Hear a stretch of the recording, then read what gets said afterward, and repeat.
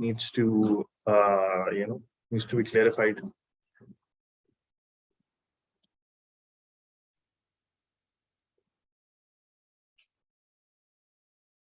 No questions? A second, I'd rather open this over here.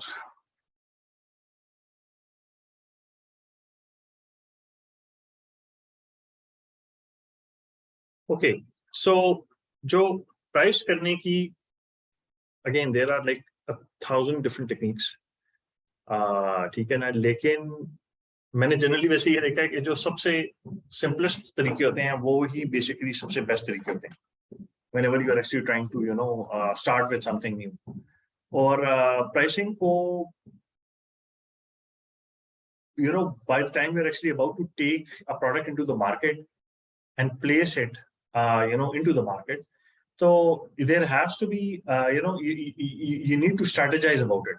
अच्छा यार, I'm going to set a particular price point based on the competitive forces और जो economic conditions हैं, उस हिसाब से मैं एक pricing की strategy adopt करूँगा.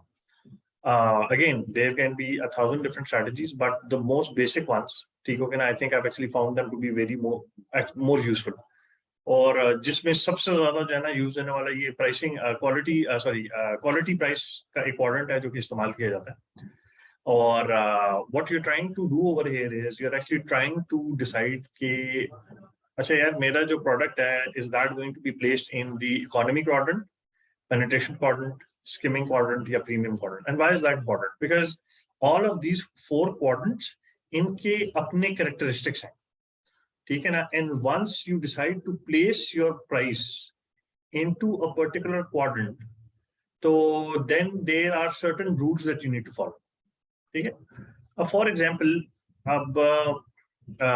you have a low quality product, ठीक है, जिसकी जो प्राइस है वो भी लो है, तो then definitely वो जो है ना इकोनॉमी के क्वाड्रेंट में गिरेगा.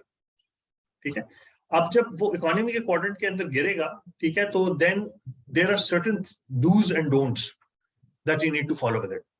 ठीक है ना. अब आप what are, for example, let me give you an example. एक generic food जो है ना आइटम है, I wouldn't say कि it's low on quality, but ये है कि it's उसके ऊपर कोई बहुत ज्यादा जैसे कहते हैं ना प्रोसेसिंग या बहुत ज्यादा कोई जैसे कहते हैं ना हैवी मशीनरी या टेक्नोलॉजिकली कोई बहुत एडवांस प्रोसेस नहीं अप्लाई हुआ हुआ. इट्स लाइक लेट्स से कि आटे की बोरी है, तो यू कैन नॉट आप उसको you can't put it into premium pricing. अच्छा, अब yes, I do understand कि जो है ना मार्केट में when you go into the market there are brands that try to differentiate themselves by selling generic products like आटा हो गया या सोप हो गया या टूथपेस्ट हो गई, by putting or trying to put them into the premium quadrant. But again, that is a risky strategy, इसलिए क्योंकि प्रीमियम का जो कॉन्सेप्ट है ना वो कस्टमर के दिमाग में डालना with a generic product is a very hard thing to do. देखिए, at the end of the day आप बैगेज ऊपर से कितना भी अच्छा कर लें, अंदर है तो आटा ही ना, ठीक है ना, या वो है तो साबुन ही. यस, और इसी परसेप्शन को चेंज करने के लिए कंपनीज जो है बहुत ज्यादा एडवर्टाइजमेंट करती हैं. फॉर एग्जांपल एक सोप है and at the end of the day you are going to use it to wash yourself, but लेकिन when you spend millions of rupees कि उसको आप लक्स की तरह या बेसिकली किसी और सोप की तरह प्लेस करें, तो you can charge a certain premium on it. ठीक है, but this is not always possible with every generic product. Differentiating the product requires a lot of effort, ठीक है ना. And in terms of monetary effort वो जाना बहुत ज्यादा उसके अंदर जाना आपको डालनी पड़ती है. आपकी मार्केटिंग की स्ट्रेटजी फिर जाना ठीक होनी चाहिए. It's supposed to be designed in order to actually ensure कि आपका जो प्रोडक्ट है जो कि actually probably इकोनॉमी प्राइसिंग के अंदर कहीं पे बिलोंग करता था, because at the end of the day उसकी बेस पे कॉस्टिक सोडा ही चल रहा है, बिकॉज साबुन में कॉस्टिक सोडा है टू सर्टेन एक्सटेंट इस्तेमाल होता है, तो उसको कैसे मूव करवाना है टू द प्रीमियम क्वाड्रेंट ताकि आप उसके ऊपर एक प्रीमियम चार्ज कर सकें. And that premium does not come for free, ठीक है ना. It actually comes at a cost of heavy advertising and मेरा मतलब celebrity endorsement and all that.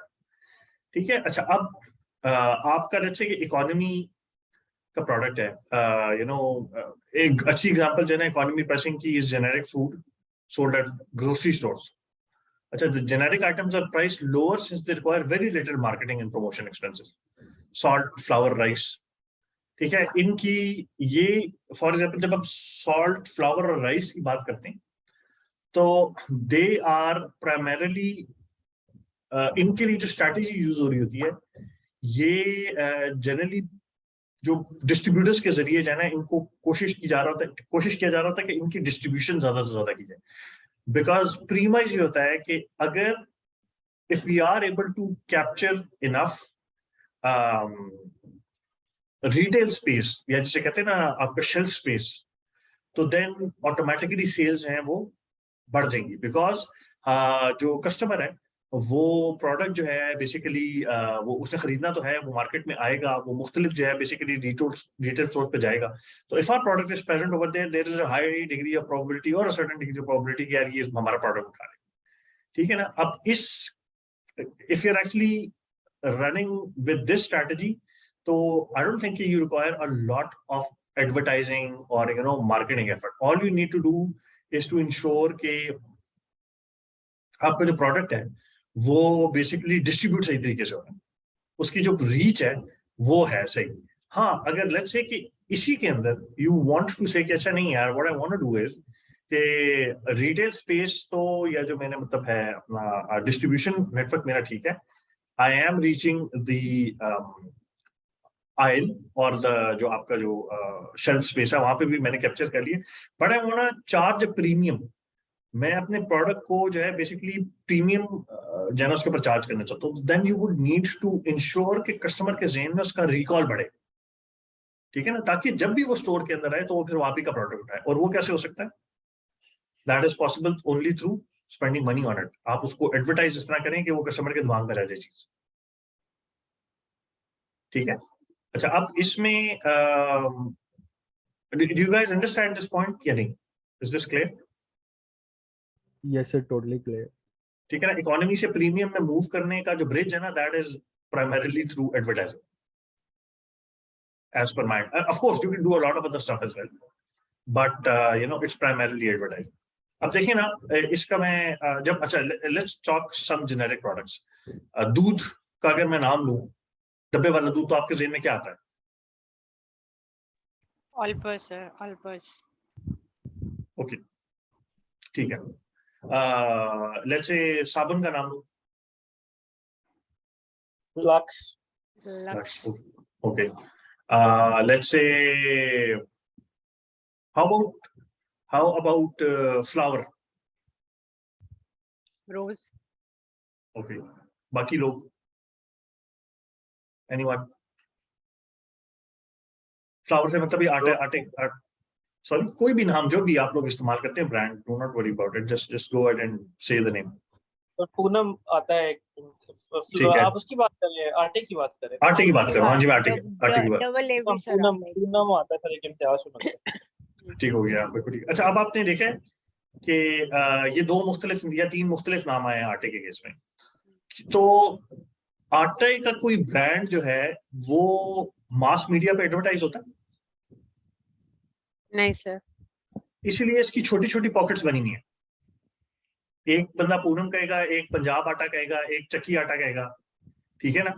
और द रीजन इज के व्हाई डू यू से Olpers whenever I talk about milk and packaged milk is because वो लोग advertisement को बहुत ज्यादा पुश करते हैं।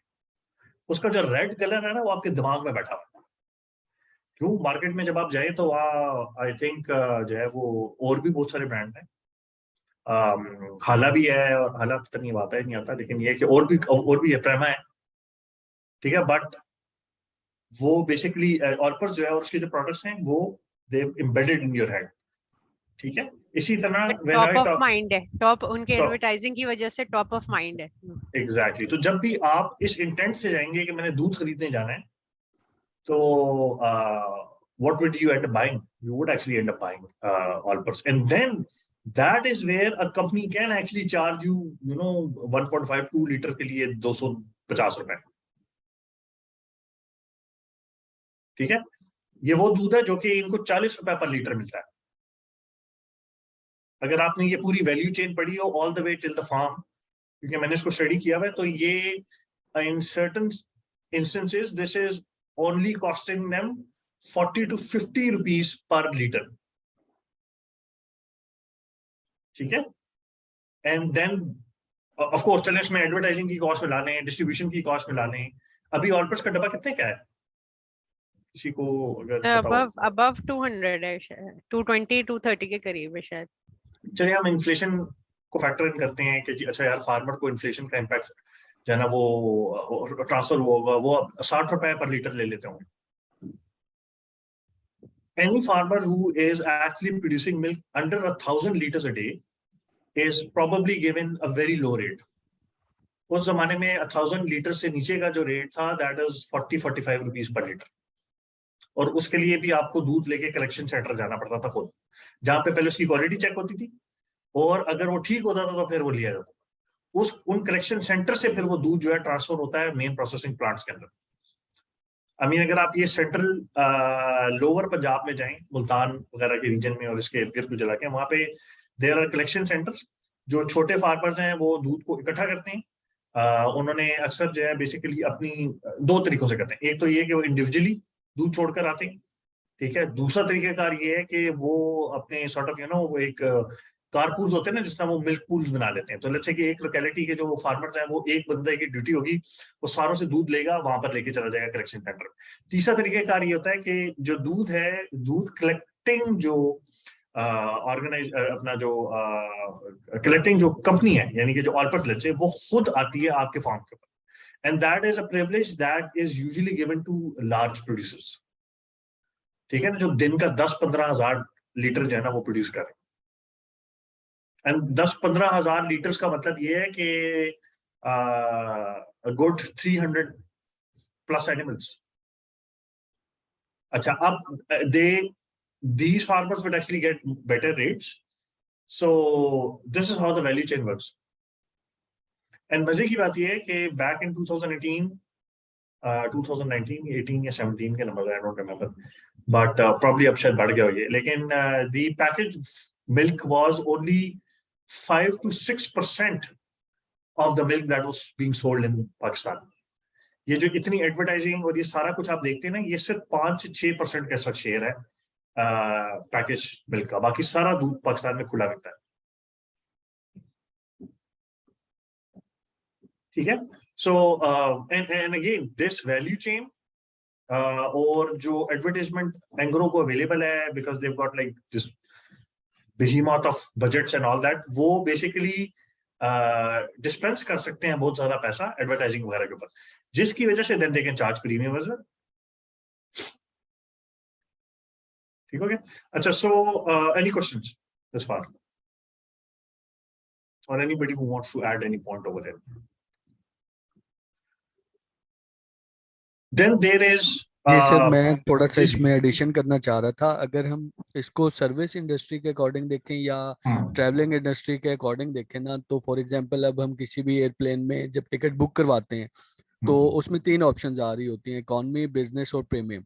और उसमें अगर हम डिफरेंशिएट करें तो डिफरेंशिएट सिर्फ वो वाइडर स्पेस होती है, सीट्स कुछ बेटर होती हैं और उनकी सर्विसेज वहाँ पे प्रीमियम क्वालिटी में अच्छी होती हैं. तो इस तरह भी डिफरेंशिएट कर सकते हैं. अगर सर्विस इंडस्ट्री में आते हैं तो फॉर एग्जांपल जैसे पीसी होटल है या इस तरह के जो बड़े होटल्स हैं, तो वो प्रीमियम चार्ज कर रहे होते हैं. उसकी रीज़न होती है कि वो सर्विसेज इस तरह से प्रोवाइड कर रहे होते हैं जो कि लोकल होटल्स वगैरह प्रोवाइड नहीं करते. तो सर ये मैं ऐड करना चाहता हूँ. एब्सोल्युटली, बिल्कुल सही. देखें, it's very hard to differentiate when you're 30,000 feet above in the air. ठीक है. The only way you can differentiate is by giving them extra services, treating them differently and giving them more leg space. वहां पे तो यही चीज होती है, टांगों की जगह थोड़ा ज्यादा मिल जाए और सर्विस जरा बेहतर.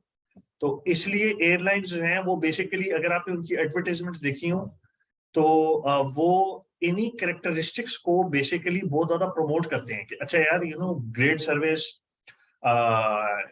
इवन इकोनॉमी क्लास में भी आपको एक्स्ट्रा रूम मिलेगा. बैगेज भी शायद सर, बैगेज भी शायद ज्यादा देते हैं. बैगेज का हो जाएगा, ठीक हो गया.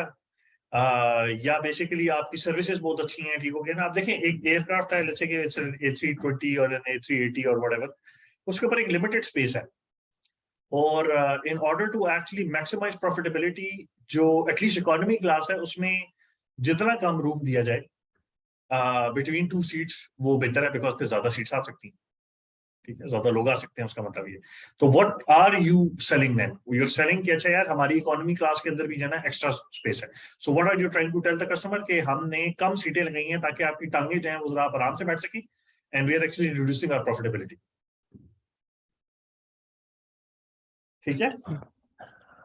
अच्छा, मोहसिन एक और पॉइंट था कि व्हेन वी टॉक अबाउट जैसे जो एक एवरीडे आपकी जो इस्तेमाल की चीज़ें होती हैं, ऑफ कोर्स उसमें जैसे अभी हमने एक छोटा सा टेस्ट किया कि भाई top of the mind recall क्या है। फॉर एग्जांपल दूध के केस में ऑलपर है, साबुन के केस में लक्स है, but what about the factor of time कि भाई जब हम बात करते हैं कन्वीनियंस की एंड ऑल, कि भाई आज खासतौर से let's say people who are working and they need to make a purchase. अब कई दफ़ा हम जैसे जाते हैं इन स्टोर और कई दफ़ा होता है कि कोई पर्टिकुलर एसक्यूयू जो आपकी पसंद का है वो ख़त्म हुआ हुआ है। So then what you will do is के अगर लेट्स से मैं कह रहा हूँ ऑल पर नहीं मिल रहा, then probably you will go for let's say the likes of milk pack हो गया या कोई और, अगर आपको किसी और ब्रांड का पता है, या लक्स की जगह आपने पाम ऑलिव ले लिया आपने जिसकी विजिबिलिटी ज्यादा होती है। एग्जैक्टली तो वो हाँ। तो फिर उसको हम then we will not go for that कि हम जिसकी बेशक एडवर्टाइजिंग उन्होंने शायद इतनी ना की भी हो, लेकिन we will go for the convenience factor because that is available, because you would not want to come back again let's say another time or another day to get the same product that we initially came for. Absolutely, and that is the inherent nature of actually a generic product, because yes, और इसी वजह से I said कि shelf space capture होना, वहां पर product की availability होना, and then you know advertising, actually all of these work together in tandem. Only then you can ensure कि अच्छा यार आप जो है ना बेसिकली जो रिकॉल क्रिएट करने की कोशिश कर रहे हैं वो एक्चुअल परचेज में कन्वर्ट होगा।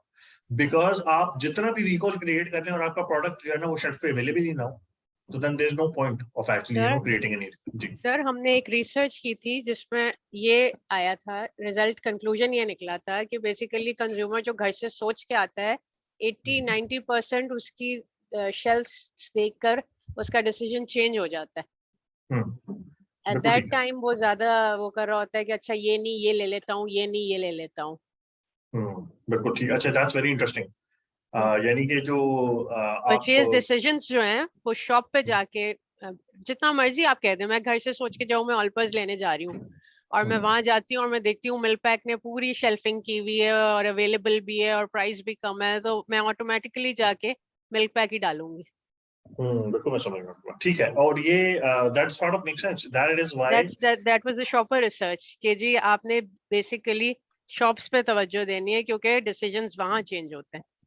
बिल्कुल, और I think that is why you see now a lot of activity in retail space, because and that is why you have these जैसे कहते हैं कंपनी रिप्रेजेंटेटिव्स, यू नो जो कि बेसिकली आपका प्रोबेबली ओपिनियन रीडायरेक्ट करने के लिए वहां पर खड़े होते हैं। एग्जैक्टली, कारपोर वाले खाने पीने के जो चीजें हैं वो उसी वक्त कर रहे होते हैं कि जी सैंडविच हमने नया बटर लॉन्च किया है तो आप अभी सैंडविचेस ट्राई करें इसके। बिल्कुल ठीक है। अच्छा, एक प्रोडक्ट मेरे जहन में आता है, what about cigarettes? Let's say कि if you are like a smoker and जो कि Benson यूज करता है, would you at the retail store change your decision? No sir. No sir. Sir availability पे नहीं डिपेंड करता। ये तो आप स्मोकर से पूछे ना। अगर आप अपना ब्रांड लेने जा रहे हैं और वहाँ अवेलेबल ही ना हो तो आप ढूंढते फिरेंगे अपना ब्रांड, या जो अवेलेबल होगा वो ले लेंगे? अच्छा, इन माय एक्सपीरियंस जी आप ढूंढते फिरेंगे। Okay. मेरा ये खैर जी, मेरा एक्सपीरियंस ये कहता है कि आप ढूंढेंगे। आई don't know about the rest of the people, probably you guys might disagree, but I think cigarettes जो है उनकी ब्रांड लॉयल्टी बहुत ज्यादा हाई होती है in comparison to you know other products, and I think the reason has to do with probably the distinct taste, the smell, the packaging, और probably जो वो bonding create करता है आपके ज़हन के अंदर जब आप एक particular cigarette जो है ना वो constantly use करें।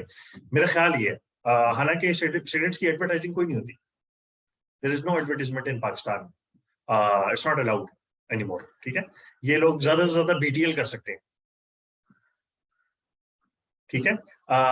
लेकिन again जरूरी नहीं है कि हमेशा ऐसा हो। Yes, there can be instances जो कि जहां पर जो है ना आप हो सकता है आप लाइक बहुत ही कोई एविड स्मोकर ना हो, आप लाइक गोल्ड लीफ लेने जाएं तो ना मिले तो आप शायद कैप्सूल पे गुजारा कर लें, ठीक है। बट मैंने ये देखा है जनरली कि जो प्रॉपर स्मोकर्स होते हैं वो फिर एक ही ब्रांड का तंबाकू यूज करते हैं, ठीक है। That would I think that's very interesting and I think it has to do a lot with जो भी है ना वो तंबाकू का ब्लेंड है, शायद उसका जो टेस्ट वगैरह है वो आप उसको रुइन नहीं करना चाहते अपने दिमाग में। Okay, moving ahead, what about low price, high, quality? अगर आप ये इस तरह का कोई प्रोडक्ट दे रहे हो तो वो आएगा तो पेनिट्रेशन में, लेकिन इसकी कोई एग्जांपल मुझे बता सकता है? Anyone who can tell me an example for this?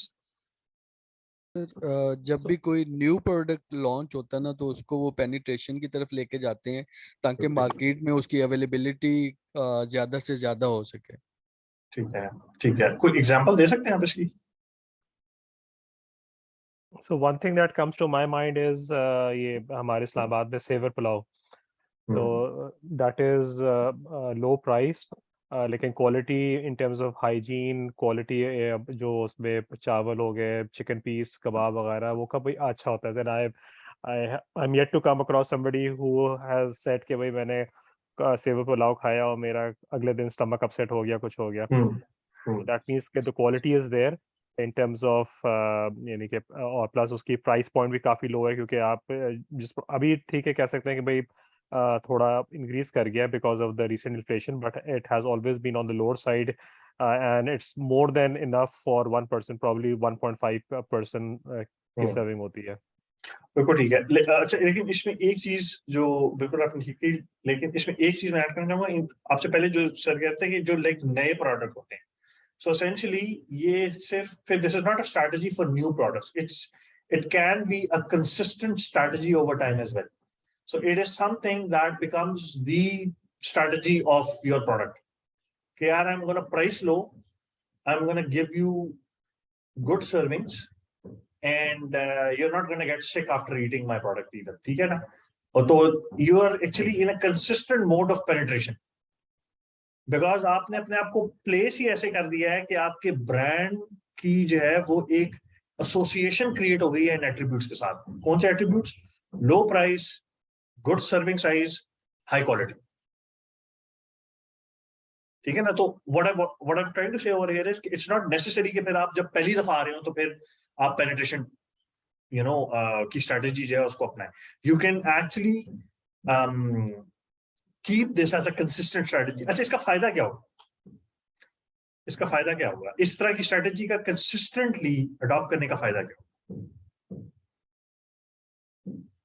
Sir users ज्यादा हो जाते हैं आपके, एक्सेस टू मास बढ़ जाएगा ना, आपका वॉल्यूम जो है वो इंक्रीज कर जाएगा। आप फिर then you are actually playing a volume game. What you trying to do is कि you are actually trying to bring in a mass जिसको आप ज्यादा प्रोडक्ट सेल करें। अच्छा, अब I think, and I don't know if you guys agree with me और not, but I think कि सेवर की एक्चुअली स्ट्रेटजी ही यही है। इट इज नॉट हैब्स्टिनेंस या तुक्का के उन्होंने ये किया। क्यों? It is not only the products जिसके ये 3 एट्रीब्यूट्स हैं। Look at this service model. उनका सर्विस मॉडल क्या है? जब आप उनके रेस्टोरेंट में जाते हैं तो क्या होता है वहां पे? What is the turn around time? आपने जब खाना ऑर्डर किया और जब आपने so let's by the time you enter a saver and the time you exit from a saver, इसमें कितना टाइम लगता है?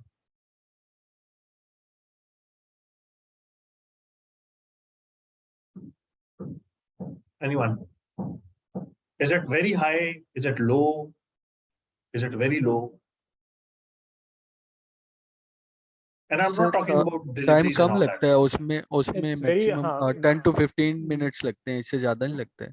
नहीं 5 मिनट्स में यानी कि विदिन 5 मिनट्स आपका ऑर्डर सर्व हो जाता है, and plus I think depending on how quickly you eat, तो I think you can get done in within 15-20 minutes. तो ये बहुत अच्छा होता है, खासतौर से again I think this is also part of the USP, क्योंकि जिस जगह ये लोग काम कर रहे हैं और सॉरी जिन जगह इनकी आउटलेट्स होती हैं वहां पर जो ऑफिसेज वगैरह होते हैं, दे आर वेरी बड़ी से कट थ्रोट बिजनेस में ऑपरेट कर रहे होते हैं। People do not have the luxury of long lunch breaks वगैरह, वो उसी लंच ब्रेक पे नमाज भी पढ़नी है, खाना भी खाना है, और अगर सिगरेट पर ब्रेक भी लेनी है तो वो सब कुछ करना है। तो it's a very good proposition कि आपको इतनी जल्दी सर्विंग भी मिल जाए और फ्रेश खाना भी है, और तो दूसरा वैल्यू फॉर मनी। बिल्कुल आप सही कह रहे हैं। अच्छा, अब इसमें मैं keeping the delivery business aside, exactly that's what my point is. If you want to do penetration pricing as a consistent strategy, then you need to address larger volumes. And in order to address larger volumes, you need to turn more tables per day per average, per hour. And that requires कि आपका जो service model है वो customer की entry से जो exit का time है उसको मिनिमाइज करें, ताकि टेबल जल्दी फारिग हो और नेक्स्ट सेट ऑफ कस्टमर्स उसके ऊपर आके बैठ सके। Does that make sense?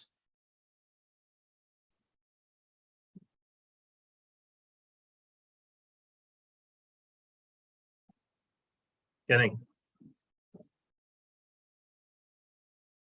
नहीं, बिल्कुल सही कह रहे हैं, क्योंकि जितनी जल्दी आपका Yes, sir. वो होगा तो of course you can serve more and more customers. Exactly, and that coupled with lower pricing as actually bringing in more customers, and you know that need to be processed more quickly.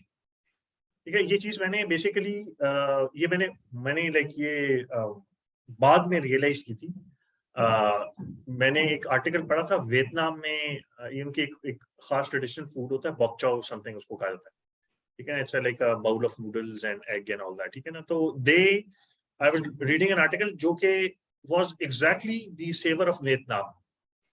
उनका exactly ये model था.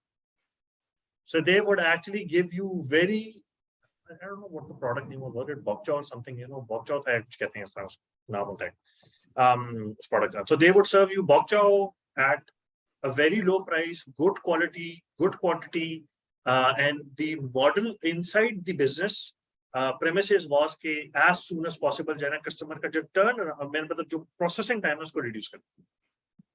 ये जो delivery में explosion आई है ये तो बाद में आई है। आई थिंक ये तो किसी भी एस्टैब्लिश बिजनेस के लिए this is like how would I say that, you know, ये it's fresh of breath of fresh air, ठीक है ना, बिकॉज ये इसने आपके लिए एक नई रेवेन्यू स्ट्रीम क्रिएट कर दी,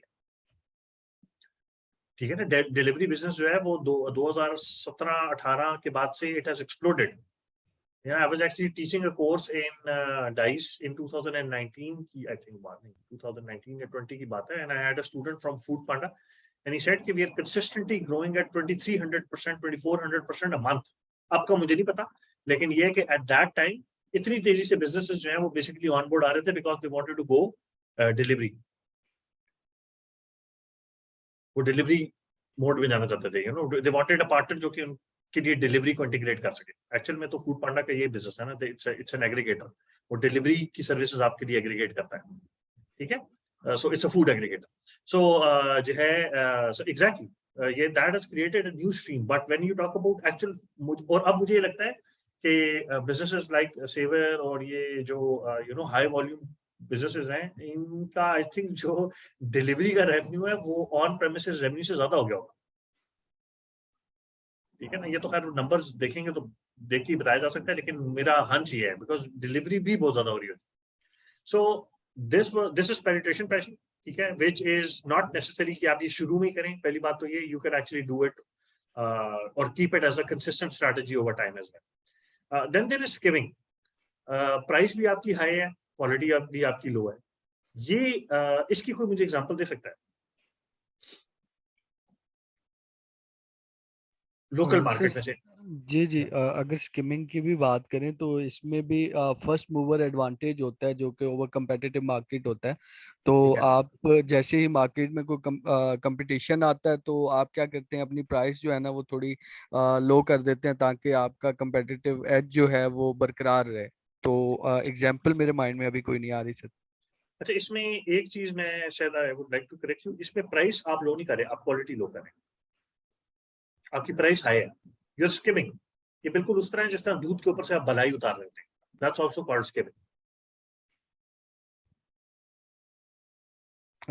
yes sir, you are right. इसका मैं खैर आई मीन कंट्रोवर्शियल से बात कर रहा हूँ, लेकिन what about cars being produced in Pakistan, do you think it's skimming? जो बिल्कुल ऐसे मैं जो कार जी बिल्कुल, मैं यही आ रहा था भी कि हमारी जो ऑटो इंडस्ट्री है उसमें even if we talk about the new entrants, हमेशा तो हम एक्सपेक्टेशन यही थी कि जो नए एंट्रेंट्स आएंगे चाइनीज वगैरह, ये लोग प्राइसिंग थोड़ी बेहतर करेंगे to break the monopoly of the big three जो माफिया ठीक है है। वो। लेकिन unfortunately what we have seen is के now they are again pricing the products quite high, और quality wise of course if यानी वही बात है कि कह सकते हैं कि भाई इट्स सब्जेक्टिव फ्रॉम वन का मैन्युफैक्चरर टू अनदर, लेकिन ओवरऑल अगर हम देखें बात करें with international standards the quality is still low in Pakistan. तो एब्सोल्युटली दिस इज ये जो जितने भी एंट्रेंट्स आए हैं वो सब यही फॉलो कर रहे हैं। एंट्रेंस बिल्कुल आप सही कह रहे हैं, मुझे मुझे भी ये तो पर्सनली इसमें ऐसे इसमें फील होता है। क्वालिटी, हाँ इसमें क्वालिटी भी लो है, इसमें इनकी जो service again quality can be broken down into two variables. One is the actual जो उसमें जो आप जो पार्ट्स लगा रहे हैं, and also in terms of the quality of their service के, जिसमें आपकी pre sale service and then after sale service. तो ये सारी चीजें उसमें अगर हम फैक्टर इन करें तो ओवरऑल काफी लोगों का जो है ना बड़ा एवरेज से एक्सपीरियंस आ रहा है। And normally, since I'm a car enthusiast, so what I talk when I talk to different people, so they always tell के they are still supporting जो ओन का जो माफिया है उसी को, इन्वेस्टर्स को जो है उन्हीं को सपोर्ट कर रहे होते हैं, but not the actual and customer. बिल्कुल मैं समझ गया आपकी बात, बिल्कुल सही है ये। दैट मेरा अपना पर्सनल ओपिनियन भी यही है। I mean people could differ on this, लेकिन मुझे भी लगता है कि there is a high skimming game going on.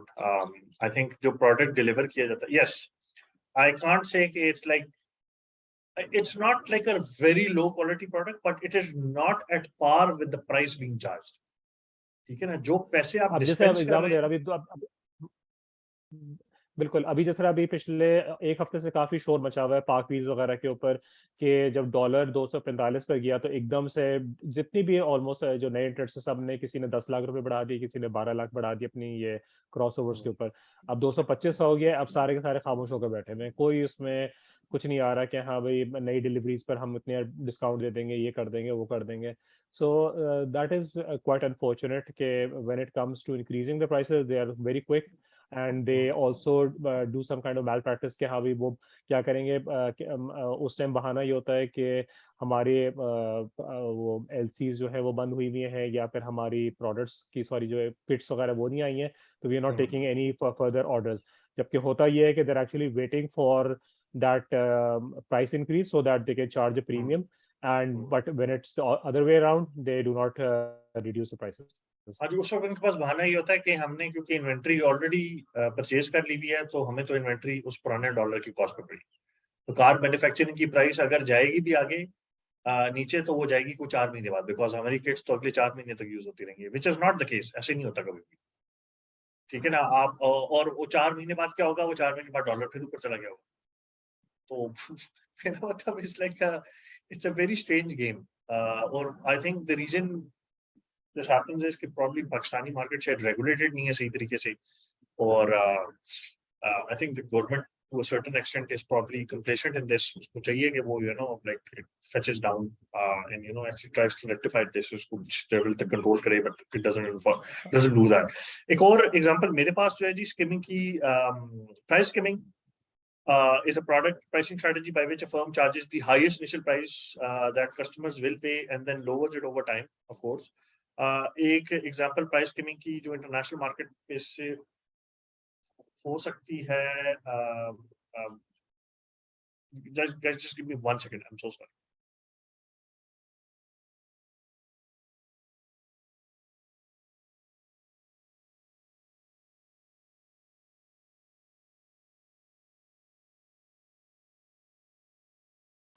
Yeah, sorry about that.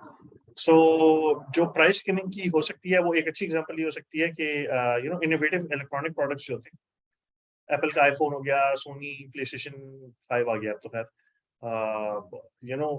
अब PlayStation was originally priced eight 599, ठीक है। और मैंने जैसे आपको एग्जांपल दी थी कि एप्पल का आईफोन जो है विच इज आई थिंक $900, वो शायद $400 $500 का जो है बन रहा है। उसको चार्ज जो है ना $900,000 में किया जाएगा और रिड्यूस किया जाएगा ग्रेजुअली। बाय द टाइम उसको रिड्यूस करके आप शायद जो है ना वो $600-700 पर लेकर आएंगे, उस वक्त तक न्याय फोन आ चुका होगा। ठीक है, तो ये भी एक मिसाल है स्किमिंग की। This is how you can skim the market as well. You produce a product at a lower price point, ठीक है, and then you go ahead and charge like exuberantly high on it, and over time आप उसको reduce करें, and during that time आप जो है ना basically आप revenues तो rack up कर रहे हैं ना from the customer is still buying at the price point of $900, at $800, at $700, at $600, at $500. You know, by the time जब वो almost आपकी जो है ना cost of production के करीब आए price, जो कि कभी भी नहीं आती, आपका नया वेरिएंट आ चुका। ठीक है, और इसी और हम लोग जनरली लाइक बहुत ज्यादा सुनते हैं कि यार यू नो कंज्यूमरिज्म का जमाना है, consumerism. I think this is an example of consumerism itself as well. ठीक है ना, consumerism is no you know कोई इट्स नॉट लाइक कोई कंस्पिरेसी थ्योरी नहीं है, it is a thing in the world. ठीक है ना, कि कंज्यूमरिज्म है, यू नो कंपनीज जो है वो पुश करती हैं आपके ऊपर प्रोडक्ट, और इसी वजह से ऐसे प्रोडक्ट्स जो कि रीयूजेबल है या जो कि जो है ना मेरा मतलब कोई ऐसे मॉड्यूलर डिजाइन के ऊपर हैं जो कि रीयूजेबल बनाता है प्रोडक्ट को, वो फेल हो जाते हैं बिकॉज उसे कोई बैक ही नहीं करता। ठीक है ना, nobody backs it up, nobody wants to democratise या डेमोक्रेटिक ही नहीं करना चाहता इस प्रोसेस को कि हमें हर दफा नई चीज ना बेचनी पड़े, बिकॉज इस तरह फिर big icons like you know Samsung और एप्पल जो है they won't be able to sustain their $1 trillion company status, to be honest, अगर वो नए प्रोडक्ट्स निकाल के नहीं बेचेंगे। ठीक है ना, अच्छा आज मैं अगर एक जन इस तरह का फोन एप्पल लॉन्च कर देता है जो कि मॉड्यूलर हो, फॉर एग्जांपल वो एक मॉड्यूल है जिसके अंदर से आप फोन का जो कैमरा है वो निकाल कर अपनी मर्जी का कोई नया वेरिएंट डाल सकते हैं या उसकी बैटरी निकाल कर जो है ना चेंज कर सकते हैं, तो who would buy a $900 product? Nobody. ठीक है ना, हर कोई मॉड्यूल चेंज कर लेगा। ठीक है ना, so, इसके बाद then we have premium pricing. Premium pricing is high price high quality, जैसा कि ये है बिल्कुल जनरली मैंने डिजाइनर प्रोडक्ट्स के अंदर या कस्टमाइज प्रोडक्ट्स के अंदर जो है ना बहुत ज्यादा देखा है। मुझे ऐसे लगता है कि पाकिस्तान में जो गाड़ियां हैं या जो ऑटोमोटिव इंडस्ट्री है जो कि लोकल प्रोडक्शन कर रही है वो चार्ज प्रीमियम कर रही है, लेकिन एक्चुअल में जो है ना वो उसको होना मेरा मतलब it is charging you premium but actually में वो आपसे स्किम कर रहे हैं। ठीक है ना, बिकॉज प्रोडक्ट जो है वो इतना अच्छा है नहीं जितना कि वो उसको यू नो एडवर्टाइज करके बेच रहे हैं। And in order to sustain good bottom lines या अपने प्रॉफिटेबिलिटी मार्जिन जो हैं उनको बेहतर रखने के लिए वो जो है ना low quality product at a high price बेचते हैं, और क्योंकि मजबूरी है, डिमांड है मार्केट में, और हर कोई जो है ना यहाँ पे आके प्लांट सेटअप नहीं कर सकता और करता भी नहीं है पाकिस्तान में। अभी तो खैर रिसेंट टाइम्स में बहुत ज्यादा प्लांट सेटअप हुए हैं, लेकिन फिर भी यू नो वो बात नहीं बन सकी जो बननी चाहिए। एक्सक्यूज मी सर, सर मेरे ख्याल से तो जहाँ पे मोनोपोली आ जाए वहां पे तो ये स्ट्रेटजीज जो है ना सारी वो हो जाती हैं। आई मीन ये गाड़ियों की क्वालिटी इन्होंने उस तरह नहीं रखी हुई लेकिन चार्ज हाई कर रहे हैं, क्यों? क्योंकि इनकी मोनोपोली है। तो ये तो फिर कहीं पे भी नहीं आते मोनोपोली, और रेगुलेशन भी है, रेगुलेशन भी नहीं है बिल्कुल रेगुलेशन भी नहीं है। देखें ये कंपनी पाकिस्तान में एटलीस्ट इतनी बड़ी नहीं है कि गवर्नमेंट की वो आर्म ट्विस्टिंग कर सके, अनलेस कि गवर्नमेंट जो है वो इन कहूट्स है to certain extent with these company. देखें एप्पल जो है ना वो शायद यूएस गवर्नमेंट की टू अ सर्टेन एक्सटेंट जो है वो आर्म ट्विस्टिंग कर सकता है। एप्पल जो है वो ये केस प्लीड कर सकता है कि यार if you hurt our business interest तो इतना जो है ना तुम्हारी इकोनॉमी में से वाइप हो सकता है और इतने लोगों की जॉब्स जो है वो लूज हो सकती है। ये केस यहाँ पर भी बनाया जाता है, लेकिन यहाँ पर तो बिल्कुल ही कोई मुझे लगता है कि गवर्नमेंटल ओवरसाइट नहीं है। सर ये जो हमारे स्कूल सिस्टम्स है ये भी स्किमिंग में नहीं आते सर? ये अच्छा, थोड़ा सा केस थोड़ा सा प्लीड करें, कैसे आपको लगता है इसके? सर अगर आप यूके या यूएस में देखें तो anyone who intends to go for a school teaching, तो पहले उसका एक डीवीएस चेक होता है कि इस बंदे की पर्सनैलिटी कैसा है, ये एक वॉयलेंट बिहेवियर वाला तो नहीं है। उसके बाद ही is allowed to become a teacher. उसके बाद ही और she has to go through a qualification particularly for school teaching. लेकिन यहाँ पे आप देख लें बीए और एमएससी तो ऑब्वियसली होलसेल के हिसाब से लोग हैं, वहाँ पे जो भी आता है वो उसको आपको सिस्टम में इनकॉर्पोरेट करते हैं और over the period of time आप जो है यू बिकम अ टीचर। तो इस केस में और जो ओवरऑल सर्विसेज की अगर आप बात कर लें या ओवरऑल जो एक्टिविटीज हैं वो तो यहाँ पे पेड होती हैं, लेकिन अगर आप यूके या यूएस के स्कूल्स की बात करें तो जितनी आउटडोर एक्टिविटीज हैं दे आर मोस्टली अनपेड। फिर वहाँ पे जो स्कूल लंच का कॉन्सेप्ट है, फ्री लंचेस का कॉन्सेप्ट है, दैट्स आल्सो देयर। तो वो चीजें यहाँ पे तो नहीं है सच। ऐसा नहीं, हाँ जी। उसकी एक प्राइमरी वजह ये है, I think, and this is a change that started happening like 25-30 years ago Pakistan में, unfortunately. मुझे लगता है कि प्राइवेट सेक्टर जो है ना वो stepped in very heavily into the education, you know, I would say education business का मैं लफ्ज नहीं लगाना चाहता इसके साथ, क्योंकि मुझे लगता है कि एजुकेशन और जिसे कहते हैं ना आपका जो ये जो सर्विसेज होती हैं लाइक हॉस्पिटल वगैरह, ये जो है ना they not businesses. Unfortunately Pakistan में बिजनेसेस बन गए। और आई ऑल्सो थिंक कि इस तरह है, और उसके कुछ, मैं चले टीचर के वायलेंट बिहेवियर या उसकी एजुकेशनल बैकग्राउंड की बात नहीं कर रहा, मैं कुछ और केपीआईज की बात करता हूँ। लेट्स टॉक अबाउट के जो है ना आपकी क्लास में स्टूडेंट टू टीचर या टीचर टू स्टूडेंट रेशो कितनी, that is way above the permissible limit Pakistan में। ठीक है ना। आई थिंक एक क्लास में जो है वो 7 to 10, और ये प्रॉब्लम यूएसए में भी है, लेकिन मैंने लाइक बहुत सारे ऐसे ममालिक भी देखे हैं जहाँ पे ये प्रॉब्लम नहीं है। ठीक है ना। और वहाँ पर ज्यादातर मैंने ये देखा है कि गवर्नमेंट की रेगुलेशन जो है या गवर्नमेंट ने स्टेप इन किया होता है, या government to a certain extent बोझ उठा रही होती है एजुकेशन पर, specially in Scandinavian countries. The class sizes are very small. Class size की ही मैं क्यों बात करूँ, क्लास साइज की मैं इसलिए बात करूँ because that has a very huge impact on how a student is actually going to do in the future. Because जो attention of the teacher होती है वो 25 बच्चों पे या 18 बच्चों पे वो बिल्कुल डिफरेंट होती है, और 5 से 7 बच्चों पे बिल्कुल डिफरेंट होती है। Then comes कि अच्छा यार वो टीचर जो है वो is he even qualified to teach or not? वो खाली बैचलर्स तो नहीं है। For example we talk about good education system. Finland का जो एजुकेशन सिस्टम है that is the number 1 education system in the world. ठीक है, आप जाके बेसिक रैंकिंग देखें। They do not allow non masters to actually be a teacher, पहली बात ये। फिर उनके अपने टेस्ट होते हैं जो कि उन्होंने देने होते हैं, only then you qualify to become a teacher. And then most important thing, teachers in Finland are one of the highest paid professionals in the country. यानी कि वो शायद उतनी तनख्वाह ले रहे हैं जितनी एक अकाउंटेंट या साइंटिस्ट या जो ना मेरा मतलब कोई भी अच्छी सैलरी वाला या अच्छी जॉब पोजीशन वाला ले रहा हो। ये मोटिवेट करता है कि वो जो हाई क्वालिटी क्रीम है वो ही आगे आए।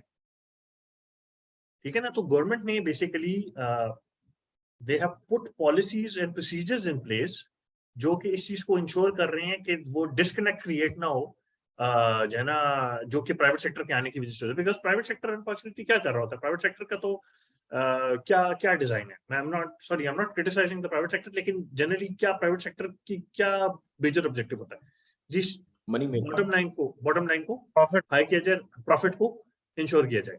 अब that is fine, okay, that's okay, but the problem you can't do that with education and health care.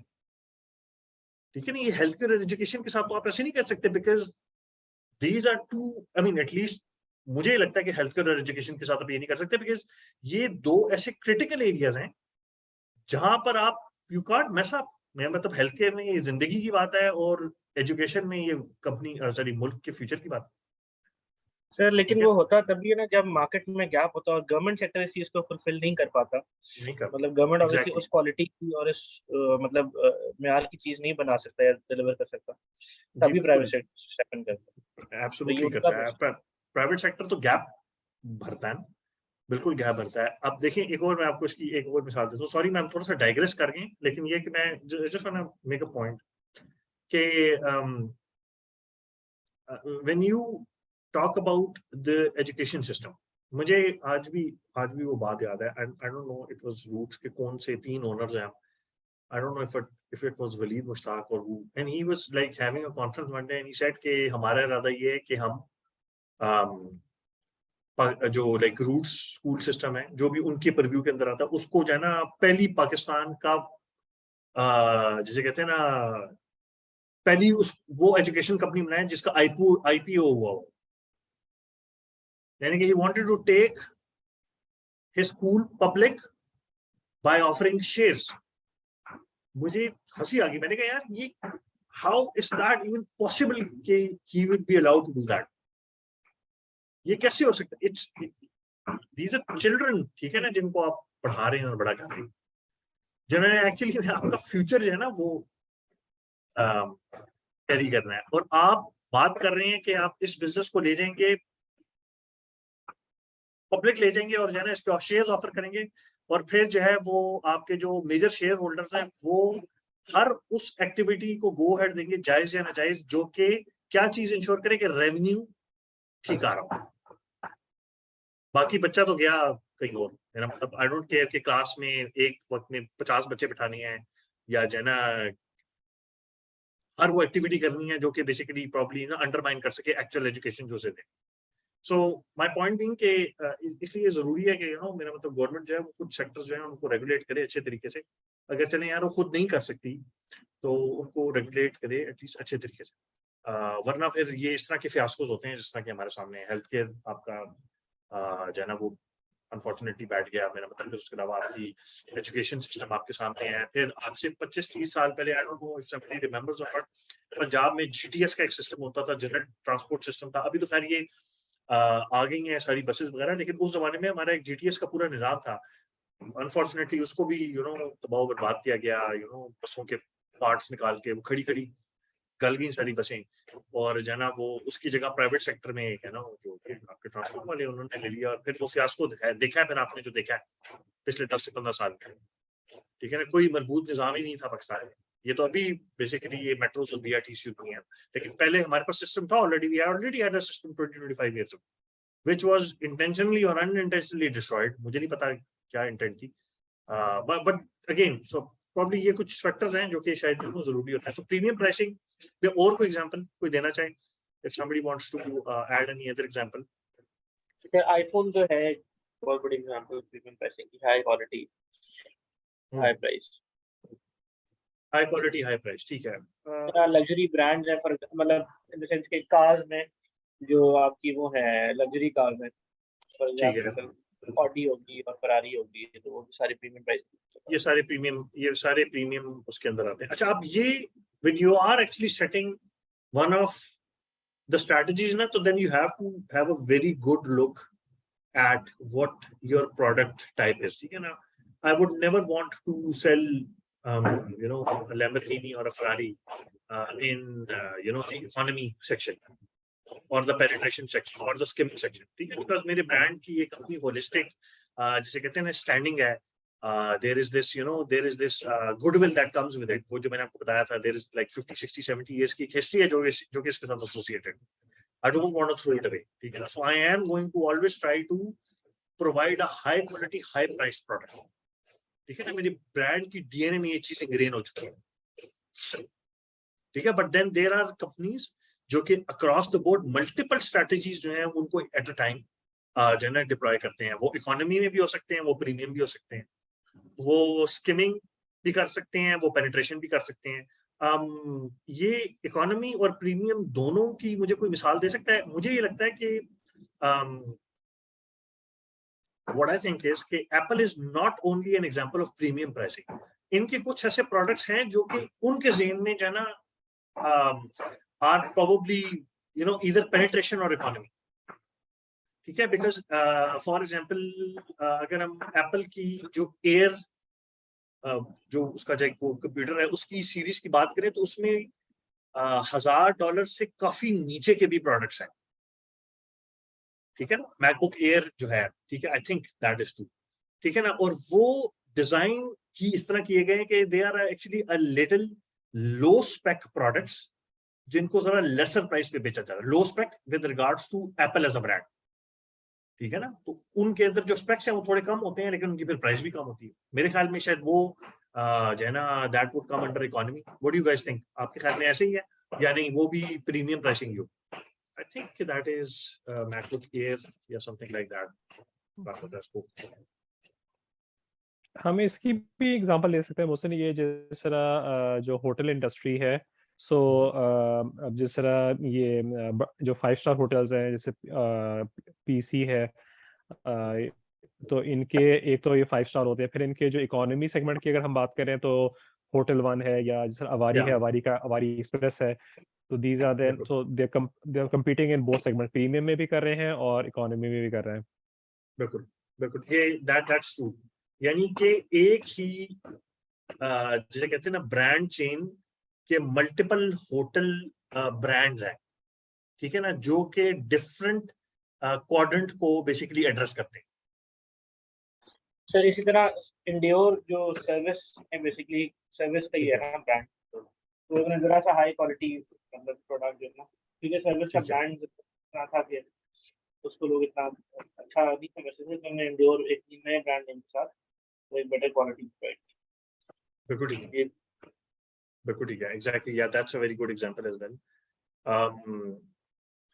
ये देखिए अभी with M1 chip, with M2 chip, अब M1 चिप इज 919। वैसे मुझे ही नहीं लगता कि ये इकोनॉमी प्रोडक्ट है, बिकॉज $999 जो दे रहा है वो $1199 की शायद ही देगा।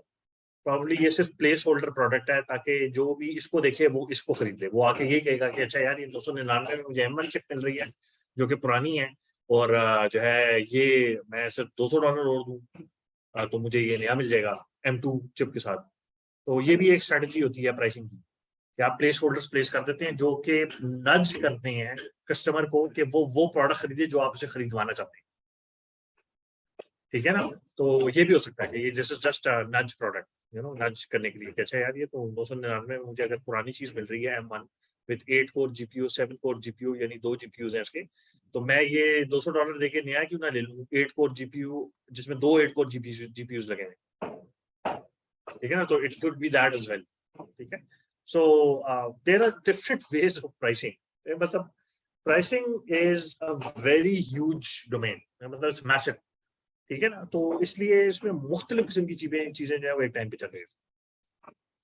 ओके, अच्छा, अब प्राइसिंग की कुछ टेक्निक्स की अब हम बात करते हैं, और ये जनरली जो हैं they are centred around volumes, ठीक है ना। ये मैं जो मैं बात करने लगा हूँ ना, ये this has more to do with pricing and product volumes, ठीक है ना। कि लेट्स से कि अगर आप एक प्रोड्यूसर हैं और यस, आप लाइक रिटेलर को तो बेच ही रहे हैं एक चीज, लेकिन at the end of the day हो सकता है okay, so let's you are a producer and you have your own retail chain, but then you are also actually selling to other retail spaces as well, ठीक है। तो if you are actually dealing in bulk volume, उस case में pricing जो है ना वो कैसे डिफरेंशिएट हो सकती है, ठीक है। सो उसकी 3 डिग्रीज हैं, there are 3 degrees, you know, there are of course there are first of all 2 categories, primary categories when it comes to this technique. There is linear या non-dynamic pricing, and then there is non-linear या dynamic pricing. अच्छा, अब linear और non dynamic pricing वो pricing है जो कि किसी भी वॉल्यूम पे चेंज नहीं होती,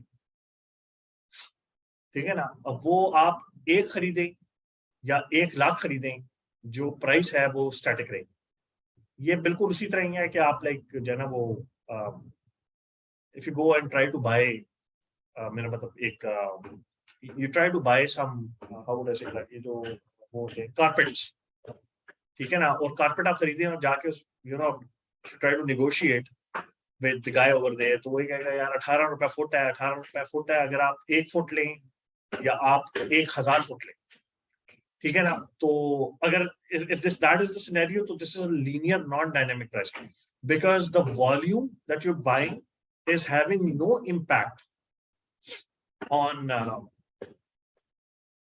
what you're actually purchasing, the price of the product. और इस तरह कम होता है when you're actually dealing with high volumes, generally किसी ना किसी लेवल की, जिसे कहते हैं ना, डिस्क्रिमिनेशन जो है या नॉन लीनियरिटी जो है वो बेसिकली अप्लाई हो जाती है ऑटोमेटिकली। जाहिर बात है, अगर आप 1 फुट ले रहे हैं और 1000 फुट ले रहे हैं, तो द यूजर और sorry the seller would actually look for giving you some discount if you ask for it. ठीक है? So there are linear non-dynamic pricing, ठीक है, जो कि I would say कि एक certain volume से नीचे अगर जो है ना आपका ऑर्डर है, वो आपकी जो प्राइसिंग है वो लीनियर नॉन डायनेमिक रहती है, ठीक है ना। आप हो सकता है ये, अच्छा, इसकी एक अच्छी मिसाल हो सकती है जब आप कराने जाते हैं, आप लोगों में से किसी ने कार्ड प्रिंटिंग वगैरह का काम करवाया? ये सर कार्ड कराया। अच्छा, उसमें हाँ जी, शादी वगैरह के जो कार्ड्स होते हैं, उसके अलावा जो आपके ऑफिस कार्ड्स होते हैं, अच्छा, उसमें volume based linear non dynamic pricing हो रही है। वो कैसे? वो ये कहते हैं कि यार आप 100 कार्ड बनवाएं या 500 कार्ड बनवाएं, प्राइस एक रहेगी। 500 से ज्यादा कार्ड हो गए तो हम प्राइस आपको थोड़ा सा कम कर देंगे। क्यों? वो कहते हैं जी हमारी डाई एक बनती। सर वो इकोनॉमीज ऑफ स्केल की वजह से, इकोनॉमीज ऑफ स्केल की वजह से भी, इकोनॉमीज ऑफ स्केल ऐसे ऐसे वॉल्यूम बढ़ता जाता है, उनकी पर यूनिट कॉस्ट को कम होती रहती है ना, क्योंकि they using the same input. बिल्कुल, ये एक कहा जा सकता है टू अ सर्टेन एक्सटेंट के जो है ना, जिस तरह से वॉल्यूम बढ़ता जाता है। लेकिन फिर ये 500 का थ्रेशोल्ड क्यों लगाते हैं? वो इस वजह से लगाते हैं कि उनकी एक कैपिटल एक्सपेंडिचर हो रही होती है जो कि उन्होंने पूरा करना ही करना होता है। वो क्यों हो रहा होता है? कि उनकी डाई बन रही होती है, तो इसलिए उन्होंने ब्लॉक्स बना दी होती है of linear non dynamic pricing की। अच्छा यार, 100 से लेकर अगर तुमने 500 तक करवाना है तो तुम्हारी जना तुमने देने हैं 2 रुपए पर कार्ड। अगर इससे ज्यादा हो गया तो मैं तुम्हें जना प्राइस देना कम कर दूंगा, बिकॉज अगेन उनका जो कैपिटल एक्सपेंडिचर है वो उन्होंने पूरा करना ही करना है, ब्रेक इवन तो करना है ना, ठीक है ना। क्योंकि वो जो डाई है जो कि इस्तेमाल हो रही होती है उस कार्ड के अंदर, वो दोबारा यूज नहीं हो सकती, इट्स डिस्कार्डेड यूजुअली। सर ये अगर हम होलसेल में परचेज करते हैं तो उसमें भी एक आपको जो है कंडीशन फुलफिल करनी होती है मिनिमम ऑर्डर क्वांटिटी की, जिसको MOQ। अगर आप किसी होलसेल वेबसाइट पे देखें जस्ट लाइक अलीबाबा, तो उन्होंने हर अपनी प्रोडक्ट के नीचे लिखा हुआ होता है MOQ, और उसमें एक उन्होंने एक स्लैब दिया होता है कि इस इतनी आपने परचेज करनी है टू हैव दिस प्राइस और have this product, to have this price or have the product delivered, because अगर वो price meet नहीं होगी तो it does not make any economic sense for them to have the product shipped to you. Yes. उनके लिए जो cost of doing business with you is high then. ऐसे ही sir, ठीक है ना। फिर इसमें ये टेक्निक भी होती है कि देन वो क्वांटिटी, वो ये अलीबाबा में बिल्कुल ये भी मैंने देखा है कि आप 100 का ऑर्डर भी मंगवा सकते हैं, लेकिन फिर उसकी जो प्राइस है वो एक्सुबरेंटली हाई होती है। उसकी वजह ये होती है कि उनको they adjust the price according to 100 units, और अगर उनको शिप कराना पड़े, ठीक है। सो वहां पे दोनों किस्म के अगर आपको छोटी इससे कम की प्राइस चाहिए तो फिर उन्होंने अलग वेबसाइट बनाई हुई Ali express, which is for B2C customers. Exactly, बिल्कुल। So there is linear non-dynamic pricing, but then there is non-linear dynamic pricing, जिसमें 3 degrees of discrimination होती है. There is the first degree of discrimination that each unit is priced differently, all while maximizing price for each unit. अच्छा, अब इसकी मैं एक मिसाल आपको दूंगा, वो ये है कि अगर आप कभी नॉन ब्रांडेड शूज लेने जाएं रावलपिंडी सदर, has anybody tried to buy that? अगर आपने देखा हो तो सदर में रिफ्रेशमेंट सेंटर है, उसके बिल्कुल सामने एक बाटा का स्टोर है, और उस बाटा के स्टोर के बिल्कुल सामने जो है ना 3-4 दुकानें हैं शूज की। Has anybody been there? I think वो हाथी चौक की तरफ अगर आप जाएं तो वहाँ उस सड़क के ऊपर आता है। Yes sir. अच्छा, देखे ना आपने? अच्छा, चलें, जान गए। अच्छा, अब आप उन स्टोर्स के अंदर जाए ना तो वहां पर जो because there usually owned by हमारे जो लाइक NWFP से लोग आए हैं, उन्होंने वो खोली हुई है आपकी दुकान, तो they do first degree discrimination because they judge you first and then quote you a price. तो वो आपको एक जूता जो कि हो सकता है उन्होंने पिछले कस्टमर को 500 रुपए का बेचा हो, वो आपको 2000 में बेचने की कोशिश करेंगे, depending upon how you look and how you talk. ठीक है ना? तो ये एक लाइव एग्जांपल है मेरे, मतलब जहां पर जो है ना प्राइस जो है, क्योंकि वहां तो कोई टैक्स नहीं लगे होते, वहां तो basically it's free for all. You pick up a shoe, you go and ask me, मुझे भजन ये कितने का, तो कहेगा 2500 3000 रुपए, ठीक है ना? And then you try to negotiate. वो 1500 में आप जूता ले आते हैं और बहुत खुश होते हैं कि आपने 1500 रुपए कम करवानी है, लेकिन एक्चुअली जूता होता जो है वो 200 या 300 या 400 रुपए का। ठीक है? इसकी कोई एग्जांपल कोई और देना चाहिए? First degree discrimination. सर जो सदर में जो एक ग्लासेस बेच रहे होते हैं, ठीक है, हाँ जी, एग्जैक्टली, जो कि बेसिकली जो कि ऑन द गो ग्लासेस बेच रहे होते हैं, ठीक है ना? वो भी यही कोशिश कर रहे होते हैं कि that is first degree discrimination, because they are trying to price you differently. जितने भी लोगों से वो बात करेंगे वो सबको प्राइस डिफरेंटली करेंगे। और कोई फॉर्मल इकोनॉमी में से कोई मिसाल दे सकता है first degree discrimination? Formal economy से मतलब ये कि जो एक्चुअल इकोनॉमी है, वो भी एक्चुअल इकोनॉमी है, लेकिन from the actual proper economy, अगर उसमें से कोई मिसाल था।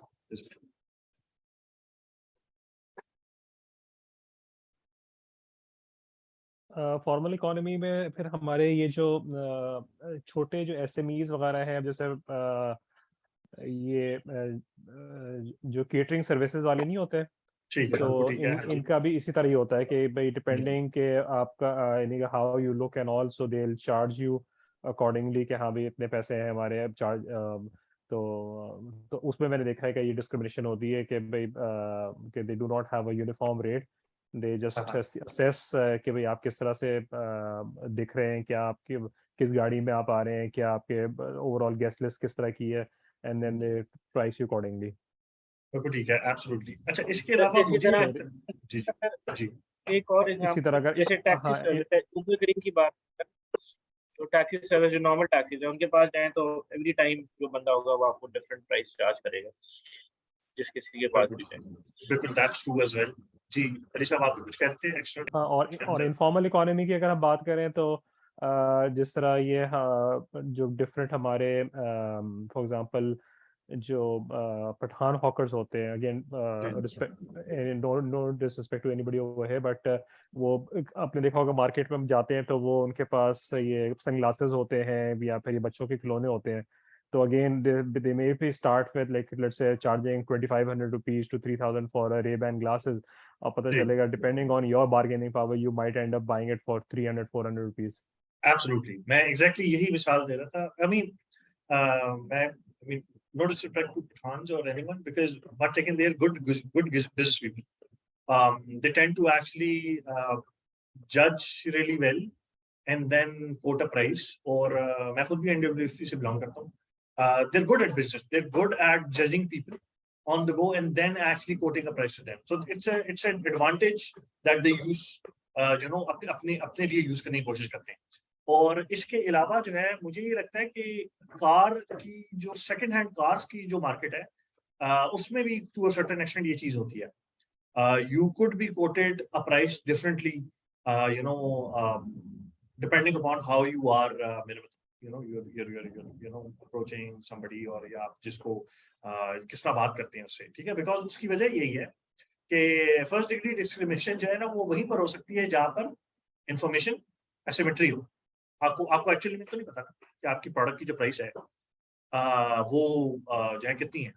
मेरे पास एक सेकंड हैंड कार है, उसकी अंदर से कंडीशन क्या है, यस आप चीजें चेक कर सकते हैं, but most of the time you might miss something that was important in pricing the car, ठीक है ना? तो वहां पर फर्स्ट डिग्री डिस्क्रिमिनेशन हो सकती है बहुत ज्यादा।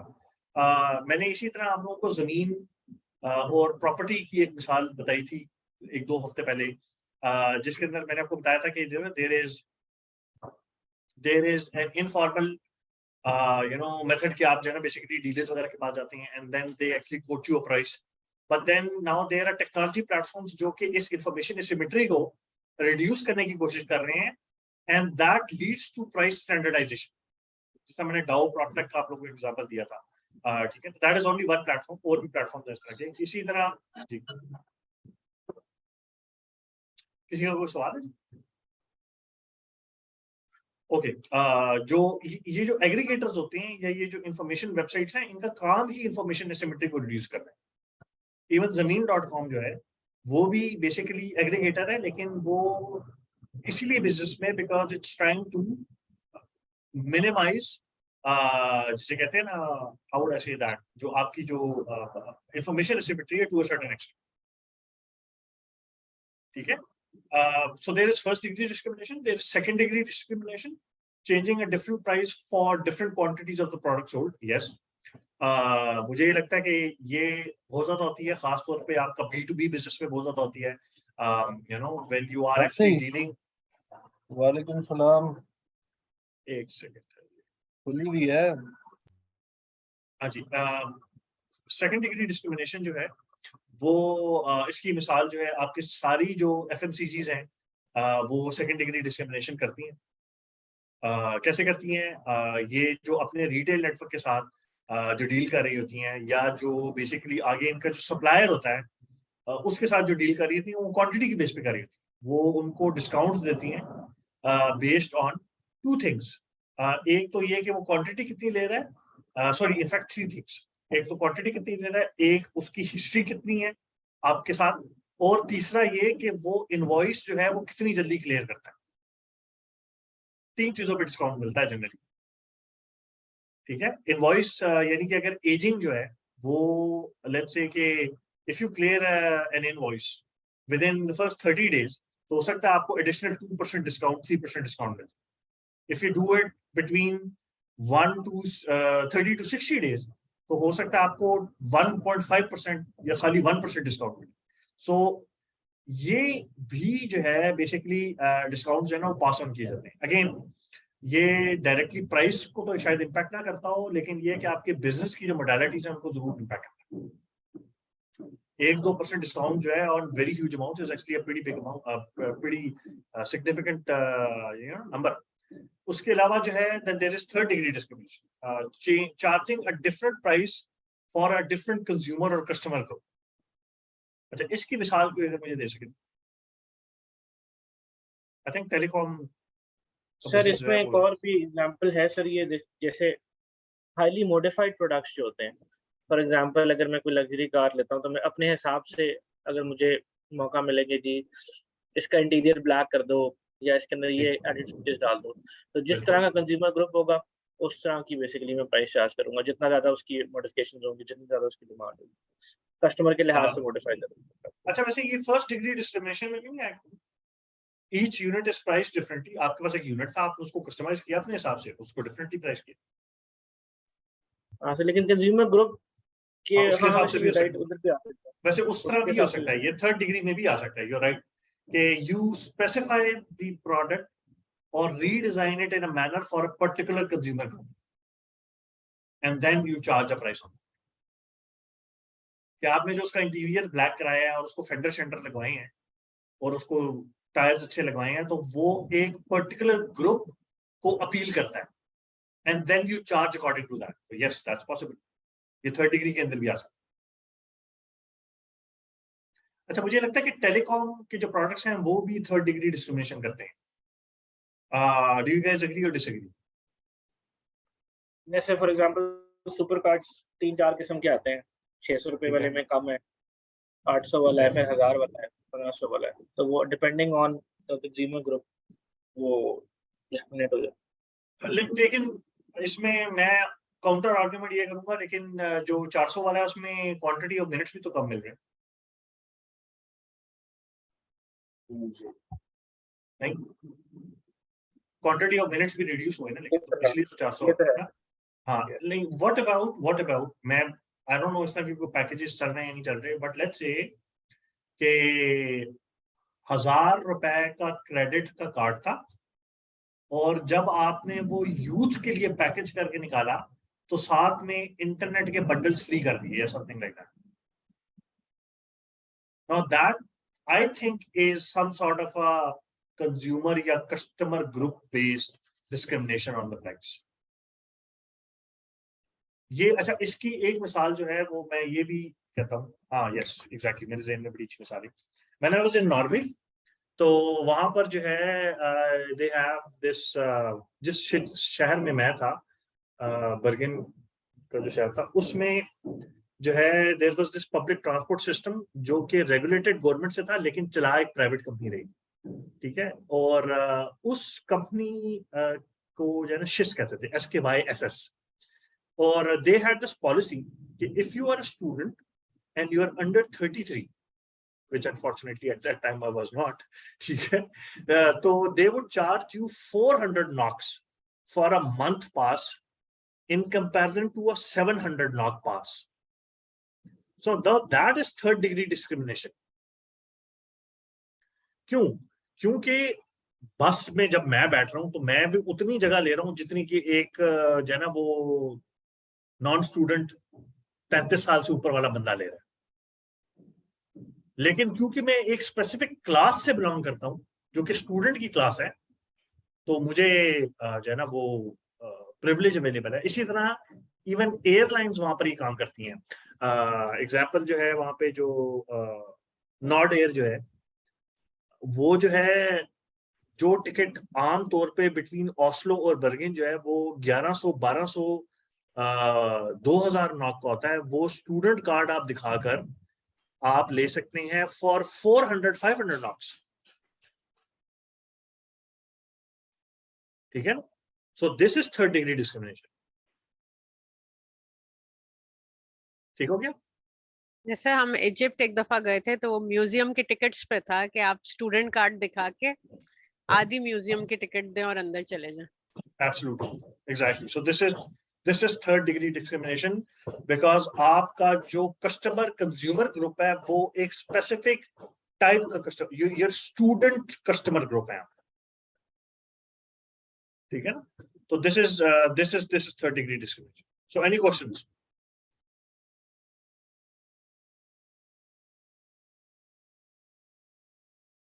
Okay, I will move ahead then.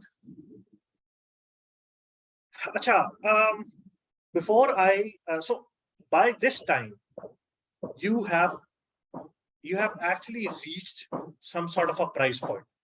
यानी कि ये सब कुछ करने के बाद आप जो है किसी ना किसी ऐसे डिसीजन पे पहुंच चुके होते हैं जहां पर आप एक प्राइस एसोसिएट करते हैं अपने प्रोडक्ट के साथ, ठीक है। अब that is a whole process जिसके अंदर आप जो है ना बेसिकली प्राइसिंग की अप्रोच को डिप्लॉय करते हैं, फिर आप उसकी on top of that you try to build a price strategy, then you either see कि अच्छा यार स्ट्रैटेजी मैंने डिप्लॉय करनी है या मैं टेक्निक देखूं, depending upon the nature of the business. Now comes a point जहां पर लेट्स अज्यूम कि you are already operating in the market with a price point. आप ऑलरेडी मार्केट में एक प्राइस पॉइंट के साथ ऑपरेट कर रहे हैं, ठीक है ना। अब the question eight hand is कि प्राइस को चेंज कैसे किया, how would I change my price? Sir price basically demand या सप्लाई के हिसाब से आप कर सकते हैं ना, जिधर इक्विलिब्रियम होगा तो प्राइस। एब्सोल्युटली, लेकिन जब आप प्राइस को मूव करते हैं तो उसका इम्पैक्ट किस चीज पे आता है? क्वांटिटी पे सर, क्वांटिटी पे, क्वांटिटी यानी कि क्वांटिटी डिमांडेड के ऊपर डिमांड पे आता है, यस ठीक है। अच्छा, अब there is real math behind this कि जो इम्पैक्ट आता है उसको क्या आप क्वांटिफाई कर सकते हैं या नहीं कर सकते? जो इम्पैक्ट आएगा आपकी मूवमेंट ऑफ प्राइस से उसको आप क्वांटिफाई कर सकते हैं, ठीक है। आपको पता है कि क्वांटिटी चेंज इन क्वांटिटी करके exactly which is called the elasticity of price elasticity of demand. Exactly, that is what I am trying to, वही मैं कॉन्सेप्ट है जो कि आगे पढ़ाऊंगा। देखिए प्राइस सेटिंग तो हो गई, लेकिन अब प्राइस की मूवमेंट की बात आती है कि यार अगर मैंने प्राइस को मूव किया तो मुझे एडवांटेज या डिसएडवांटेज क्या हो सकता है, ये चीज मैंने कैसे डिटरमिन करनी, ठीक है। उसके लिए 3 बेसिक चीजें जो कि आपको पता होनी चाहिए, demand curve, supply curve, and the intersection between these two lines, which is called the market equilibrium. तो मुझे को बता सकता है कि जी डिमांड कर्व क्या चीज होती है? What is the demand curve?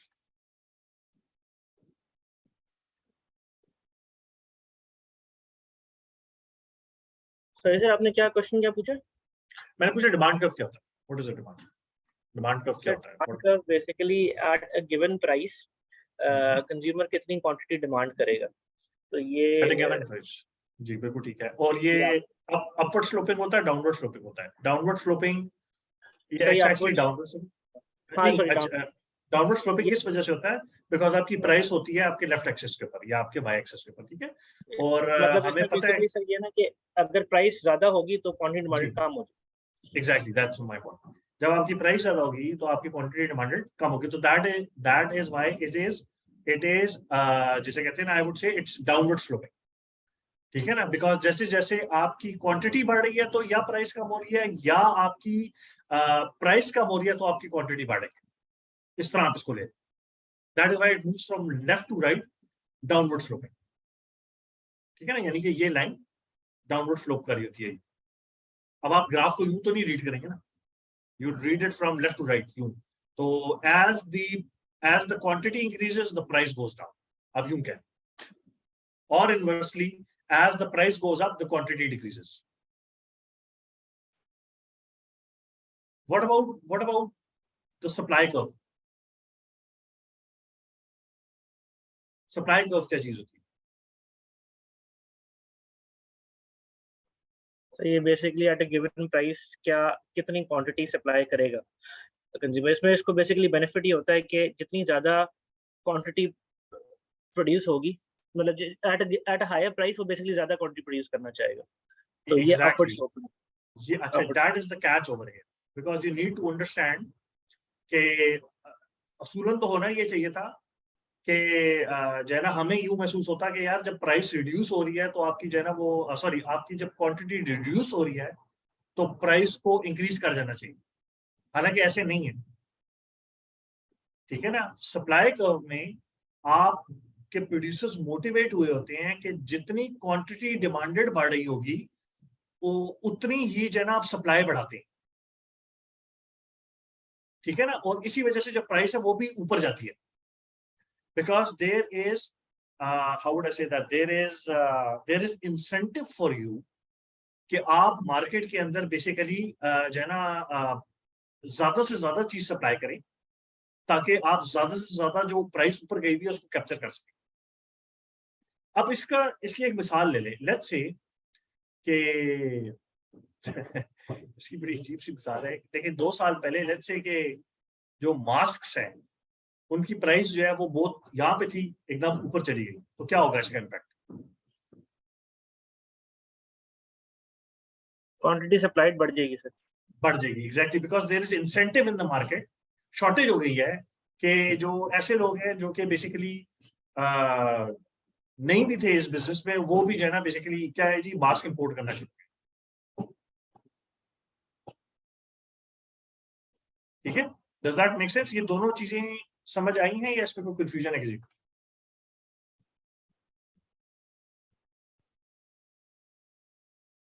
Ji guys, is it clear? नहीं सर, सप्लाई कर्व दोबारा बता दें। अच्छा ठीक हो गया। अच्छा, इसमें क्या चीज आपको समझ, कहाँ से आपको कंफ्यूजन? सर ये सप्लाई कर्व में प्राइस जो है ये क्वांटिटी, मतलब जितनी क्वांटिटी के हिसाब से कितनी प्राइस होनी चाहिए, ये वो हम प्लॉट कर रहे हैं आप कि इस एक्चुअली ये क्वांटिटी चीज, के हिसाब से इतनी प्राइस होनी चाहिए। आप ये एक्चुअली नहीं, आप ये प्लॉट कर रहे हैं कि हर क्वांटिटी डिमांडेड पॉइंट के ऊपर क्या प्राइस होनी चाहिए।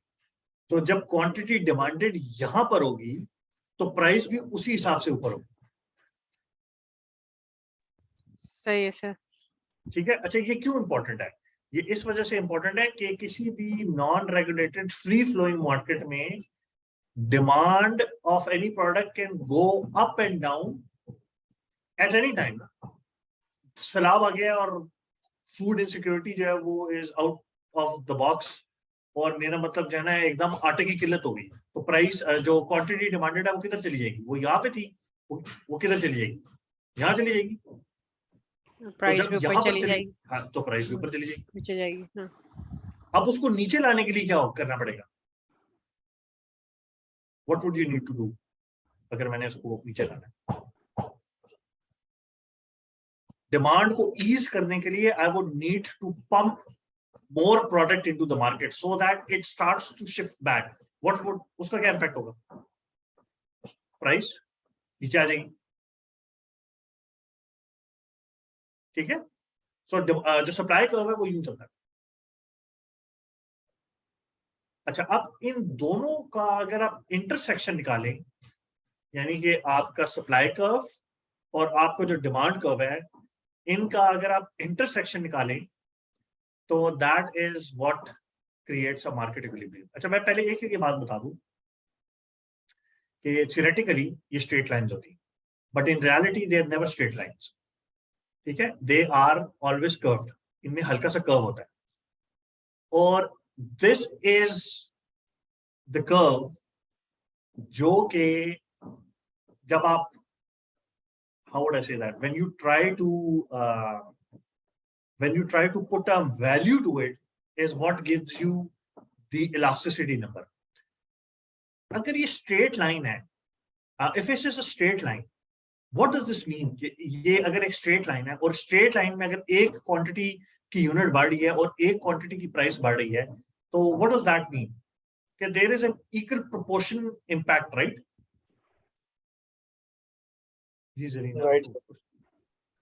जी सर, फिक्स्ड ग्रेडियंट होगा जैसे। हाँ जी, फिक्स्ड ग्रेडियंट होगा या इक्वल प्रोपोर्शन इंपैक्ट होगा ना, ठीक है? लेकिन in reality that is not the case.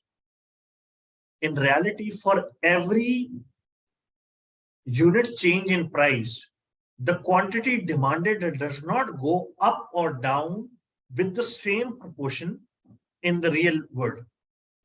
Theoretically it does, or it should, but that is not the case. And that is why this is not a straight line. Yeah, that is why you don't get a straight line. You get a slightly curved line. And that is what gives rise to the concept of elasticities. Because if the change in price and the change in quantity demanded are not increasing or decreasing with the same proportion, so there is some sort of a elasticity in there, जो कि फिर आपने capture करनी, ठीक है? I hope this is clear. ये clear होगी बात थी? Should I move ahead? Yes sir. अच्छा, how do you ascertain how much to change the price? अच्छा, okay fine. अब मेरे पास सवाल आ गया है कि यार चलो हम गाड़ियों के ही हम ओनरशिप है हमारी, या हमारी गाड़ियों की प्रोड्यूसिंग एक कंपनी है, मेरे पास जो बॉस आता है वो कहता है जी यार हमने प्राइसेस चढ़ानी, मैं कैसे एसरटेन करूंगा? खैर प्राइस गाड़ियों के मामले में तो मुझे लगता है कि हमारी प्राइस जो लाइक I mean, हमारी prices are highly inelastic, but I'm just giving an example, ठीक है? So how would I come up with a rationale कि यार अगर मैं इतनी प्राइस बढ़ाऊंगा तो probably मेरी डिमांड इतनी इंक्रीज या डिक्रीज करेगी? तो ये आपको इलास्टिसिटी से पता चलेगा ना, बेसिकली कितनी प्राइस अगर मैं बढ़ाऊं तो मेरी, पहले हम लोग पहले एक पॉइंट ले लेंगे, फॉर एग्जांपल पॉइंट टाइम 1 पे हम देख लेंगे कि जी प्राइस और क्वांटिटी क्या है। तो अगर मैं प्राइस चेंज करता हूं तो क्वांटिटी पे कितना इम्पैक्ट आएगा, दोनों का डिफरेंस निकाल लेंगे तो पता चल जाएगा एक्चुअली मुझे फायदा हुआ है प्राइस बढ़ाने से या नुकसान। एब्सोल्युटली। और फिर मजे की बात यह है कि आप उसी इलास्टिसिटी के नंबर को यूज करके फ्यूचर जो डिमांड के अंदर डिप या इंक्रीज है प्राइस चेंज का, वो भी प्रेडिक्ट कर सकते हैं। जब आपके पास इलास्टिसिटी का नंबर आ गया तो आप उसी को यूज कर सकते हैं ना, प्रोवाइडेड के कंडीशंस आर मोर और less the same. Right sir, ऐसा ही है, ठीक है, ऐसे ही है।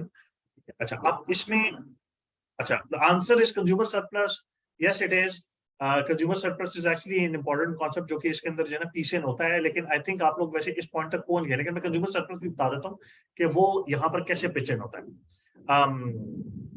एक्चुअल में प्राइस इलास्टिसिटी से पहले आपने कोशिश जो है ना आपकी ये होती है कि आप किसी ना किसी तरह कंज्यूमर सरप्लस को जो है ना वो कैप्चर करें। अब व्हाट इज एक्चुअली कंज्यूमर, या आप प्राइस, या यूं कह लें प्राइस चेंज करने की मोटिवेशन क्या हो सकती है? प्राइस चेंज करने की मोटिवेशन ये हो सकती है कि मैं जो हूँ मुझे लगता है कि there is consumer surplus in the market और मैं उसको कैप्चर करना चाहता हूँ। कंज्यूमर सरप्लस क्या चीज होती है? Can anybody tell me what is consumer surplus? Sir, the maximum price a consumer is willing to pay Yes. And the difference, basically the difference between the maximum price the consumer is willing to pay and the price he is actually paying right now. So it is the value on the table that's being left by the company. ये वो value है जो कि company capture नहीं कर पा रही, यानी कि इस तरह कह लें कि willing to pay और can pay एक ही चीज होगी जी, willing to pay और can pay एक ही चीज, इस कंडीशन में एक ही चीज। अच्छा, अब इससे मुराद मेरी मतलब ये है कि अगर आपका कस्टमर आपको 1000 रुपए देने के लिए तैयार था, लेकिन आपने जो है वो कर लिया, you sold it for 500 rupees, तो how much money, what was the consumer surplus? Anyone? आपने कितने की पे की? 500 रुपए की एक्चुअल प्राइस। आपने बेची है 500 रुपए की, और the consumer had 1000 rupees which he was willing to dispense in the market. हो गया ना सर, 500 रुपए। 500 हो गए। हाँ चलो, अच्छा एक मैं आपको, सॉरी मैं एक चीज दिखाना चाहता हूँ, just give me a second. Just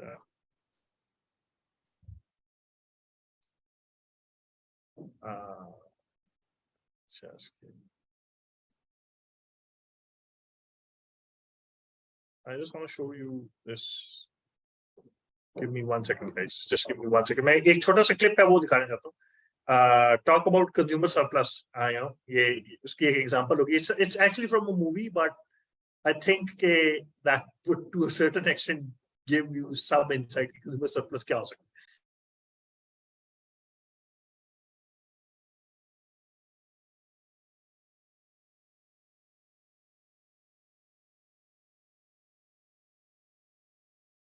I don't know if आपको like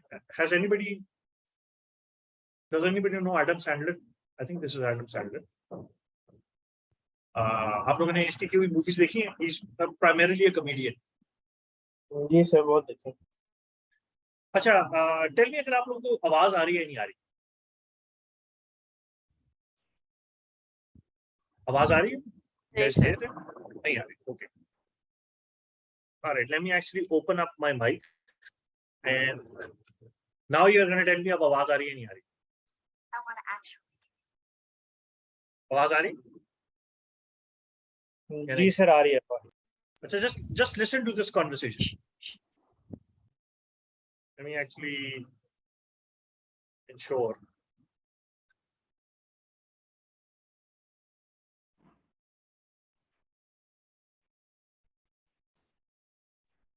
सर अब आवाज पे चली गई, अब नहीं आ रही। नहीं आ रही? अच्छा यार, ये क्लिप फिर आप ऐसा करें, इसको जरूर देखें. You know, this is actually a good example of consumer surplus. ठीक है, आप लोग ये जो इसके ऊपर सबटाइटल्स आ रहे हैं, वैसे आप इसको भी यूज कर सकते हैं.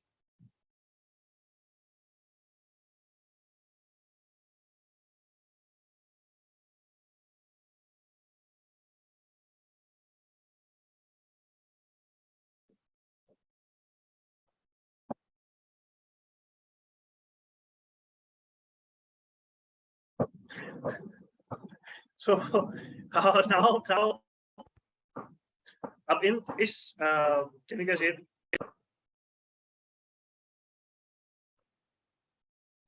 Guys, can you hear me?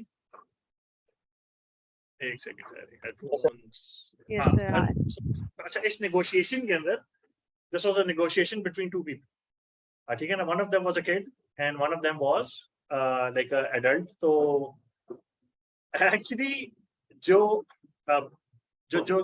बच्ची थी, she was actually willing to do it for the experience, but Adam Sandler actually ended up paying her $300 and like class 2 हफ्ते की class है acting की. So that is the value that he left on the table. ठीक हो गया ना? तो आप consumer surplus को भी इसी तरह सोचें. Just think of it as consumer surplus is the value that the consumer is willing to dispense, लेकिन आप capture नहीं कर पाते. And how does that fit into all of this picture? ठीक है, it fits in because आपका जो you know, the consumer surplus in terms of economics is everything that is above this line, this dotted line. Okay? So what does that mean if it's above this dotted line? Your price right now is placed over here, but you can charge more to the customer, okay, by moving your price up because he's willing to pay it. लेकिन इसका impact क्या आएगा? So अगर हम ये right वाली example लें, left वाली ये ना लें, इसकी ले लें. You just look at this. So he was being charged $50, but he was willing to pay you $80 as well. इसका impact क्या आएगा? सर क्वांटिटी आपकी कम हो जाएगी ना, तो वो भी चीज है, प्राइस इनटू क्वांटिटी करके आप इंटरैक्ट. हाँ बिल्कुल ठीक है, लेकिन would it have any impact on your revenue that you captured? जी सर, 80 into 500 करें ना, एक सेकंड. नो सर, इस केस में मेरे नहीं ख्याल होगा. नहीं होगा, ठीक है, because this is तो अच्छा, there are two reasons for that. There is a linear relationship right now. What if it was not linear? अगर ये थोड़ी सी curved होती, फिर क्या होता? If it was like something like this, you. Sir फिर फर्क होता है क्योंकि क्वांटिटी के अंदर चेंज आता ना. हाँ, उसका फिर जो आपके एंडिंग जो बॉटम लाइन है उसके ऊपर इम्पैक्ट आता, राइट? Right, of course. ठीक है. अच्छा, एक और चीज which also needs to be considered. Let's say कि you are a production concern, आप प्रोड्यूस करते हैं चीज को. If you are producing lesser quantities and getting the same amount of gross profit, तो आपकी बॉटम लाइन पे कोई फर्क पड़ा या नहीं पड़ा, इसके बारे में गौर से सोचिएगा. You are producing lesser or distributing lesser.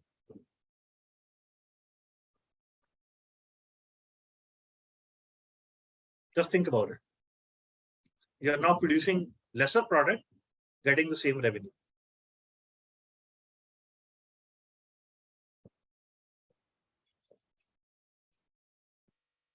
Ji guys, anyone? Sir sorry, question क्या है आपका? क्वेश्चन मेरा ये है कि लेट्स से कि आप you're a socks producing factory. आपने जो क्वांटिटी जो अपनी प्राइस है वो बढ़ा दी, ठीक है, और रिजल्टेंटली आपकी जो क्वांटिटी डिमांडेड है वो रिड्यूस हो गई. ऐसे ही है ना? ठीक है, राइट. लेकिन आपका जो प्रॉफिट है या जो ग्रॉस प्रॉफिट है वो सेम रहेगा. यूनिट इलास्टिसिटी की वजह से तो नहीं है कि मतलब एग्जैक्टली उतना ही प्रोपोर्शन चेंज इन क्वांटिटी में आता है जितने प्रोपोर्शन से आप प्राइस चेंज किया. एब्सोल्युटली, आपका ग्रॉस प्रॉफिट तो उतना ही रहेगा, लेकिन मैं आपका ये जानना चाह रहा हूँ कि क्या आपका जो मार्जिन्स हैं प्रॉफिटेबिलिटी के वो चेंज होंगे या नहीं होंगे? नहीं सर, नहीं होंगे. अच्छा, वो क्यों नहीं होंगे? आप तो लेस प्रोड्यूस कर रहे हैं.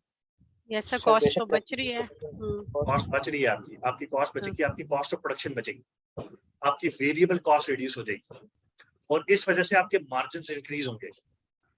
Right sir, right. ये ज़हन में रखें. ये हमेशा ये एक हम गलती करते हैं, हम ग्रॉस का नंबर देख रहे होते हैं, हम जो है ना बेसिकली नेट मार्जिन्स भूल जाते हैं बिजनेस के. नेट मार्जिन्स जो है इम्पैक्ट हो रहे होते हैं वेरिएबल कॉस्ट से, और जब आप प्रोड्यूस कम कर रहे हैं तो आपके लेबर आवर्स कम लग रहे हैं because you are producing lesser quantity now.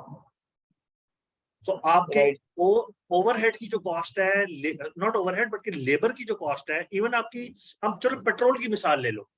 Petrol, अगर ये लीनियर रिलेशनशिप को फॉलो किया जाए तो पेट्रोल लेट्स से कि आप कम सप्लाई कर रहे हैं और आपने क्योंकि प्राइस जो है बढ़ा दी है, प्राइस आपने बढ़ा दी है, पेट्रोल आपका जो है वो अब कम सप्लाई हो रहा है, कॉस्ट बढ़ा दी आपने, और आपका जो ग्रॉस प्रॉफिट है वो उतना ही है, लेकिन आप एक्चुअली में पैसे बचा रहे हैं बिकॉज आप डिस्ट्रीब्यूशन की कॉस्ट को रिड्यूस कर रहे हैं. आपने वो सप्लाई करके पहुंचाना भी तो था ना, या नहीं पहुंचाना था? सो ये जो है ना ज़हन में रखना बड़ा, ये ज़हन में रखना जरूरी है, क्योंकि हम इस इक्वेशन में अक्सर ये इंपॉर्टेंट फैक्टर मिस कर देते हैं. ठीक है, तो अगर तो रिलेशनशिप लीनियर है तो any movement of price of course will actually get you the same amount of gross profit for lesser quantity, but it will actually save you marginal value because आपका जो यूनिट प्रोड्यूस्ड है वो reduce हो रहा है और आपकी cost of production नीचे जा रही है. ठीक हो गया? अच्छा, अब यहाँ पर बात आती है कि अब हमने प्राइस इलास्टिसिटी ऑफ डिमांड इसमें मुझे एक सवाल है, again if you take the example of the auto industry, अब जिस तरह पिछले दिनों जब ये प्राइसेस वगैरह बढ़ी तो ऑफ कोर्स डिमांड नीचे चली गई, and a lot of these big players including Toyota, Honda वगैरह, they have observed non production days. तो उसमें इन्होंने यही किया है कि चूंकि इनकी जो फिक्स कॉस्ट है, जिसमें इन्होंने लेट्स से दे, और probably the fix cost comprise of people who are working on daily wages वगैरह, तो जब प्लांट आपका जो बंद हो रहा है, तो इसका मतलब ये है कि बेशक उन्होंने प्राइसिंग जो इंक्रीज की, क्वांटिटी भी कम प्रोड्यूस कर रहे हैं, लेकिन then they were also forced to cut down on the cost as well, क्योंकि अगर आप फिक्स कॉस्ट को नहीं रिड्यूस करेंगे तो वो फिर जो अभी जो हम पॉइंट डिस्कस कर रहे थे, वो फिर आपका जो मार्जिनल जो ग्रॉस प्रॉफिट है वो आपका फिर वो नीचे जाएगा मजीद, और वो रेड में चला जाएगा। जी, अगर आप वो नहीं करेंगे तो रेड में चला जाएगा, and that is one of the problems with actually reduced production, because reduced production के केस में एक जो लेबर की जो पूरी क्लास है जो कि डिपेंडेंट है on the hours they put in, वो इज आउट ऑफ बिजनेस, या उसकी शिफ्टें कम हो जाती हैं, because at the end of the day जो मार्जिनल जो मार्जिनल प्रॉफिटेबिलिटी है ना, कंपनी एक्चुअली उसको देख रही होती है कि यार मेरा जो मार्जिन है वो 15% पे स्टैटिक रहे, 20% पे स्टैटिक रहे, इससे कम वो नहीं होना चाहिए। अब उसके लिए वो जो है अगर प्राइस नहीं बढ़ा सकते, प्रोडक्ट ज्यादा नहीं बेच सकते, तो फिर वो क्या करेंगे, वो अपना जो वेरिएबल कॉस्ट है उसको कट कर देंगे in order to secure it. So this is what happens actually, this is why they do it। और इसी वजह से तो फिर ये स्कीम्स हैं, स्कीम्स तो मैं नहीं कहूँगा, लेकिन ये इसी वजह से तो ये लेबर स्कीम्स हैं कि आप लेबर को ऑन बोर्ड नहीं लाते, उसको पर आवर रेट पर ही रखते हैं, wage rate. he's a non-permanent low liability resource which can be deployed जब जरूरत होती है and can be laid off जब जरूरत नहीं। Does that make sense? जी बिल्कुल, थैंक यू। अच्छा जी, अब हम बात करते हैं थोड़ा सा इलास्टिसिटी के बारे में। पहले हम इलास्टिसिटी की बात करते हैं, और should we take a break? हाँ, ब्रेक ले लें, आई थिंक। अच्छा ठीक है, ब्रेक ले लेते हैं, 20 मिनट्स की अगर हम एक ब्रेक ले लें, नमाज वगैरह पढ़ लेते हैं, and we can come back if that's okay with everyone, we can actually come back in 20 minutes। ठीक है जी, and then we can actually talk about elasticity and how that fits in और उसको हम कैसे यूज कर सकते हैं, and then we'll do a small example as well। ठीक है guys, so let's come back at 125 126 in fact। Okay guys, I'll see you in 20 minutes। Thank you।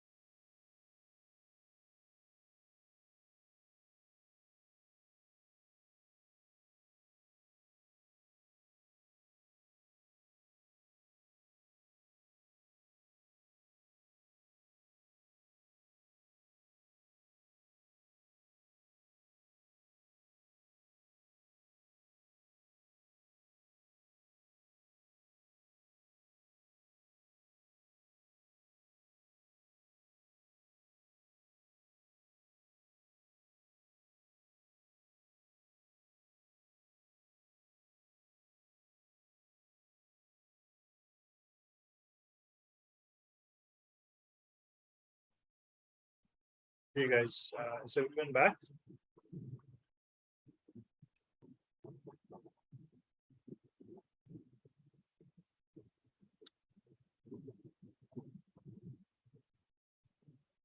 Guys, can you hear me?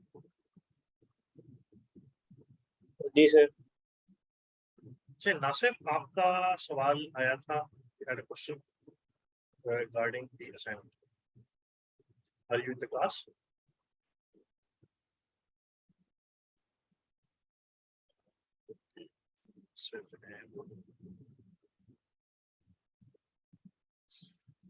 Nasir, are you in the class? Can you hear me?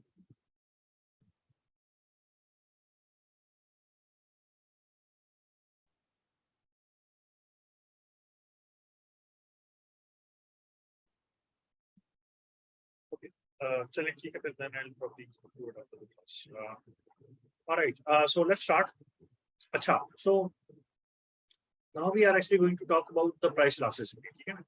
So what is price elasticity? In a crux, it is simply a way to calculate the customer's response to price changes. It is as simple as that. ठीक है? कि आपकी जब price change होगी तो जो है quantity demanded के ऊपर जो है क्या इम्पैक्ट आएगा. अच्छा, अब और the official definition is how sensitive the quantity is to the change in price. ठीक है, इसका सिंपल सा फॉर्मूला है, it's the percent unit change आप निकालने की कोशिश कर रहे होते हैं, तो percentage change in quantity with percentage change in price. So if you look at this formula over here, it is simply the change in quantity की percentage divided by the change in quantity, change in price का percentage. ठीक है, और please understand कि जो इसमें से number output होता है वो it would not make any sense unless कि आप उसको जो है ना एक लेजेंड के साथ जो कि मैं आपके साथ शेयर करूंगा उसके ऊपर आप उसे नोट करें या उसके साथ उसको मैच करके उसको अंडरस्टैंड करने की कोशिश करें. ठीक है, because again these are percentage changes. तो ये जो रेंज दे रहा होता है नंबर, इससे क्या पता लगता है, ये this has to be discerned using some sort of a key. ठीक है, तो इस फॉर्मूले को सामने रखते हुए मैं आपके साथ एक फाइल शेयर करता हूँ. It's going to be this file. ठीक है, तो let's do a couple of examples. मैं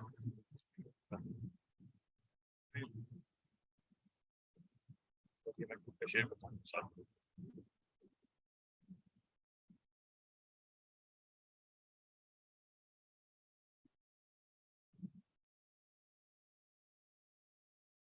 जी, इसको काइंडली डाउनलोड कर लें.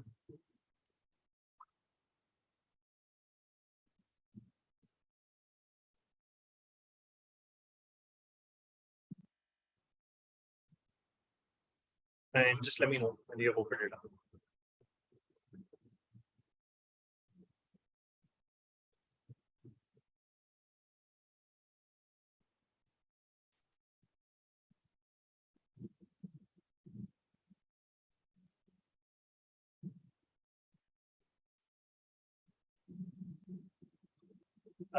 जी, जिन्होंने अभी ज्वाइन किया है, मैंने एक फाइल शेयर की है इन द ग्रुप. प्लीज उसको डाउनलोड कर लें, ओपन इट अप. इसके अंदर ये जो है ना नंबर्स आपके सामने होंगे.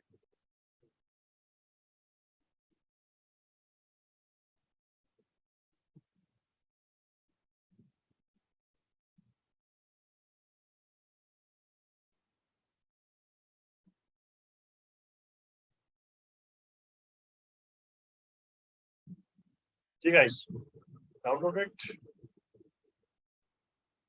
या नहीं? Just give me a thumbs up or verbally बता दें कि you have downloaded and opened the file. जी सर, हो गया. What about the rest of the people? बाकियों ने भी कर लिया जी?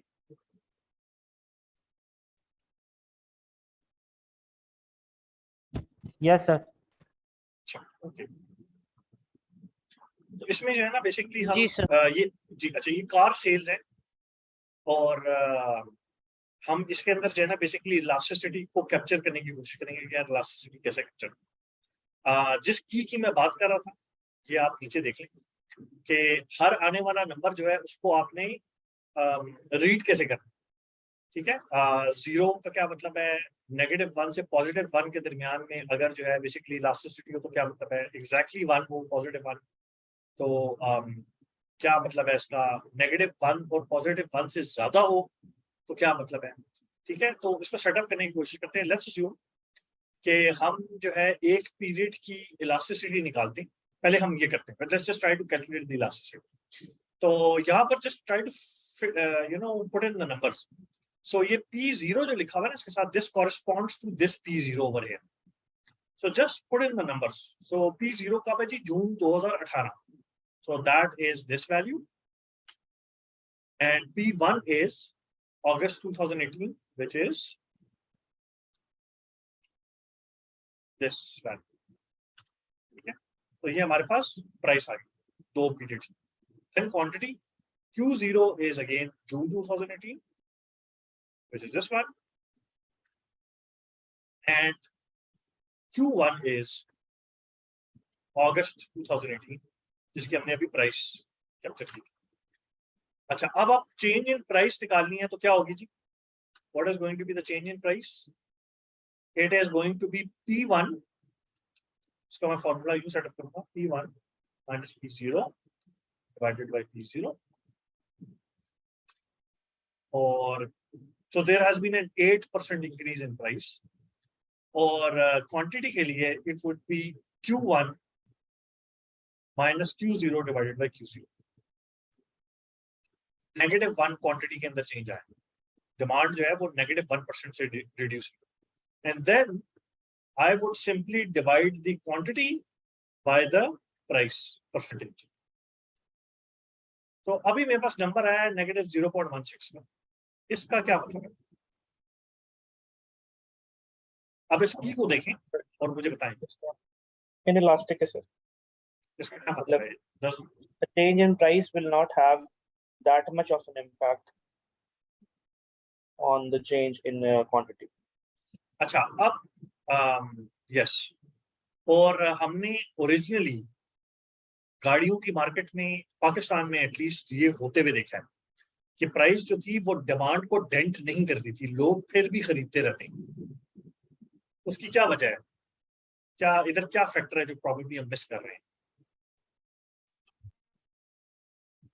So yeah, Sorry. basically consumers के पास ऑप्शंस कम है, ऑप्शंस कम है। इस वजह से उसके अलावा ये भी तो हो सकता है कि बेसिकली उनको फाइनेंसिंग के ऑप्शंस अवेलेबल, ठीक है ना, तो उन्होंने अपफ्रंट तो पैसे नहीं देने। सो क्योंकि जो पैसे हैं वो डिस्ट्रीब्यूट हो जाते हैं ओवर 5 या 7 years, तो उन्हें जो है they think it's easier for them to actually pay off a car. ठीक है, so probably the dent is very low when it comes to elasticity. It's inelastic. So what does that, what inelasticity means? It means that any change in price will not have a very significant impact on the demand. समझ आ गई? अच्छा, अब अगर हम बात करें, अब I would like you guys to actually find the numbers for this example, जो second example, इसके नंबर सब आप लोगों ने फाइंड करने, बिल्कुल इसी तरह का। और मेरे साथ स्क्रीनशॉट शेयर करना है या मुझे नंबर्स वर्बली बताने हैं आपने? सर ये PO जो है ये सेल्स में से आएगा और नहीं, PO आएगा प्राइस से, प्राइस से। ठीक है, और ये नीचे वाला क्वांटिटी, ये हाँ जी, ये मैंने गलत लिखा है, माजरत, ये Q0 होना चाहिए, Q0, और ये Q1 होना चाहिए। हाँ जी, इसको Q1 कर, ठीक है, माजरत, इसको प्लीज ठीक कर।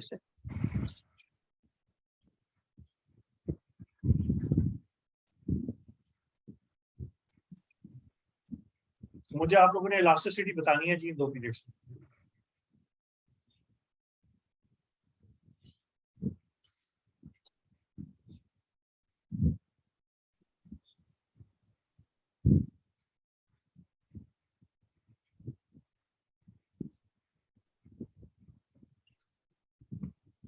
जी एक जवाब आ गया है, सवाल ने भेज दिया है जी हमें, ठीक है। अच्छा, अब इसमें जो इलास्टिसिटी आ रही है वो नंबर क्या आ रहा है? -5.12। अच्छा जी, ये कहां पर आएगा? how would you explain this अगर ये नंबर आ जाता है बाकी मेरे पास? सर ये बेसिकली इलास्टिक होगा, highly elastic. A change in price will bring a very large change in the quantity demanded. Elastic या वेरी इलास्टिक? अच्छा Very much so. आप हाँ जी, अच्छा सो इसका मतलब ये है, अच्छा ये बाकी लोगों को भी कैलकुलेट करने थे. यहाँ पे एक बड़ा इंटरेस्टिंग फिनोमेना है जो कि शायद हम ऑब्जर्व कर रहे हैं. मैं भी साथ में करता हूँ कैलकुलेट, और let me actually do that as well. So we have P0 which was at November 2018, which is हमारी price, and then there is January 2019 जिसमें भी प्राइस है वो भी हमने डालनी है, ठीक है. उसके बाद change in quantity is Q0 in November 2018 and price is Q1 is January 2019 और quantity is January 2018. और price change is this minus this divided by this, and quantity change is this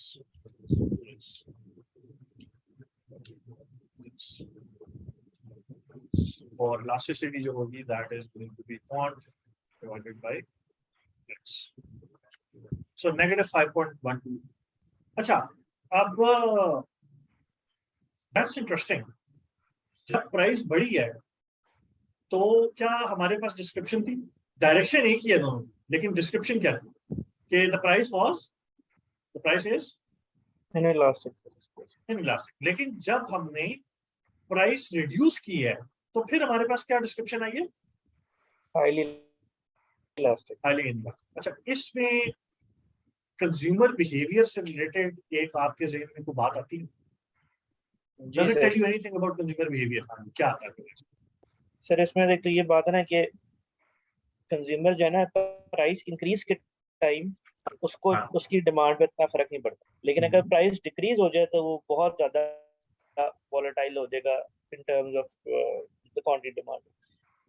यानी कि वो परचेजिंग ज्यादा करेगा. जी sir वैसे price decrease के. अच्छा this is really useful for marketers अगर if you just think about it. अगर तो मुझे नहीं पता कि बाकी प्रोडक्ट्स में इस तरह है या नहीं है, लेकिन जिन प्रोडक्ट्स में ये रिलेशनशिप अगर इसी तरह सेटअप हुआ है कि हल्का सा डिक्रीज भी जो है वो क्वांटिटी डिमांडेड में 27% का इंक्रीज ला सकता है, तो व्हाट डू यू थिंक सारी डिस्काउंट स्कीम्स कहाँ से आती हैं? डिस्काउंट स्कीम्स इस सिनेरियो में बेनिफिशियल हो जाएंगी क्योंकि आपका जो है ना क्वांटिटी डिमांडेड बहुत ज्यादा बढ़ जाएगी. एग्जैक्टली बिल्कुल ठीक है ना. तो मार्जिनल जो प्रॉफिटेबिलिटी है जो आपकी या एक्चुअली ग्रॉस प्रॉफिटेबिलिटी भी है वो सिग्निफिकेंटली इंक्रीज कर जाएगी, और हो सकता है आपका 5% का जो प्राइस चेंज है वो मेनी टाइम्स आपको एज अ रिटर्न मिल जाए just because you are selling more. ठीक है ना, क्योंकि आपने जब प्राइस गिराई खाली आपने 5% का डिक्रीज किया, लेकिन एक्चुअली जो क्वांटिटी डिमांडेड है वो इतनी ज्यादा गाड़ियां बिकेंगी कि उस हल्के से चेंज से कि बेसिकली आपको मेनी टाइम्स उसका आपको उसके ओवर एंड अबव मिल गया उस 5% चेंज. ठीक है ना. तो this could be extremely useful for any marketer या मार्केटिंग डिपार्टमेंट और सेल्स डिपार्टमेंट. आप इस रिलेशनशिप को अगर आप स्टडी करें over time and if this holds तो then you can always use it, time to time आप उसको यूज कर सकते हैं. अच्छा अब बात ये आई कि हमने तो ये निकाली price losses. How to predict the future with this? So let's say कि हमारे पास ये येलो आपको यहाँ पे एक डब्बा नजर आ रहा है. हमने इस टाइम पीरियड की क्वांटिटी डिमांडेड जो है वो डिटरमिन करनी है based on some elasticity relationship. तो हमें इलास्टिसिटी का रिलेशनशिप पता है, लेकिन हमने उस रिलेशनशिप को यूज करके फ्यूचर की जो वैल्यू है वो निकालनी. वो कैसे निकालें? How are we going to go? Sir इसमें बेसिकली जो Q1 है, जिस तरह सिंपल मैथ का फॉर्मूला सॉल्व करते हैं, Q1 को x कंसीडर कर लें आप, तो x की वैल्यू आपने बेसिकली डिफाइन करनी है, बाकी सारी वैल्यूज आपके पास इलास्टिसिटी की वैल्यू. एब्सोल्युटली. तो हमने अभी करना यही है. This is what we'll try to do. So P0 is going to be April 2018. P1 is going to be May 2018. There was an increase in price. You can see that. Quantity is April 2018. Price is quantity is May 2018 Q1, and the change in price is going to be change in price is actually going to be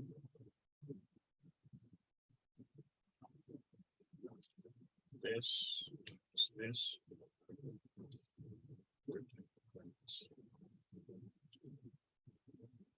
And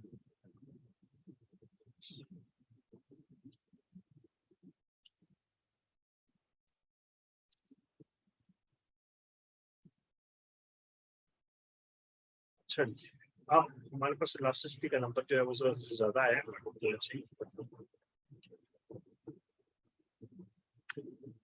-1.86, तो ये किस category में चलेगी जी? Elastic की category में चलेगी। ठीक है, चले ओके फाइन, चले okay fine. At that point in time शायद रिलेशनशिप इस तरह।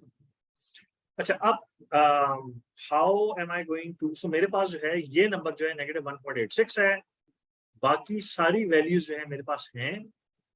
मैंने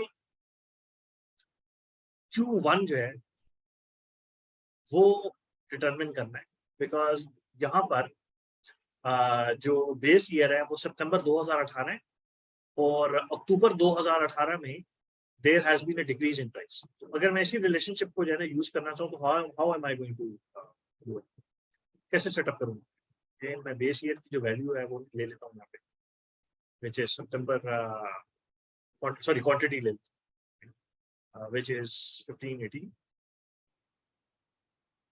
और इसके बाद मैं क्या करूँ, तो मैं कैसे सेटअप करूंगा इस फॉर्म पे? Can anybody help me with that? Sir हम Q1 ढूंढ रहे हैं या Q0 ढूंढ रहे हैं? Q1 we are actually finding Q1.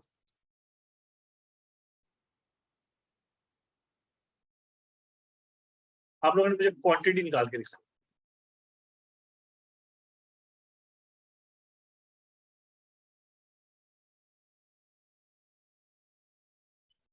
Sir अगर हम एक फॉर्मूला बना लें, for example -1.86 is equals to Q1 minus Q0 की जो भी वैल्यू है ओवर Q0 की value divide by P1 minus, मतलब जो वैल्यू हमारे पास अवेलेबल है वो उसके अंदर ऐड करते हैं फॉर्मूला के अंदर और सॉल्व फॉर Q1 करते हैं। Exactly, that's what I want you to do. I'll do it on a piece of paper because मुझे unfortunately मेरा like सॉफ्टवेयर जो है वो इंस्टॉल हो गया, आई थिंक, जिससे मैं उसके ऊपर कर सकता हूँ। So I actually calculated on a piece of paper, you can actually do it on जो भी आप करना चाहते हैं। सो -1.86 equals to Q1 minus Q0, which is actually we already know that, which is 1518 divided by 1518 divided by P1 is 2749 minus 2853 000 divided by 2853 000। ठीक है ना, ये इस तरह की कोई चीज बनेगी। सो -1.86 is equals to Q1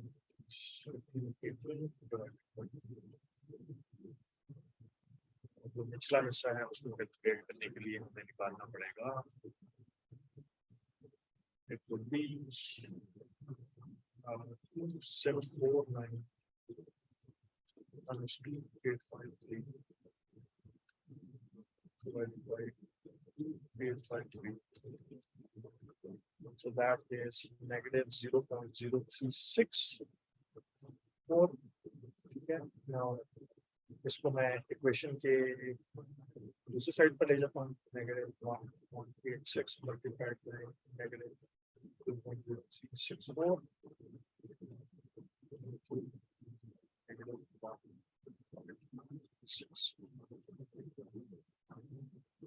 इसके साथ प्लस और माइनस का निशान कैसे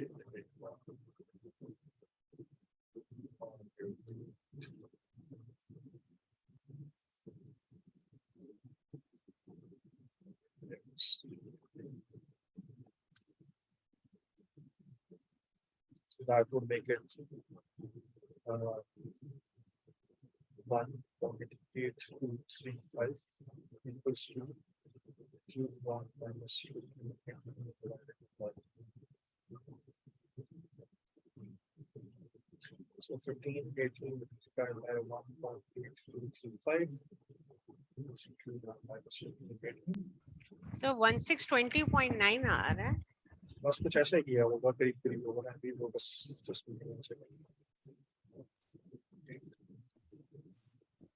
3786 minus. अच्छा मेरा 1250 आ रहा है.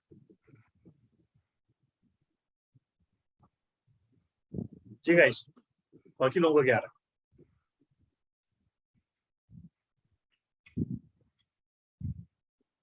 1620, ओके, इसका मतलब मैंने गलत निकाला है. अच्छा नहीं, खैर एनीवेज, बाकी लोगों का क्या आ रहा है? एनीवन? 1621, ठीक है. सर आपने इलास्टिसिटी माइनस से लिए या 1.86 लिए? माइनस 1.86 ली थी, लेकिन उसके साथ अगर आपको याद हो तो नेगेटिव 0.0364 मल्टीप्लाई हुआ. मल्टीप्लाई हो गया, पॉजिटिव हो गया, सही है. वो पॉजिटिव, वो बन गया 1.8235. फिर आपने इलास्टिसिटी 15 वैसे से हम हमेशा एब्सोल्यूट वैल्यू लेते हैं इलास्टिसिटी की.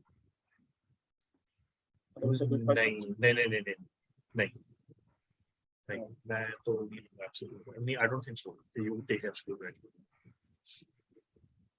दैट डायरेक्शन मैटर्स ना, डायरेक्शन मैटर करती है इस केस में. जी सर, एग्जैक्टली, साइन से डायरेक्शन बदल.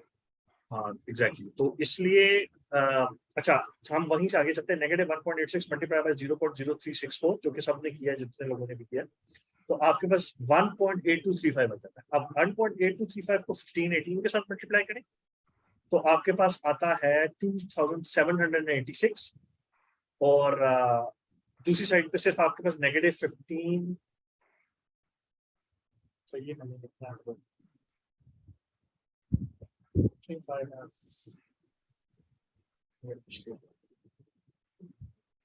अच्छा बाकी लोगों का क्या आंसर आ रहा है? खाली यही आंसर 1620 21 ही आ रहा है. मैंने हो सकता है गलत किया हो, माइट बी कि मेरे से गलती हुई है. Anyone else who has tried?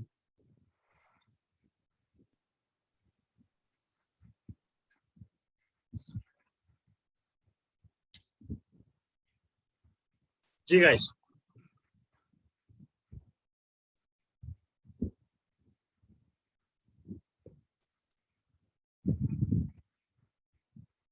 Okay, अच्छा let's assume कि your answer is 1650. तो does that make sense? मेरा मतलब आप लोगों के ख्याल में does that make sense? Because of the fact कि the relationship is very inelastic. I mean, sorry, the relationship is it's extremely elastic. So change in price would change more than change in demand. तो हम लोग price को बढ़ा रहे हैं, तो और हमारी जो डिमांड है वो इंक्रीज कर गई है. सो हम लोग प्राइस को बढ़ा रहे हैं. We've actually increased the price. तो हमारी डिमांड जो है, my apologies, we have actually decreased the price. Then in that case, sorry, मैं इन दोनों को देख रहा था, my apologies. In that case, then it actually makes sense कि ये 1650 हो जाए. इसका मतलब है कि मैंने ही एक्चुअली गलती की है कोई. लेकिन ये है कि आपने जब इसको बढ़ाया, मेरा मतलब आपने क्वांटिटी आपने जब प्राइस को कम किया, यहाँ पे इन दो केस में तो प्राइस जो है उसको कम किया ना, तो उस केस में क्या डज इट मेक सेंस कि आपकी जो है बेसिकली डिमांड नीचे जानी चाहिए, ऊपर जानी चाहिए?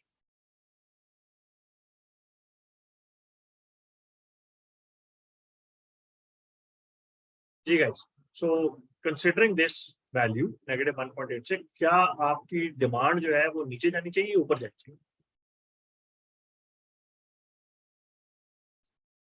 एनीवन? नीचे जानी चाहिए सर.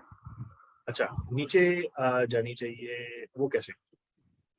नहीं, डिमांड तो ऊपर जाएगी, क्योंकि अगर आपका नेगेटिव है और इट इज ग्रेटर देन 1 तो डेफिनेटली डिमांड ऊपर जाएगी, लेकिन it is not going to change a lot, क्योंकि 1 से थोड़ा यानी कि आप कह लें कि 1 से थोड़ा ऊपर है ये नंबर जो है ना ये 1 से ऊपर है, इस वजह जी। से, इसलिए ये इतनी ज्यादा ऊपर नहीं जाएगी। बिल्कुल।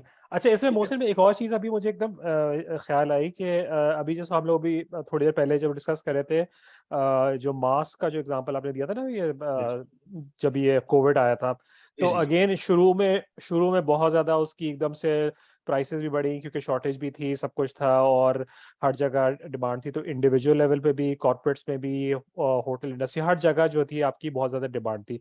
बट ओवर टाइम ये हुआ कि because there was a lot of mask being supplied by office people, फिर उसके बाद ड्यूरेशन भी काफ़ी आई, तो एट एन इंडिविजुअल लेवल उसकी जो ये जो डिमांड थी फ्रॉम एन इंडिविजुअल पर्सपेक्टिव वो नीचे चली गई।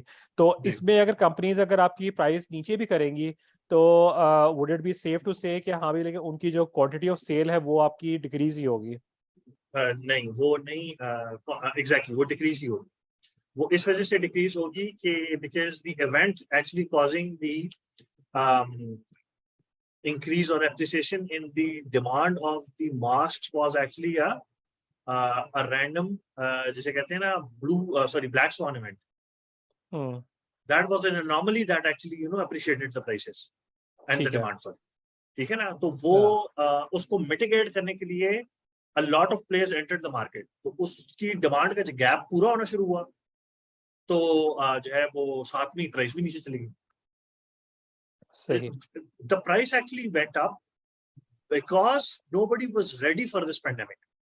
ठीक है ना? Nobody was ready. इतनी डिमांड एकदम जनरेट होगी तो इतना कोई सप्लाई नहीं थी पीछे से। ठीक है? सो ये इस वजह से जो है बेसिकली इट वुड एक्चुअली जो है ना ये मैं मतलब ये बहुत ही I would say black swan event. बिल्कुल ठीक है। Any other questions? किसी और को पूछना? तो इसमें एक और अब आप काम करें, ये मुझे मैं उसको दोबारा देखता हूँ वैसे, लेकिन मेरे पास कैलकुलेशन मेरे बता रही, लेकिन एक्चुअल में तो इसकी जो क्वांटिटी डिमांडेड है वो इंक्रीज होगी और 1620 है ही का नंबर आना चाहिए इसके ऊपर। तो मेरे से कैलकुलेशन थोड़ी सी गलत हुई है।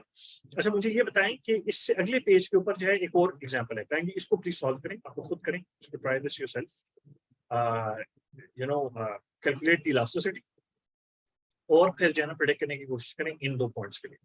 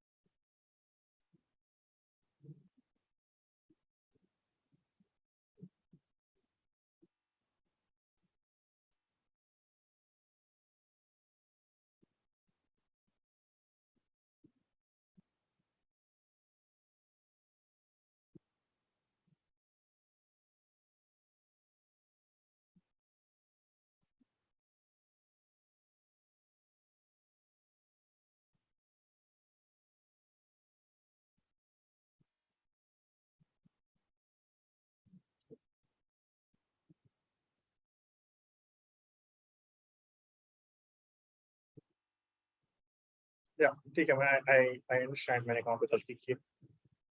मैंने जो नेगेटिव नंबर को जो है ना नेगेटिव ही मैं वहां पर मैंने मल्टीप्लाई किया, I did not change the sign, जो कि मैं नेगेटिव 0.0364 को लाया हूँ दूसरी साइड पे, उसकी वजह से इशू हुआ था, तो वो मैंने ठीक किया, तो मेरा आंसर एक्जैक्टली 1631 आ रहा।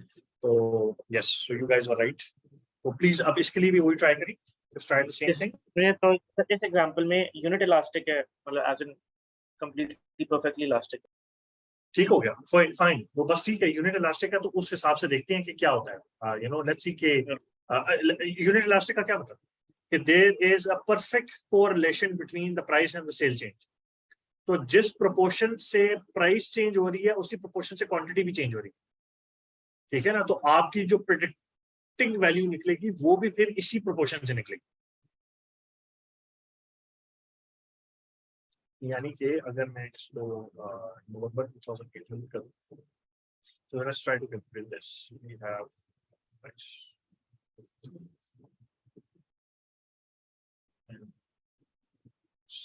सर लेकिन इसमें तो बहुत आसान नहीं हो जाएगा. For example if I have the value of change in price, तो मैं सिंपली उसको उस Q0 को मैं बेसिकली उसी परसेंटेज इंक्रीज कर दूंगा, तो Q1 मेरे पास आ जाएगा. फॉर्मूला सॉल्व करने की जरूरत नहीं है. formula important. So you have one on the left hand side. मेरे पास अगर चेंज इन प्राइस की परसेंटेज है, तो मैं वही exactly percentage change in quantity पे लगा दूं. ओके, अच्छा चलिए, ओके, जस्ट ट्राई करके देखें क्या आंसर आता है. 924 आ रहा है, और इस केस में हमने प्राइस इंक्रीज की थी, जो सेकंड सिनेरियो पॉसिबिलिटी है. बिल्कुल करके देखें आप भी, जो है ना, ये जिस तरह आप कह रहे हैं इस तरह करके देखें, वही 1% को वो करके देखें.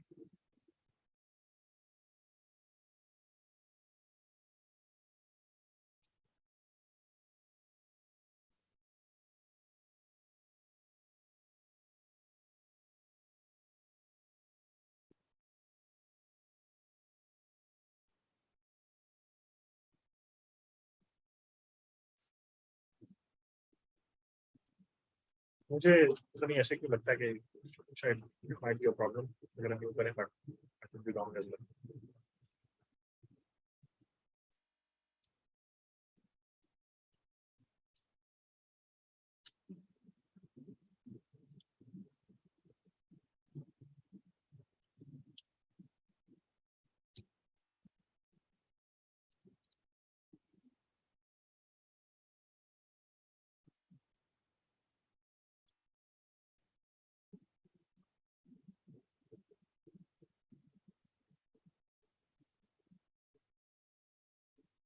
मुझे आपके पास क्या, सबके पास नेगेटिव 1.69 है. So which is price is, अच्छा 1 का नंबर तो नहीं आ रहा मेरे पास नेगेटिव 1.693 का नंबर आ रहा है, which is price has less impact on sales, which would actually come under this category. And अगर हम इसको फिर यूज करें again to set up the same formula, I think it should actually give us the number जो कि already किसी ने share किया है फिलहाल नहीं. 924 का ही हमारे पास जो है ना बेसिकली फ्यूचर वैल्यू आनी चाहिए, but let's just try it.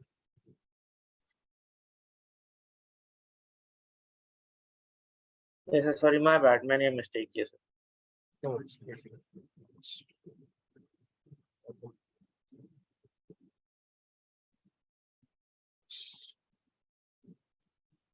मैंने वो क्वांटिटी गलत ले लिया. 23.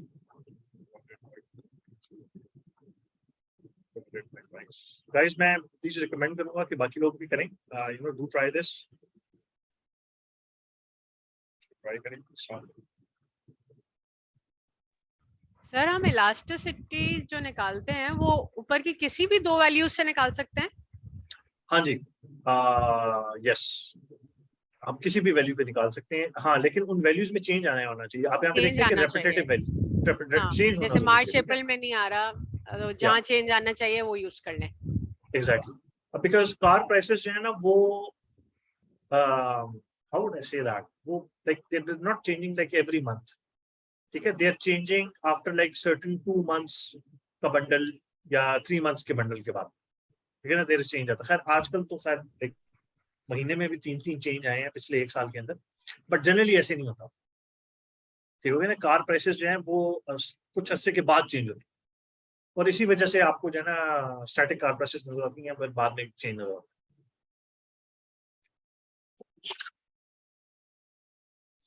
Okay, so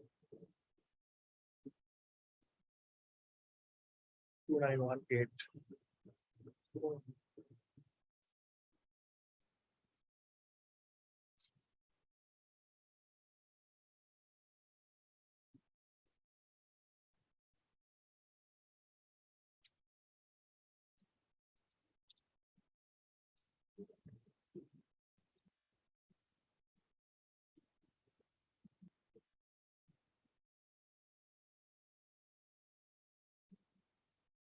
693, which is equals to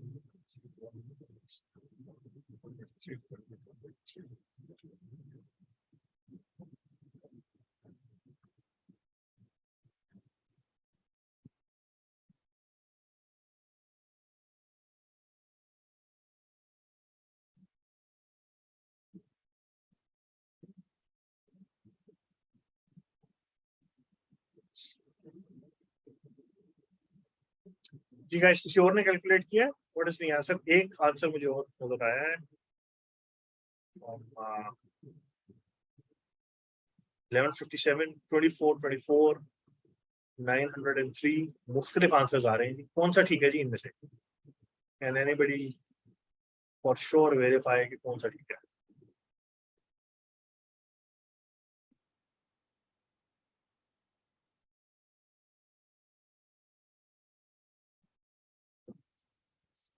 जी, मैं भी अपने पास कर रहा हूँ।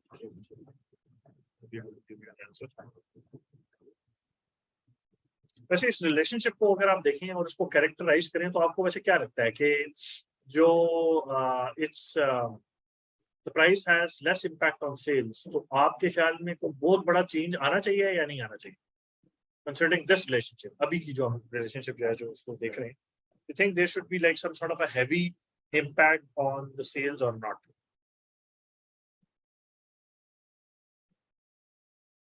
एनीवन जिन्होंने कैलकुलेट किया, आप लोगों की हंच क्या है? What do you guys think?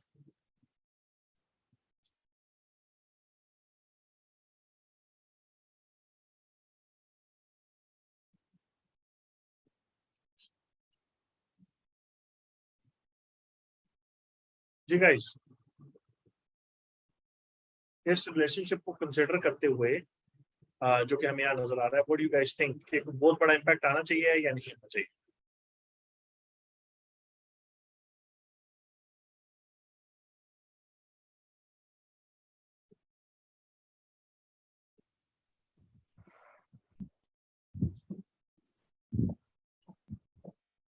Sir elasticity तो ग्रेटर देन 1 है ना, तो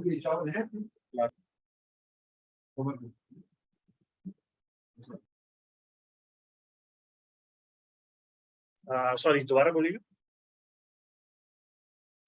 तो मैं कह रहा हूँ इलास्टिसिटी ग्रेटर देन 1 है ना, तो इम्पैक्ट तो आएगा ज़ाहिर है, मतलब ग्रेटर देन नेगेटिव वन है या ओके फाइन, तो इम्पैक्ट तो आएगा। प्राइस लेकिन ये उस रेंज में नहीं गिरती। हाँ, यू आर राइट, एक्चुअली मैंने ये गलत पढ़ा है, माय अपॉलॉजीज। ये exactly demand changes more than the price, you are right. So any increase in price would actually bring a very hefty, impact on the quantity demand actually. तो मुझे तो ये लगता है कि क्वांटिटी डिमांड जो है वो रिड्यूस होनी चाहिए, so the number should be smaller, it has to be smaller, ठीक है ना? तो ये जो बड़े नंबर्स आ रहे हैं ना, इससे I think they are incorrect. मेरा अंदाजा ये कि कैलकुलेशन गलत हुई। जो छोटा नंबर है, आई थिंक 904 या 923 वाला, those are more accurate numbers, ठीक है ना? Because it's this range that it is falling in, ठीक है? Demand changes more than the price, it does, and it changes more than the price because historically हमने देखा है कि elasticity इस रेंज में गिर रही है। तो जब प्राइस बढ़ेगी तो डिमांड उससे रिड्यूस होनी चाहिए, ठीक है ना? तो इसको कैलकुलेट करके मैंने देखा, आदत मैंने कर लिया।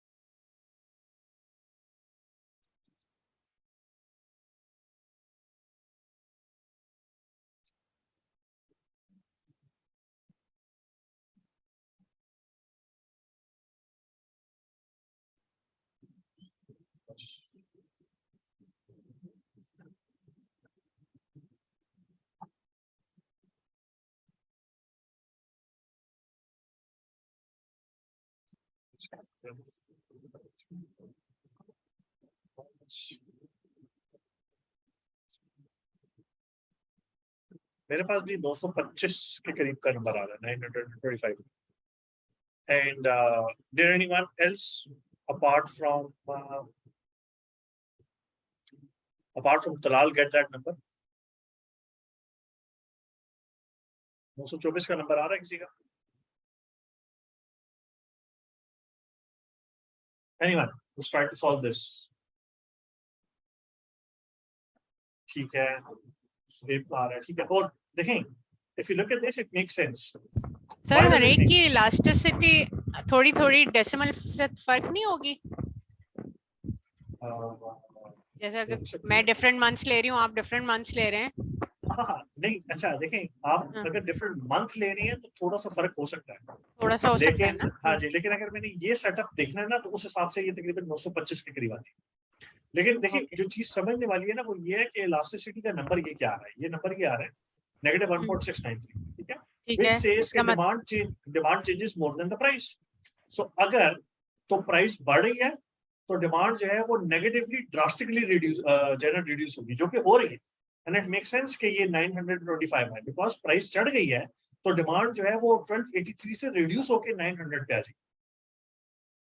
Which makes sense, you know, Yes, the price because there is more elasticity or it's extremely elastic, so that is why it will have an adverse impact on the quantity demanded because the price has actually appreciated based on this relationship.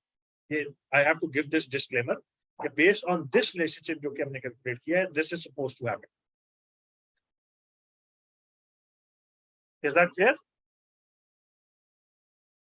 Yes sir. Ji, any question from anyone? किसी का कोई सवाल? सबको clear है जी ये किस तरह calculate हुई है, और does anybody have any queries?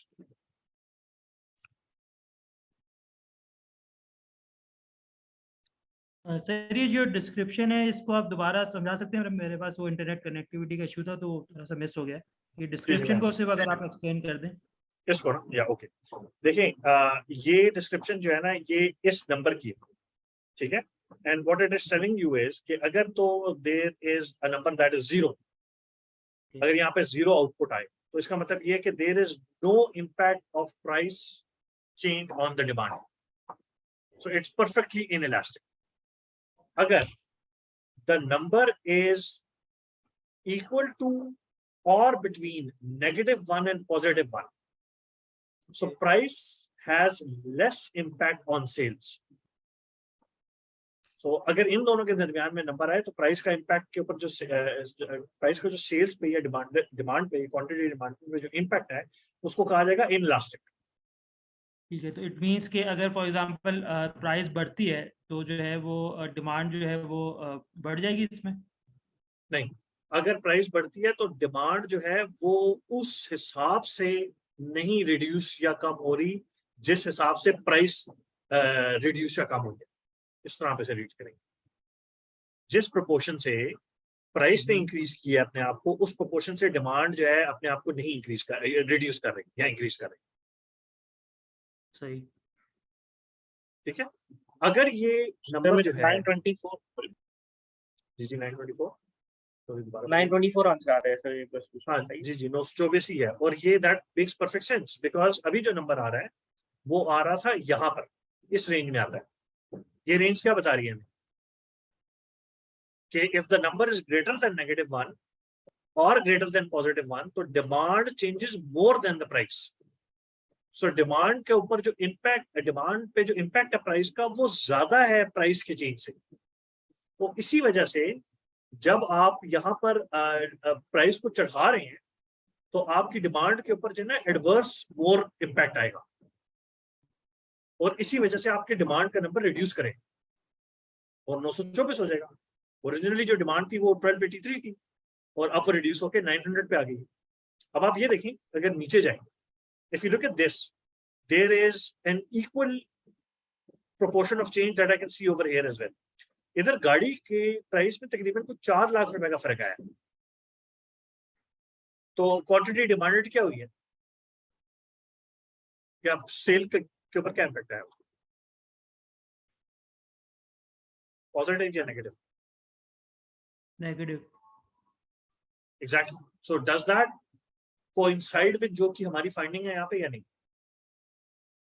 Yes it does, because quantity demanded के ऊपर एक तो प्राइस चेंज का इम्पैक्ट आया है और एडवर्स इम्पैक्ट आया है। डज दैट मेक सेंस या नहीं? मुझे लग रहा है कंफ्यूजन है अभी भी, so if you can ask me some questions probably I can try to answer.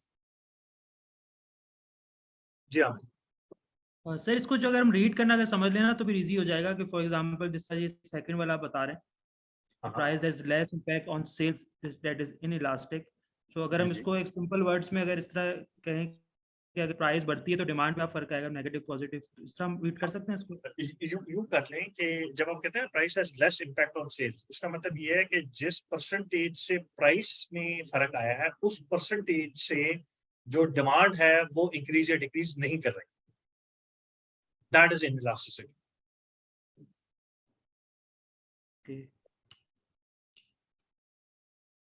तो सर अगर आप एग्जाम्पलीफाई कर दें। एग्जाम्पलीफाई कर अच्छा, यूं समझें कि how would I say that?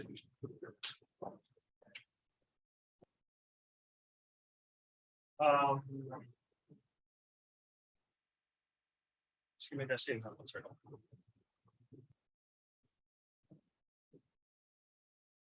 अच्छा, एक क्रूड सी एग्जांपल है। लेट्स से कि देयर इज अ होटल या एक जो ढाबा होता है ना, ये ढाबा है, ठीक है, और वहां पर जो है ना ओरिजिनली एक अच्छा, chicken is a good source of protein, everybody knows that. पहले जो चिकन की एक प्लेट थी वो थी let's say chicken plate was 100 rupees, ठीक है, this was the price, and जो sales थी वो रोज की हो जाती थी let's say 120 प्लेटें मिलती, ठीक है। चिकन की जो प्लेट की प्राइस है वो चली गई 100 किसके ऊपर 150 में, और जो सेल्स है वो रिड्यूस हुई फ्रॉम 120 टू 110। ये हाइपोथेटिकल है, मैं इसको ट्वीट करता हूँ, हो सकता है इसको चेंज करना पड़े। अब इसकी इलास्टिसिटी क्या होगी, इस प्राइस चेंज की क्या इलास्टिसिटी, इसको हम यूं निकालेंगे 150 minus 100 divided by 100।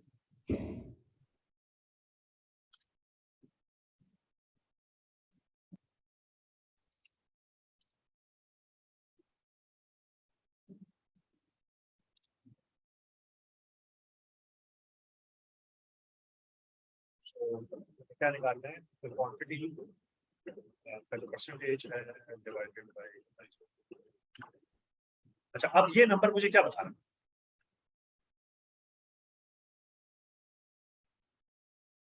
What is this number telling, इसको यहाँ पे डालें नजर। फिर ये वो है इनइलास्टिक। इसका मतलब ये है कि आप अगर, हाँ जी, आप अगर बेसिकली चिकन की प्राइस को बढ़ा भी दें तो जो मेरी क्वांटिटी डिमांडेड है उसके ऊपर इम्पैक्ट कम आ रहा है, ठीक है, इस प्रोपोर्शन की बेसिस के ऊपर जो है। हाँ, लेकिन अगर लेट्स से कि जो प्राइस है वो 100 रुपए थी और 120 प्लेटें बिकती थी, वो 150 हुई और मेरी जो प्लेटें हैं वो हो गई 50। अब क्या नंबर है, दिस वन, इसका क्या मतलब, इट्स एक्सट्रीमली इलास्टिक। इसका मतलब ये है कि प्राइस के चेंज का एडवर्स इफेक्ट आता है मेरी डिमांड के ऊपर। सही सर, एक डेली यूज में जैसे हम कहते हैं कि जी एग्स हैं, सबने नाश्ता करना है, सबने अंडे खाने हैं, तो जितनी मर्जी भी प्राइस बढ़ा देते हैं, मतलब अंडे कराची में 250 250 तक भी गए, तो इसका मतलब है ये इनइलास्टिक है। जी, ये इनइलास्टिक है, लेकिन ये अच्छा, यहाँ पे 3-4 चीजें जो मैं आपको एक्सप्लेन करना चाहूंगा जो कि इंपॉर्टेंट है। बड़ा अच्छा सवाल किया, thank you so very much. Generally observe ये किया गया था कि जो जेनेरिक गुड्स होती हैं, फूड के आइटम्स और स्टफ लाइक दैट, उनमें इलास्टिसिटी जो है ना वो there usually inelastic, there usually inelastic, यानी कि वो हमेशा जो है इस रेंज में गिरेंगे कहीं, बिकॉज उनकी डिमांड है ना ज्यादा। Yes sir. समझ आई ना। लेकिन मैंने रिसेंट टाइम्स में ऑब्जर्व किया है कि ये जो नेचर है ना इस रिलेशनशिप की, ये एटलीस्ट पाकिस्तान में चेंज हो रही है। लोगों ने अंडे खाना छोड़ दिए। अच्छा। People have stopped eating eggs because they're so expensive. 28 रुपए का जो है ना अंडा आता है यार, आई थिंक, पता नहीं कितने का है, ठीक है। तो लोगों people have stopped eating it, उन्होंने खाना छोड़ दिया। अच्छा। तो इसका हाँ जी, तो इन्फ्लेशन का जो है वो ह्यूमन बिहेवियर के ऊपर एक इम्पैक्ट आया जो कि इलास्टिसिटी की नेचर को उसने चेंज करना शुरू कर दिया। अच्छा, इसको कर्टेल करने के लिए जो कंपनीज हैं उन्होंने स्मॉलर डिनोमिनेशंस के एसक्यूज निकालने शुरू कर दिए। जिसका मैंने आपको बताया था कि आप डब्ल्यूटी के थैले आते हैं जिनके अंदर सिर्फ 4 ब्रेड के पीस होते हैं, या छोटे पैकेट्स वाले जो एग्स के अंडों के जो वो होते हैं पैकेजेस, वो कंपनी क्यों करती है? ताकि जो कंज्यूमर है उसको लमसम ज्यादा पैसे ना देने पड़े, वो जो है छोटी डिनोमिनेशन ले जाए लेकिन अंडे खरीदना ना छोड़े। लेकिन वो बंदा जो कि बाहर से खरीद रहा है वो खाना छोड़ देगा। बल्कि in fact I know a lot of people who actually stopped eating eggs because they से यार इट्स टू एक्सपेंसिव। ठीक है, तो वो कहते हैं ना कि हर चीज की एक इलास्टिसिटी होती है। ये एग्जैक्टली ये जेनेरिक गुड्स की एक इलास्टिसिटी थी जो कि एक्सपायर हो गई है। वो अब इतने बढ़ गए हैं कि लोगों ने कह दिया यार तू हेल विद इट, हम अंडा खाएंगे, हम पिछले दिन का सालन जो है पका हुआ जो है वो खा लेंगे। इसी तरह सर फॉर एग्जांपल अब सेवर है, लेट्स से जी वो सेवर फूड्स का जो पुलाव आता है वो लेट्स से 180 रुपए का पहले आता था, नाउ इट्स समवेयर अराउंड 300-350, और let's say if it costs 500 rupees in for instance, तो कोई बंदा भी कहेगा कि यार ये तो बहुत ज्यादा है फॉर अ प्लेट ऑफ सेवर। तो वो यही बात है कि हर चीज की एक पॉइंट है, लिमिट है, उसको ऊपर क्रॉस करोगे तो वेलोसिटी चेंज हो जाएगी। तो बिल्कुल, ये जो ब्रांड की लॉयल्टीज होती है, ये जो जेनेरिक गुड्स में या जिन्हें कहते हैं लो डिनोमिनेशन गुड्स में ब्रांड की लॉयल्टी को एक बहुत बड़ा थ्रेट जो होता है ना इससे होता है। बिकॉज जो कंज्यूमर है ना उसको ब्रांड लॉयल्टी ना एक हद तक आपके साथ लॉयल रखेगी। हेड एंड शोल्डर्स जो है, अगर मैं अगेन वही कह रहा हूँ 80 रुपए की तो खैर उसकी बोतल नहीं मिलती, लेकिन लेट्स से कि 80 रुपए की बोतल जो है ना वो बिकती थी किसी जमाने में, तो उसके साथ एक ब्रांड लॉयल्टी भी थी कस्टमर्स की। लेकिन वो ब्रांड लॉयल्टी एक हद तक है, अगर वो एकदम उस जमाने में उसको 200 रुपए कर देते तो बहुत सारा कस्टमर उनका टूट के चला जाता, because there is an elasticity to what the consumer is actually ready to pay you even if he is brand loyal. अगर वो इलास्टिसिटी एक्सपायर हो जाती है तो consumer is actually going to look for cheaper alternates. In the case of Savour you are going to look for knockoffs of Seven. In the case of let's say Adidas and Nike, you will look for second hand Adidas or Nike. समझे ना मेरी बात? या Chinese knockoff. Does that make sense? ठीक है ना। तो ये दिस इज एक्सट्रीमली इम्पोर्टेंट। ये अच्छा सवाल था आपका कि आपने ये पूछ लिया कि लेकिन जो देखें जो लाइफ सेविंग जो गुड्स है ना, या लाइफ सेविंग से मुराद मतलब ये है कि जो कि एसेंशियल्स हैं या मेडिसिन जैसे मेडिसिन हैं, इनकी इलास्टिसिटी कैसी होती है? मैम आप मुझे ऑनेस्टली बताएं, मुझे नहीं पता कि कैसी होती है, लेकिन आप मुझे ऑनेस्टली बताएं कि पाकिस्तान में जो हेल्थ केयर की तरफ ज्यादातर आवाम का रुझान है वो आपको क्या बताता है? वो आपको यही बताता है कि दे डोंट केयर कि उनको क्या हो रहा है, वो सेल्फ मेडिकेशन कर लेंगे या वो कहेंगे अल्लाह खैर करेगा, और वो डॉक्टर के पास नहीं जाएंगे because there is a monetary cost to it. वो जब डॉक्टर के पास जाएंगे तो उनको डर ये होता है कि उनको एक्सपेंसिव मेडिसिन लेनी पड़ेंगी और घर में पेनाडोल खा लेंगे। एग्जैक्टली, तो दैट इज रॉन्ग ना। तो there is there is actually a cost of this जो कि हमारी आवाम बेयर करती है, वो हम शायद कभी भी डॉक्यूमेंट ना कर सके सही तरीके से, ठीक है ना, लेकिन एक्चुअली ये लोगों को जो कॉस्ट ऑफ लिविंग है वो इम्पैक्ट डालती है और वो हेल्थ केयर एक्सेस ही नहीं कर पाते। फूड के केस में देखिए, फूड एसेंशियल्स की एक बास्केट होती है, आपका सीपीआई जो है वो उस पर कैलकुलेट होता है, जो आपका वो जो एक तो जनरल बास्केट होती है जिसमें आई थिंक 180 आइटम्स होते हैं, और फिर there are food, there are livelihood critical elements as well, जिसमें एग्जैक्ट एसेंशियल्स होते हैं, आटा, दाल, चीनी वगैरह। तो जो आपकी एसेंशियल्स की एक्सेस है अब तो वो थ्रेटन हो गई, और इसी वजह से पाकिस्तान में फूड इनसिक्योरिटी बढ़ी। फूड इनसिक्योरिटी क्या बढ़ती है? जब आपके एसेंशियल्स जो है वो ही एक्सेसिबल नहीं रहते। लोग जब दाल की प्लेट भी नहीं खा सकेंगे बिकॉज इट्स 200 रुपीज या 250 रुपीज अ सर्विंग, तो क्या खाएंगे? घास तो नहीं खा सकते, ठीक है। तो ये अगेन हम बहुत सारी लाइक अगेन आई थिंक मैं बहुत सारे लाइक कॉन्सेप्ट को इकट्ठा एक्सप्लेन करने की कोशिश कर रहा हूँ। I don't want to cause any confusion, but आपने सवाल किया, मैं मुझे लगता है कि इसका ये पर्टिनेंट जवाब है। पाकिस्तान में जो है लोग आई थिंक हेल्थ केयर से शाय अवे करते ही इसी वजह से हैं। Yes yes probably there is certain level of lethargy, लेकिन I think the access to health care is extremely costly and people don't want to get into that cycle, ठीक है ना। Excuse me, sir. जी Sir, the price of petrol and the demand of petrol is perfectly inelastic or inelastic? Okay, perfectly inelastic और perfectly elastic, यार मुझे वैसे पता नहीं है, I can actually try to calculate it. Elastic ही होगा ना, क्योंकि पेट्रोल तो यूज करना ही है लोगों ने, अगर वो रेगुलर कम्यूट कर रहे हैं तो आप किसी भी प्राइस पे बेचें पेट्रोल तो लोग ले ही रहे हैं। नहीं, लेकिन फिर यही है ना कि लोग पैदल भी चलेंगे, लोग आना जाना भी कम करेंगे, कंजम्पशन तो कम करेंगे ना। ये कंजम्पशन कम होगी, लेकिन उसको मैं किस डब्बे में डालूंगा ये मुझे नहीं पता, इस वाले में डालूंगा या इसमें डालूंगा ये मुझे नहीं पता। I do not know this. ये मैं उसी वक्त बता सकता हूँ अगर मैं एक्चुअल वैल्यूज को और क्वांटिटी डिमांडेड को कंपेयर करूँ, लेकिन इम्पैक्ट होगा जरूर, डिमांड पे इम्पैक्ट आएगा मुझे, लेकिन ये नहीं पता कि किस डब्बे में जाएगा,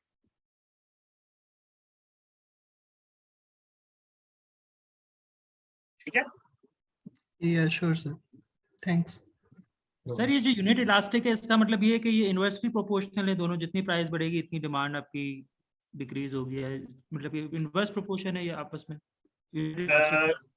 ये परफेक्टली कोरिलेटेड है, इसमें इनवर्स या नॉन इनवर्स मैं नहीं कहूंगा, मैं ये कहूंगा कि जिस प्रोपोर्शन से जो है वो बेसिकली प्राइस इंक्रीज कर रही है, उसी प्रोपोर्शन से इंक्रीज या डिक्रीज कर रही है, उसी प्रोपोर्शन से आपकी डिमांड इंक्रीज और डिक्रीज कर रही है। तो यस, यूनिट इलास्टिक यानी कि परफेक्टली कोरिलेटेड, यानी कि 1 यूनिट ऑन 1 यूनिट का इम्पैक्ट आता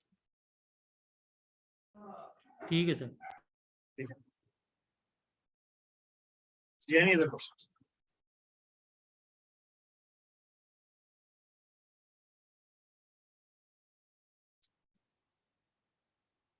ओके, आई होप लोगों को समझ आ गया, बिकॉज इससे रिलेटेड कुछ सवाल होंगे जो असाइनमेंट आप लोगों ने हुआ, तो आप लोगों ने कैलकुलेट करनी होगी एक sort of time series of elasticity. So I hope this concept is clear to you. Moving ahead, थोड़ा सा आगे चलते हैं एंड थोड़ा सा जो है ना और कुछ कॉन्सेप्ट्स को पढ़ने की कोशिश करते हैं। अब we are actually moving from pricing into segmentation या कस्टमर रिलेटेड कुछ टॉपिक्स हैं जो कि मैंने कवर करवाने हैं आपको। I'm actually going to go through them now. So first of all, we are actually going to talk about customer segmentation. ठीक है, और इसको मैं quickly जो है ना I'll just go through it. I'm not going to spend a lot of time. आप लोगों में से वैसे जो है I mean most of you are working professionals. आप लोग किस तरह जो है have you guys actually ever performed customer segmentation? या आप लोगों ने कभी कोई एक्सरसाइज की हो कस्टमर सेगमेंटेशन की स्कूल से बाहर? मेरा मतलब नॉट इन द स्कूल, मेरा मतलब यानी कि actual real life at work. So how do you guys, if you have done customer segmentation, how do you perform it?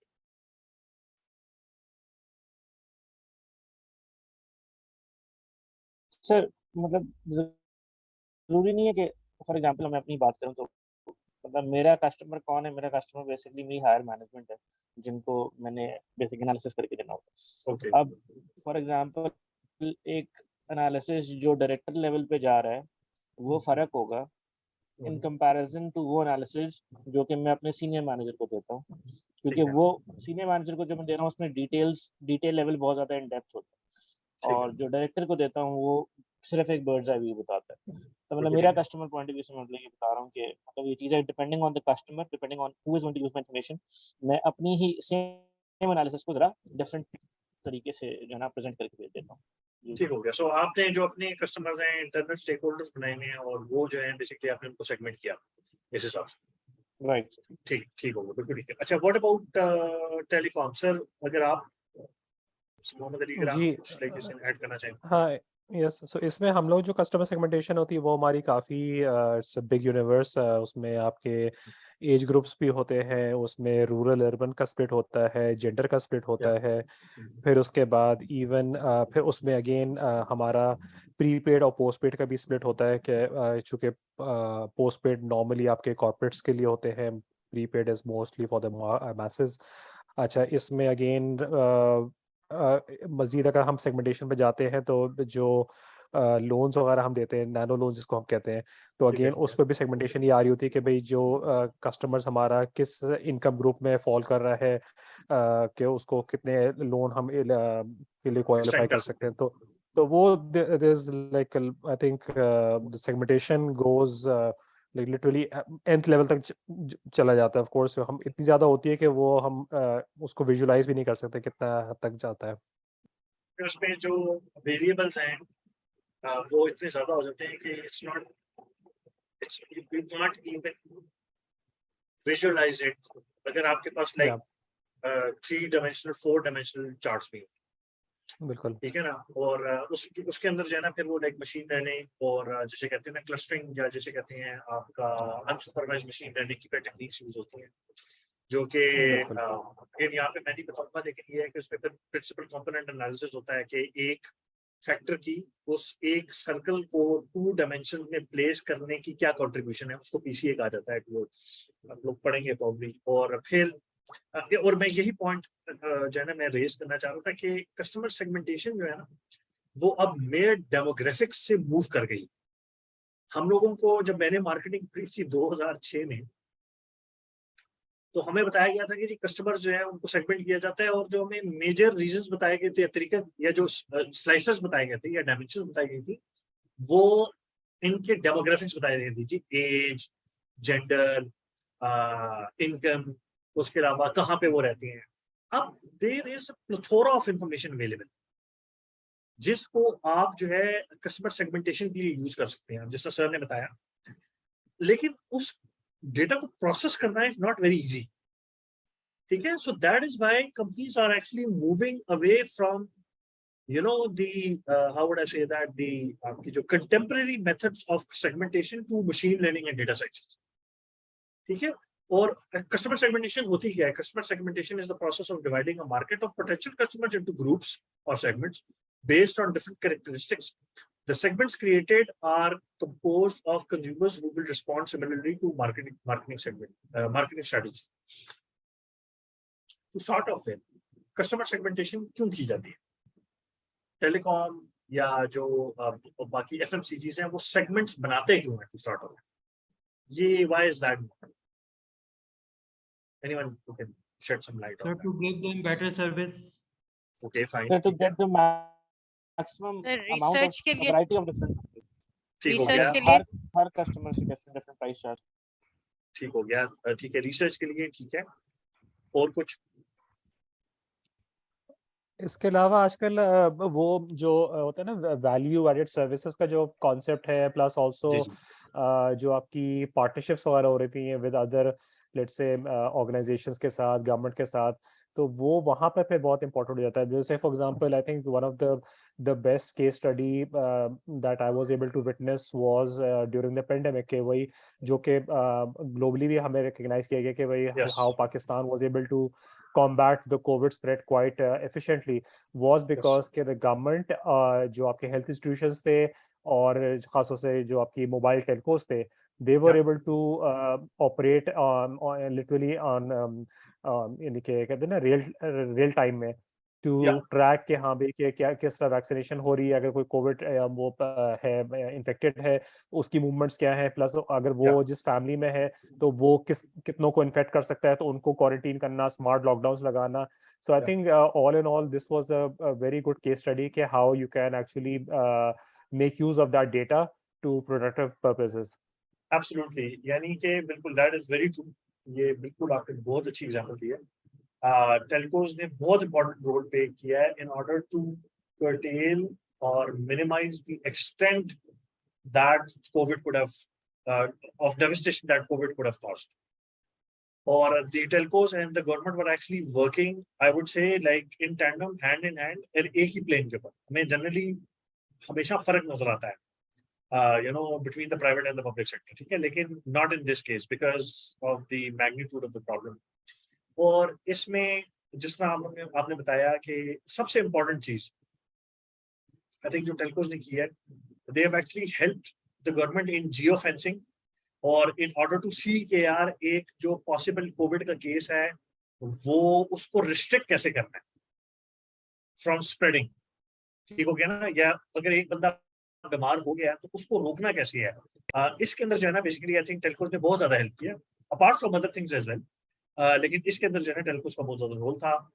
और इसके अलावा जो अगर हम यू नो कंज्यूमर साइड पर आए तो जो टेलकोज हैं वो बहुत ज्यादा सेगमेंटेशन करते हैं. और इसमें जो है एक जो बहुत बड़ा एडवांटेज होता है of actually getting into the customer segmentation exercise, that is के you cannot देखिए अगर आपके 2 मिलियन 3 मिलियन 4 मिलियन कस्टमर है तो आप उन सब के लिए कस्टमाइज्ड ऑफरिंग नहीं बना सकते. It's very hard. तो जो सेगमेंटेशन है वो आपको अपने कस्टमर्स के बंडल्स बनाने में हेल्प करती है जिन्हें फिर आप सिमिलर मार्केटिंग स्ट्रेटजीज जो है ना के जरिए एंटाइज करते हैं कि आपकी सर्विसेज खरीदें. So it makes good business sense to actually develop segments ताकि उनको एक ही किस्म की मार्केटिंग कैंपेन जो है या मार्केटिंग स्ट्रेटजी उनके ऊपर अप्लाई की जा सके. अब यहाँ पर जो बात आती है कि सेगमेंटेशन जो है वो ऑटोमेट हो गई है.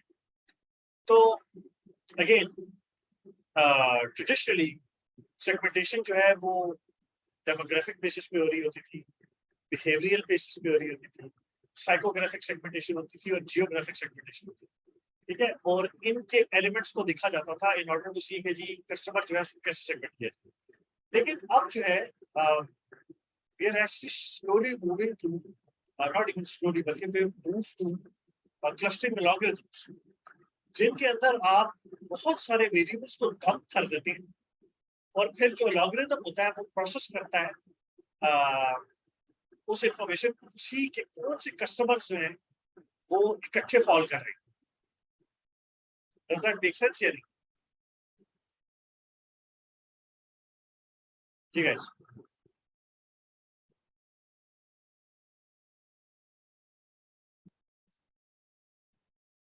Guys, can you hear me?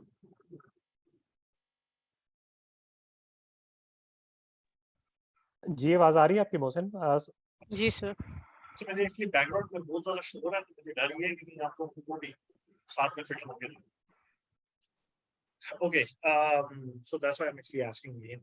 So, अच्छा अब इसमें जो कुछ क्लस्टरिंग के लॉगरिथम्स हैं, अब तो मजे की बात ये है कि कुछ आपके BI के टूल्स हैं जिनमें ऑफ द शेल्फ जो है कुछ क्लस्टरिंग के लॉगरिथम्स आते हैं. फॉर एग्जांपल जो है if you go to Tableau, तो टैब्लू में जो है आपका जो एनालिटिक्स का फंक्शन है उसके अंदर बेसिकली के मीन्स जो है वो अवेलेबल होती है. So I actually show it to you. तो आप to a certain extent clustering जो है वो इसके अंदर भी कर सकते हैं. You can actually just simply do it on in your BI tools as well. ठीक है, इसके लिए कोई बहुत एक्सपेंसिव जिसे कहते हैं ना मशीन लर्निंग तो कोई लॉगरिथम जो है ना आपको कॉल शायद ना ही करना पड़े. For example if I go over in analytics तो आप ये देखिए क्लस्टर्स आप बना सकते हैं और एग्जैक्टली इसके अंदर के मीन्स का फॉर्मूला यूज हो रहा है. क्लस्टरिंग के मुख्तलिफ लॉगरिथम्स होते हैं, लेकिन के मीन्स जो है वो एक बड़ी सिंपल सा तरीकेकार है जो डिस्टेंसिंग के फॉर्मूलाज को यूज करके ये निकालता है कि कौन से जो डेटा पॉइंट्स हैं वो इकट्ठे करें और उनकी बेसिस के ऊपर फिर आप उनके कैरेक्टरिस्टिक्स को. सो लेट्स से कि what you do is you do this so called kitchen sink approach. आपके पास कस्टमर के बहुत सारे डेटा पॉइंट्स हैं, आप उनको एक जगह पे डंप करेंगे और उसके बाद फिर आप देखेंगे कि यार इनके क्लस्टर्स कैसे बन रहे हैं and then you can see those individual clusters to come up with the strategy. अच्छा यार ये क्लस्टर है, इसके दरमियान में मुझे ये कॉमनैलिटीज नजर आ रही, तो मैं इनको जो है ना ये मार्केटिंग ऑफर कर सकता हूँ या ये जो है ना मैं इनकी मार्केटिंग स्ट्रेटजी बनाता हूँ. एक्सट्रीमली यूजफुल बिकॉज आप जो है ना बेसिकली हवा में कोई चीज नहीं कर रहे थे, आपके पास एक्चुअली हार्डकोर डेटा होता है जिसकी बेसिस पे आप एक्चुअली कस्टमर के कैरेक्टरिस्टिक्स को आइडेंटिफाई करते हैं कि अच्छा यार इस ग्रुप के ये कैरेक्टरिस्टिक्स हैं, इस ग्रुप के ये कैरेक्टरिस्टिक्स हैं, तो मैं इस वाले ग्रुप के लिए ग्रुप ए के लिए ये स्ट्रेटजी बनाऊंगा, ग्रुप बी के लिए ये स्ट्रेटजी. ठीक है, सो ये कुछ लॉगरिथम्स हैं जो कि बेसिकली क्लस्टरिंग के लिए यूज होते हैं. अगेन इनमें से सारे ऐसे नहीं हैं जो कि बेसिकली आप कस्टमर क्लस्टरिंग के लिए करेंगे. फॉर एग्जांपल जो डीबी स्कैन है या नहीं सॉरी नॉट डीबी स्कैन, जो बर्च है ये इनफैक्ट यूज होता है नेचुरल साइंसेस के, but it's a clustering formula. जो सबसे ज्यादा यूज होने वाला है clustering formula for commercial uses that is के मीन शिफ्ट और अफिनिटी प्रोपेगेशन मैंने जनरली होते हुए देखा इसको यूज. ठीक है, और ये आपको हेल्प करते हैं यू नो अगर if you are customer centric you know business तो उसके अंदर आपको हेल्प करेगा in order to cluster the customers. ठीक है, अच्छा अब एक second, should I do this way? Any questions this far? यहाँ तक किसी का कोई सवाल?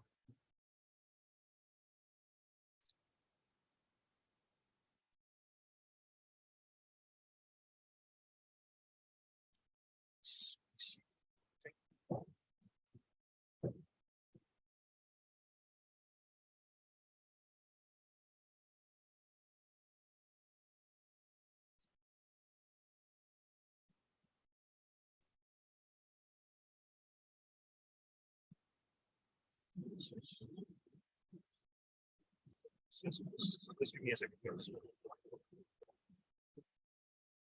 I just want to check something. हमने आज कितना में वो करने की जरूरत है.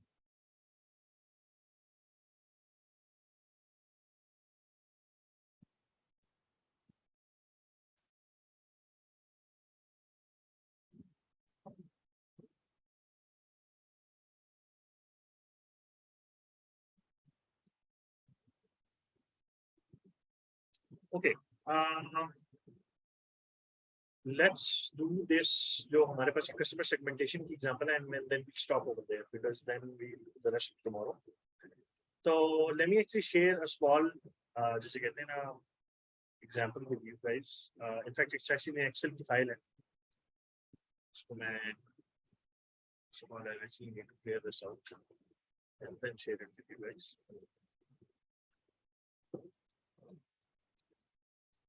So एक छोटी सी एक्सरसाइज है. वैसे तो असाइनमेंट जब मैं आपको दूंगा तो उसके अंदर एक काफी कॉम्प्रिहेंसिव सवाल है कस्टमर सेगमेंटेशन से रिलेटेड, लेकिन एक छोटी सी एक्सरसाइज हम क्लास के अंदर भी कर लेते हैं. एक छोटी सी केस स्टडी सी बनाई हुई है मैंने, इसको हम करते हैं. Let's try that.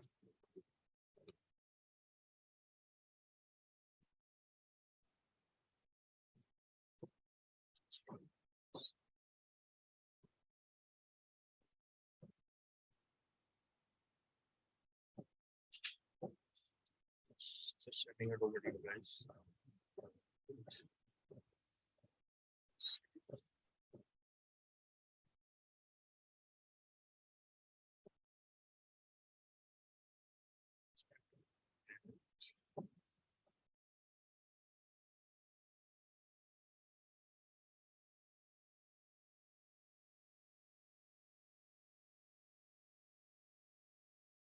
So I'm going to share a small file with you. इसको प्लीज अपने पास डाउनलोड करके खोल लें.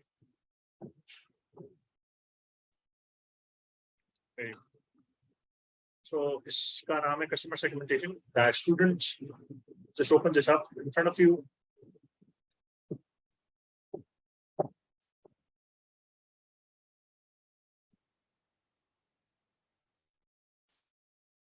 मैं भी खोल लेता हूँ और let's try to look at this example.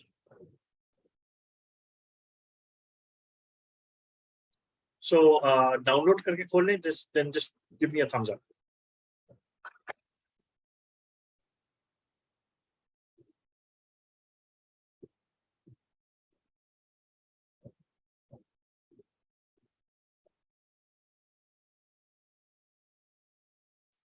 Okay. बाकी लोग भी just download the file and open it up. जी जरी अपने हैंड रेज किया था अपना. जी नहीं सर, डाउनलोड हो गई है. मैं कहा शायद आप डाउनलोड का पूछ रहे हैं. जी ओके. तो it's a simple case study जो है ना, basically there is a mall. ये मॉल का डेटा है और इसके अंदर जो है बेसिकली आपके पास आपकी कस्टमर आईडी है, यू हैव एज, उनका एक्सपेंडिंग स्कोर है और उनकी एनुअल इनकम. ठीक है. And the mall management has decided to take a leap of faith and step into apparel business by launching their own brand. For starters, they would like to produce unisex jackets. To simplify things, they want to develop a target customer profile based on the customer annual income and spending score. ये इनका target. And for that, they have requested us to have a look at the data and its characteristics. तो अगर हमारे पास ये हो तो what can we use from this data? हम किन चीजों की बेसिस पर कर सकते हैं? What can we look at? हमारे पास क्या अवेलेबल?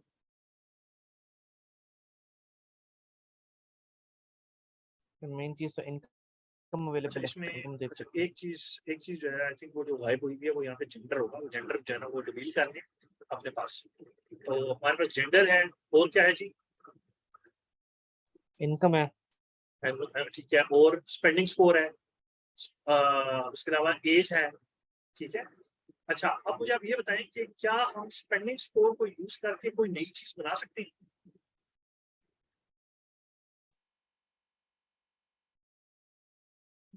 तो हमें पता है कि उनका $33,000 की अगर एनुअल इनकम है और उनका स्पेंडिंग स्कोर 46 का है या 46% है, तो वो हमारे मॉल में कितना खर्च कर रहे हैं? So ये स्पेंडिंग स्कोर से आपका बेसिकली क्या मुराद है? It's the percentage of spending they do in the mall. 46% of my income I spend in the mall. हाँ जी, in the mall. Yes. तो एनुअल इनकम के साथ अगर इसे मल्टीप्लाई करें तो क्या बनेगा? एक्चुअल अमाउंट स्पेंट आ जाएगी ना. Amount spent. तो ये एक नया मेजर हम बना सकते थे इस डेटा से. तो हमने थोड़ा सा डेटा की इनरिचमेंट की है.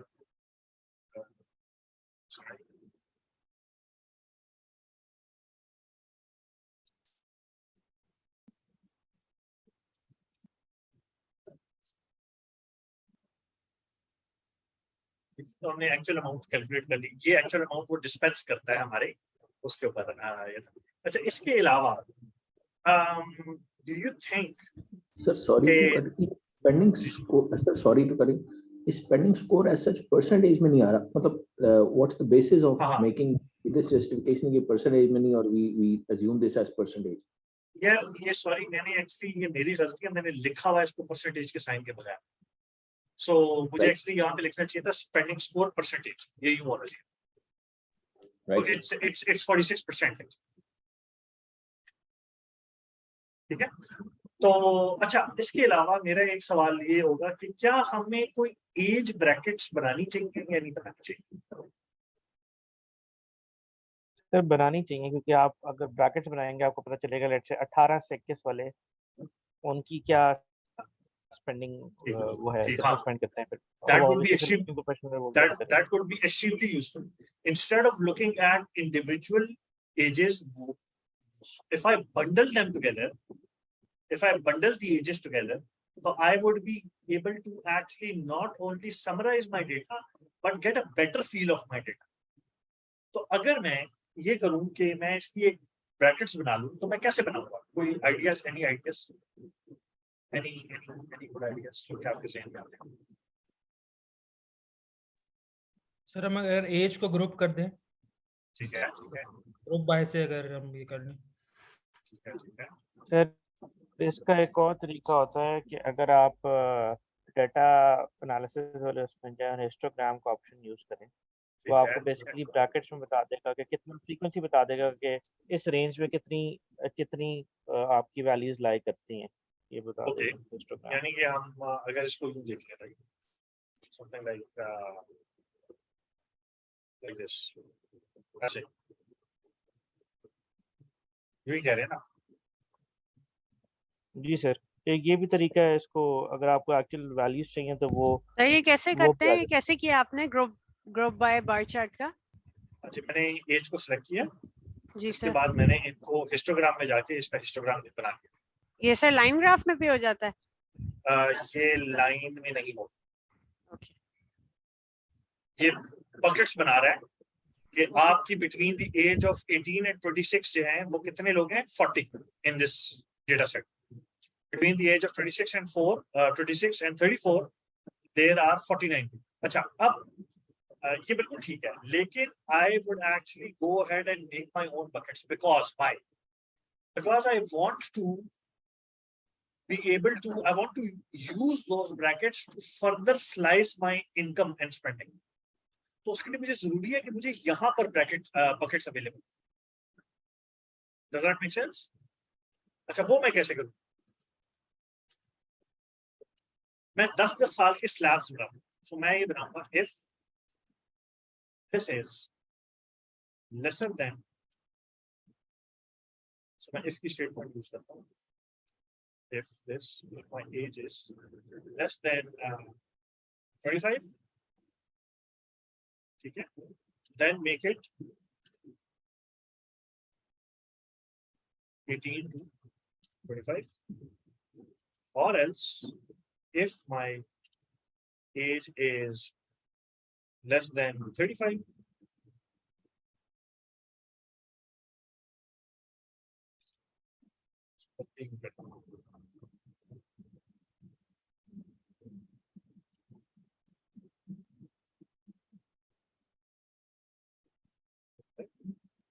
so then it is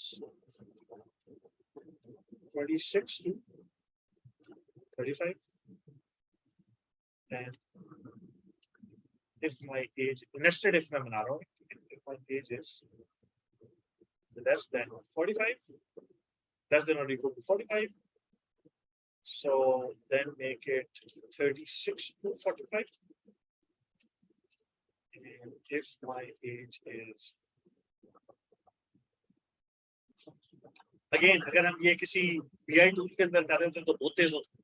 अभी क्योंकि मैं एक्सेल में कर रहा हूँ तो मुझे ये स्टेटमेंट लिखनी पड़ती है। My age is less than 55, then make it 46 to 55.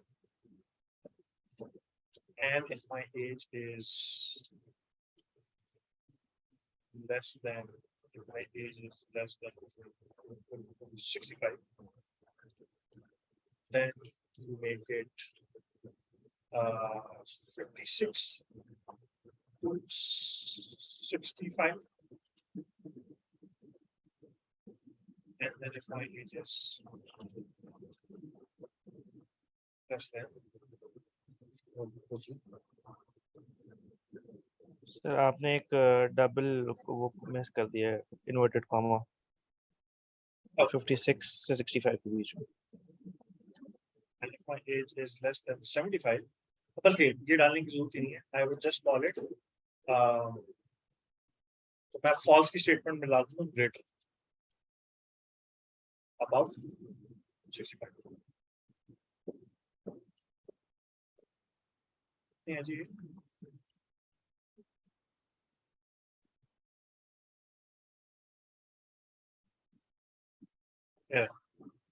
so ये मेरे पास पॉकेट्स बन।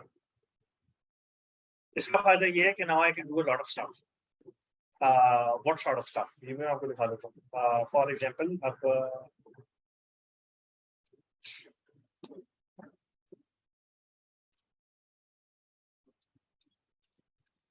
so if anybody could tell me which age slab has the highest and average annual income. अगर आप लोगों ने मुझे फॉलो किया है इस स्लैब बनाने में, तो which age slab, इसमें हम पिवट लगा लेंगे तो हमें पता चल जाएगा.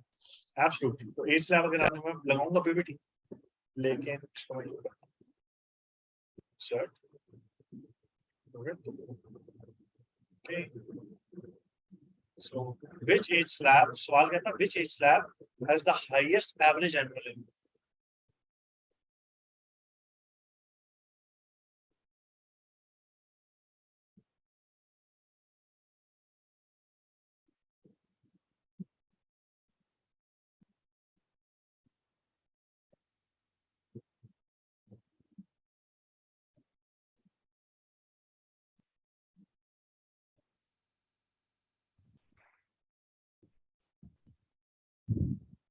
जी 36 to 45, sir.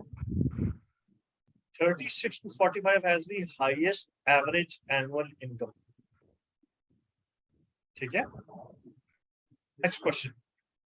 How can we calculate? चाहिए तो खैर हमने निकाल लिया पर रेवेन्यू कस्टमर. जब हमने एक्चुअल अमाउंट स्पेंड निकाली तो ये जो स्पेंड करते हैं यही रेवेन्यू है for the mall. Which age slab brings in the highest average revenue to the mall? So it would be the same thing, but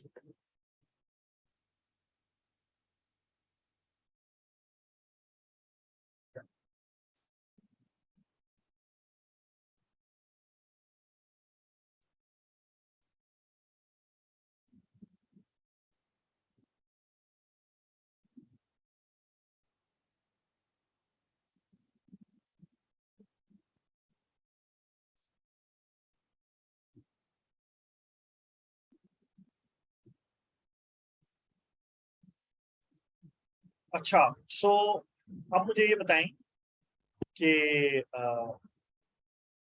does this make sense?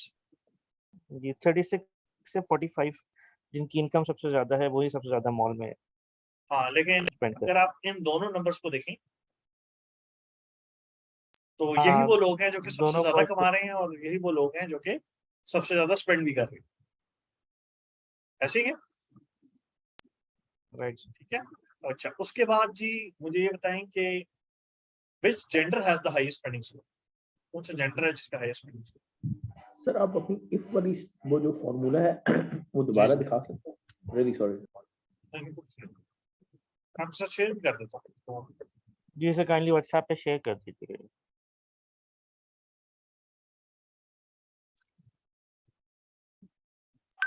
और sir एक और क्वेश्चन है कि इस शीट में जब भी आप कोई चीज करते हैं तो वो एट द रेट एज करता है, लेकिन नॉर्मली एक्सेल में शीट्स में इस तरह नहीं होता. Any specific reason for this? उसकी वजह ये है कि मैंने इसका टेबल बनाया है. This is a table. ये टेबल कैरेक्टरिस्टिक्स के साथ आ रहा है. अगर मैं इसका टेबल खत्म कर दूं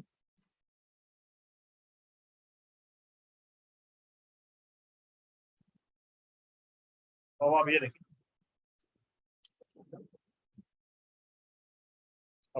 इट्स अ सिंगल सेल. सही से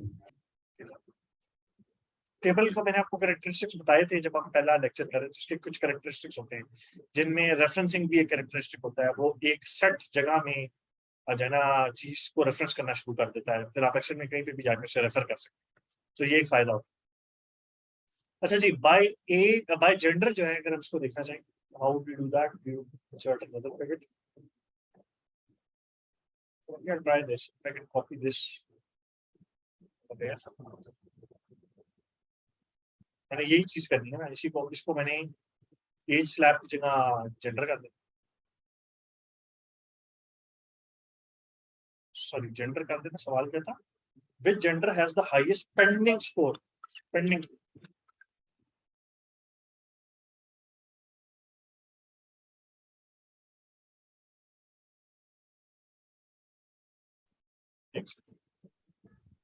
हाँ जी, तो स्पेंडिंग स्कोर है ये एवरेज नहीं. हाँ जी एग्जैक्ट, तो मेल्स ही ज्यादा खर्च करेंगे। Okay, so which gender has the highest spending score, ठीक है। ये सिंपल मैक्स से नहीं हो जाएगा, मैक्सिमम एक्चुअली ये मैक्स होगा। ये मैंने स्लैब में डाल के इसको गलत किया, लेकिन ये मैक्स होगा, एक्चुअली ये मैक्स। अच्छा, व्हाट इफ कि मैं ये कैलकुलेट करूं कि which gender and age slab combined together have the highest spending score, तब मैं क्या करूं?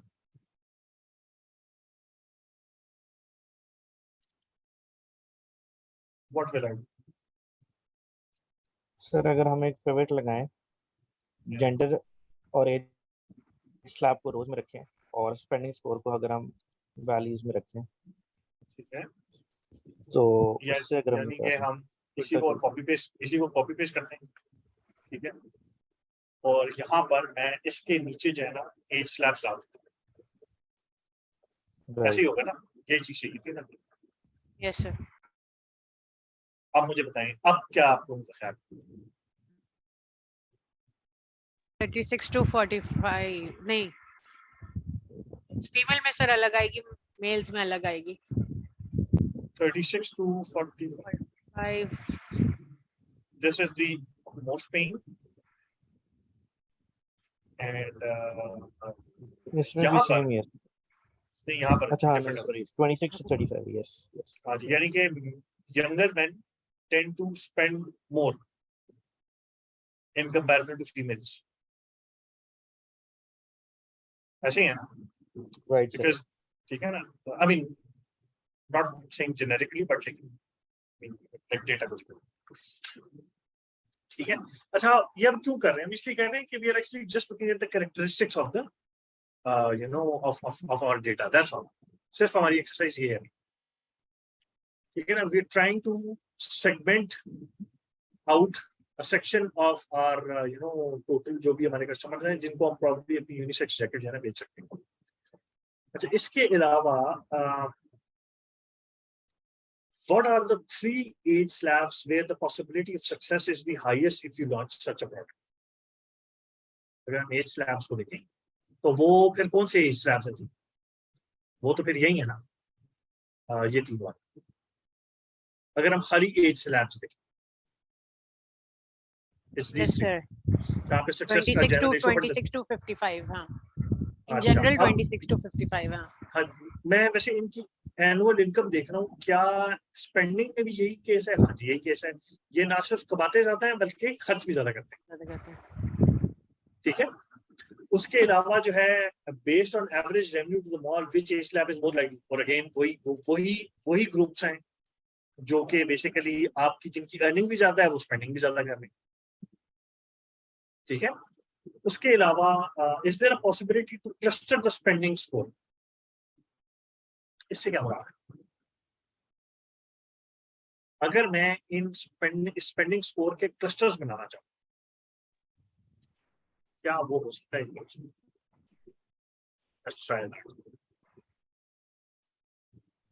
सर क्लस्टर चार्ट डालेंगे आप? इंसर्ट मैं क्लस्टर चार्ट ही करूंगा, लेकिन मैं कैसे क्लस्टर चार्ट करूंगा?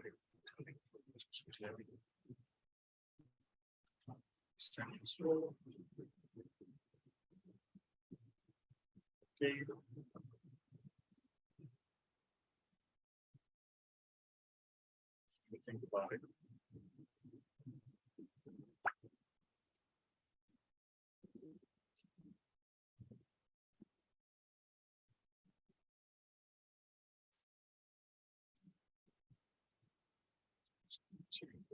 Yes, yes.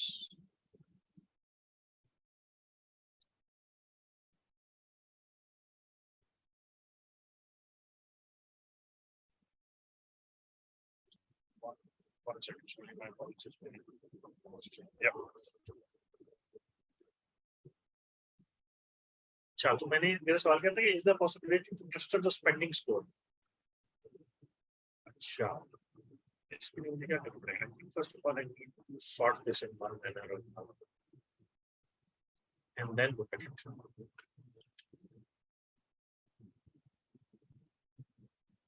Nice. So,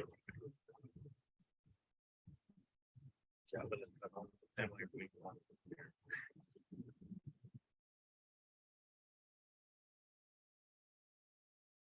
अच्छा, okay.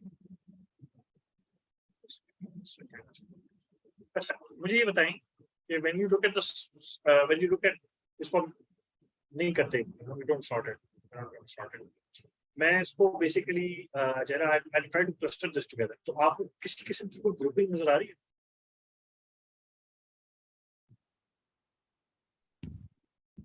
नहीं सर, ये जो हमने अब तक जितना भी वो किया एनालिसिस किया, ये तो उसके अगेंस्ट ही जा रहा है। ठीक है, एग्जैक्टली। अच्छा, व्हाट इफ के I look at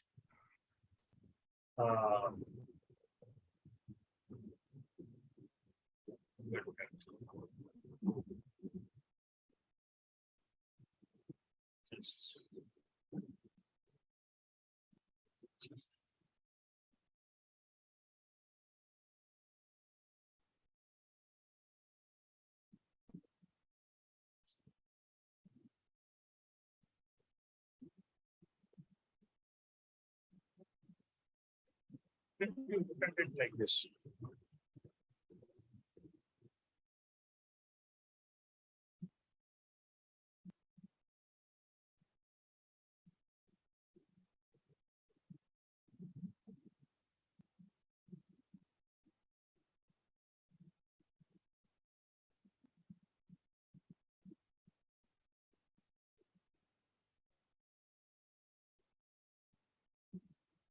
Probably I don't see any order over here, right?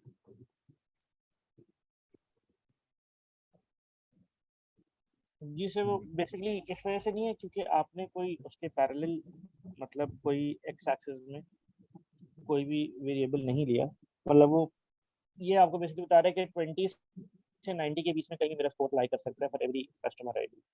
अगर आप Yeah, but एज को that's- लेते हैं फॉर एग्जांपल लेते हैं तो शायद क्लस्टर बने with in age groups.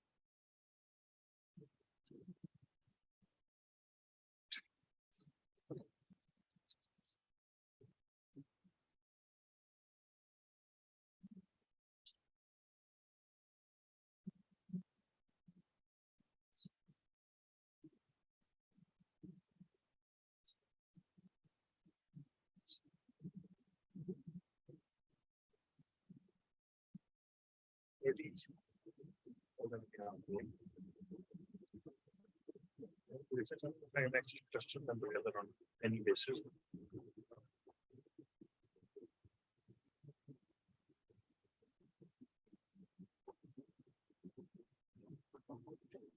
Okay.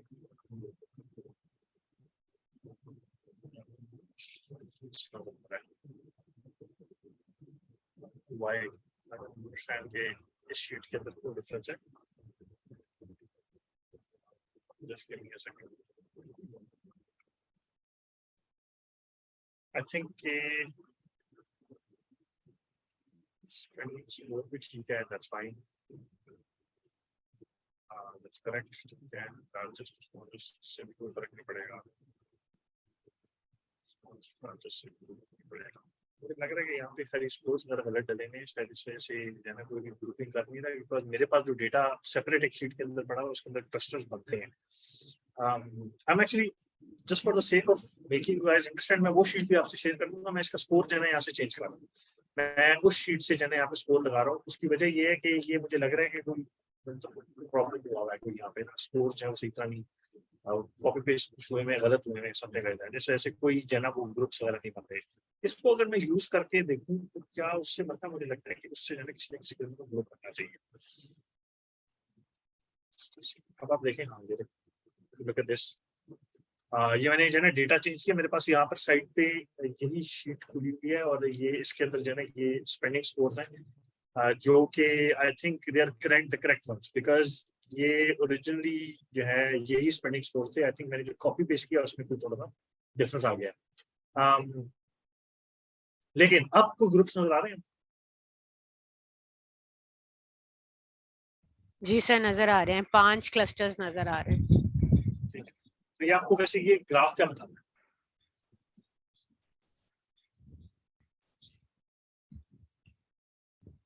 इससे डिफरेंट एज सेगमेंट्स में क्लस्टर बन सकता है, ठीक है, डिफरेंट एज सेगमेंट्स में क्लस्टर बन बेस्ड सकता है, on okay gender fine. Based of gender तो यहाँ से नहीं बता सकते। यहाँ से जेंडर से, यहाँ जेंडर पे नहीं बता सकेंगे यार। सो एसेंशियली मैं सिर्फ बताना ये चाह रहा हूँ कि there are 5 distinct groups which are bundling together on the basis of वो स्पेंडिंग कैसे करते हैं। So there is this group, then there is this group, then there is this group, then there is this group, and then there is this group as well. ठीक है, now जो clustering के logarithms होते हैं वो इसी तरह को काम कर, इसी तरह का आपको है ना कोई ना कोई विजुअल बना कर देंगे। और फिर the strategy is कि you then go ahead and look at these individual clusters for different characteristics। जो मैं आपको किचन सिंक अप्रोच बता रहा हूँ वो यही होता है। आप तो जेंडर के साथ भी बनाएंगे, जेंडर और स्कोर, और उसके साथ जो फिर कॉमन क्लस्टर्स निकल के आएंगे, फिर आप जेंडर के साथ भी बना सकते हैं, इनकम के साथ भी बनाएंगे, इनकम के साथ भी बनाएंगे। लेकिन उसमें ये बात याद रखिएगा कि जेंडर जो है ना वो जनरली जो भी कोई भी मशीन लर्निंग जो मॉडल है ना वो मेल और फीमेल जो है ना वो एक्सेप्ट नहीं करेगा। इसकी आपको कोई ना कोई वन हॉट एन्कोडिंग करनी पड़ेगी, बाइनरी कर देंगे इसको। जी बाइनरी कर देंगे इसको 1001 इस तरह कर देंगे, ठीक है। और वो फिर जो मशीन लर्निंग मॉडल है वो इसको रीड करेगा और फिर देखेगा कि इसने किस ग्रुप के अंदर जाना है। यस सर, ठीक है ना। और उसकी तो मैं इसलिए कह रहा हूँ कि that is a kitchen sink approach. Kitchen, you throw the kitchen sink at the machine learning model, you throw everything into the model, you know, everything जो कि आपको लगता है relevant, and then you try to process it to see कि अच्छा यार इसमें से जो है वो क्या चीज जो है वो बेसिकली वो है वो मॉडल फिर आपको बताता है कि कौन से कस्टमर जो है ना वो अपनी इन मैथमेटिकल कैरेक्टरिस्टिक्स की वजह से इकट्ठे ग्रुप हो रहे हैं। तो इस तरह की कोई चीज बनती है, ठीक है ना। And this is what you know automated clustering looks like. ठीक है, सो एनी क्वेश्चंस दिस फार?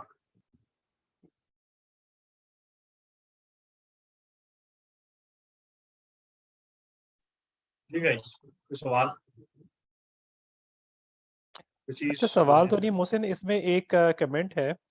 तो when we have these different clusters वगैरह, तो अब अगर again just from a marketeer perspective मुझे ये बताइए कि इसमें जो हम लोग अभी पहले हम लोग ये देख रहे थे ना, जो इलास्टिसिटी का जो कॉन्सेप्ट था, तो इसके ऊपर हम लोग इलास्टिसिटी वगैरह भी हम फिर रन कर सकते हैं कि भाई हमारे जो डिफरेंट जो हमारे सेगमेंट्स वगैरह जो बन रहे हैं इसमें से हमने उनमें भी मजीद किस तरह से फोकस करना है आगे चीजों को, प्राइसिंग के हवाले से, क्वांटिटी के।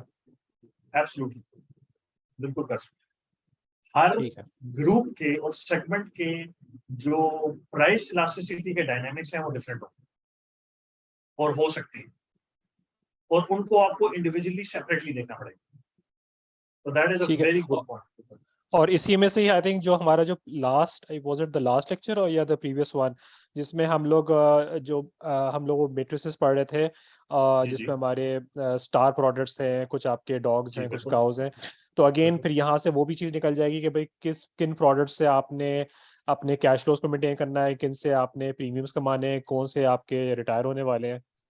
एब्सोल्युटली, हम एग्जैक्टली उस तरह भी देख सकते हैं, या फिर हम ये भी देख सकते हैं बेस्ड ऑन कैरेक्टरिस्टिक्स कि हम किस क्वाड्रेंट का प्रोडक्ट जो है वो किस कस्टमर को ऑफर करेंगे। It could be the other way around as well. ठीक है, बिल्कुल सही है। ठीक है ना। तो there could be an overlap, लेकिन इसकी बेसिस पे आप ये भी कर सकते हैं कि किस कस्टमर ग्रुप को मैं किस क्वाड्रेंट वाले प्रोडक्ट के साथ डालूं।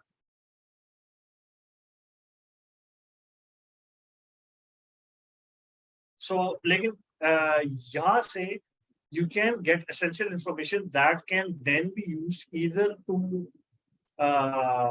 push this data into some sort of framework, या आपने अगर इसमें से इलास्टिसिटी निकालनी हो इंडिविजुअल ग्रुप्स की, सो इस ग्रुप की क्या इलास्टिसिटी के डायनामिक्स, इस ग्रुप के क्या है, इस ग्रुप के क्या है, ये कैसे प्राइस चेंज को रिस्पॉन्ड करता है, ये कैसे करता है। So this is an exercise in its own self अगर देखा जाए। सर जब हम ये क्लस्टरिंग करते हैं तो हम मोर देन 2 वेरिएबल्स को ले सकते हैं? आप y जैसे हमने लिया हुआ है इसमें, तो अगर मुझे 3 वेरिएबल चाहिए, अगर मैं इसमें एज भी ऐड कर दूं तो is it possible? It is possible but not in Excel. मेरा मतलब आप तो 2000 वेरिएबल भी ले सकते हैं, ठीक है, लेकिन you would need high level of computation and some sort of methodology to interpret कि जो रिजल्ट आ रहा है वो उसका क्या मतलब है। जी ठीक ये है बहुत ना? इम्पोर्टेंट देखो, जी। ये बहुत important, क्योंकि देखिए ये बात याद रखें, हमारा लिमिटेशन क्या है।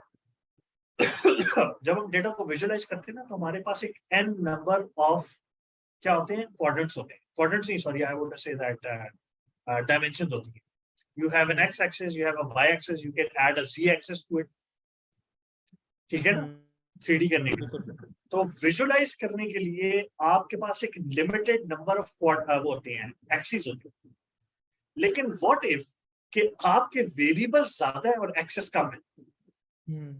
सो यानी कि मैं क्या कहना चाह रहा हूँ, मैं कहना ये चाह रहा हूँ, आई विश आई हैड, मेरे पास अवेलेबल नहीं है, लेकिन ये है कि आपका जो कैसे जैसे कि आपकी एक्स एक्सिस के ऊपर जो है ना एक वेरिएबल है, वाई के ऊपर एक और वेरिएबल है, और जी के ऊपर एक और वेरिएबल है, और इन तीनों की जो क्लस्टरिंग का जो भी आपने लॉगरिथम बनाया, इन तीनों का जो इंटरसेक्शन बन रहा है उसकी वजह से कस्टमर कहीं पे प्लेस हुआ है। लेकिन व्हाट इफ कि आपके वेरिएबल्स ही 2000 है, तो क्या आप 2000 यहाँ पर वो ऐड कर सकेंगे जो है एक्सिस विजुअल प्लेन के अंदर?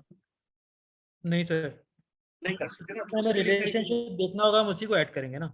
एग्जैक्टली, लेकिन जैसे कि आपने रिलेशनशिप 200 वेरिएबल्स के दरमियान में देखा, तो आप कैसे करेंगे? और ये पॉसिबल है। सर क्लबिंग कर देंगे जिस तरह अभी हमने एज के लिए की है। एब्सोल्युटली, ये तरीका भी है। ओके फाइन, चलिए आपने क्लबिंग कर दी, फिर भी आपके पास 100 वेरिएबल।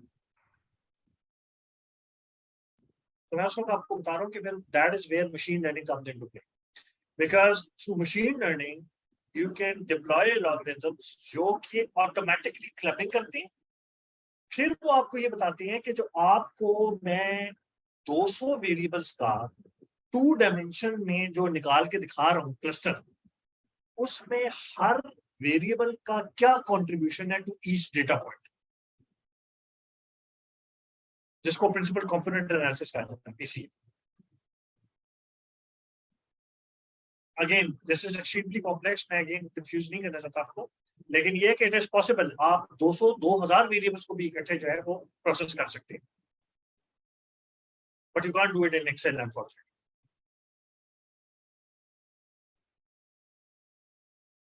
जिस तरह ये फेसबुक, जिस तरह सर हम जो फेसबुक पे देखते हैं, जो हमारे वो जो पोस्ट आ रही होती हैं, वो बेस्ड ऑन और जो हिस्ट्री और ये जो हमारे रिकमेंडेशंस हैं, जो उसी से फिर वो निकालते होंगे जो तो वो आपके एब्सोल्युटली, तो आपके ख्याल में वो ये 4 वेरिएबल्स देख रहे थे ना?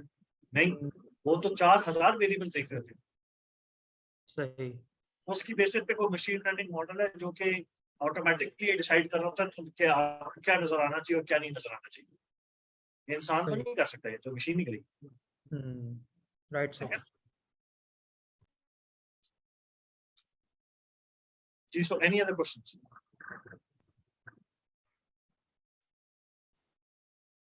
So guys, I'm going to stop over here. अगर कोई सवाल नहीं है तो इंशाल्लाह then I'll see you guys tomorrow. But you know, just I'll stop here and I'll open the floor for questions. अगर कोई सवाल है प्लीज पूछें, अगर नहीं तो then I think we'll call it a day. ठीक है sir, thank you Mohsin. You're welcome, sir. ठीक है guys, I'll see you guys tomorrow. Inshallah, take care. Have fun. Inshallah, see you guys. Thank you, sir. Sir, हाफिज़। Allah Hafiz.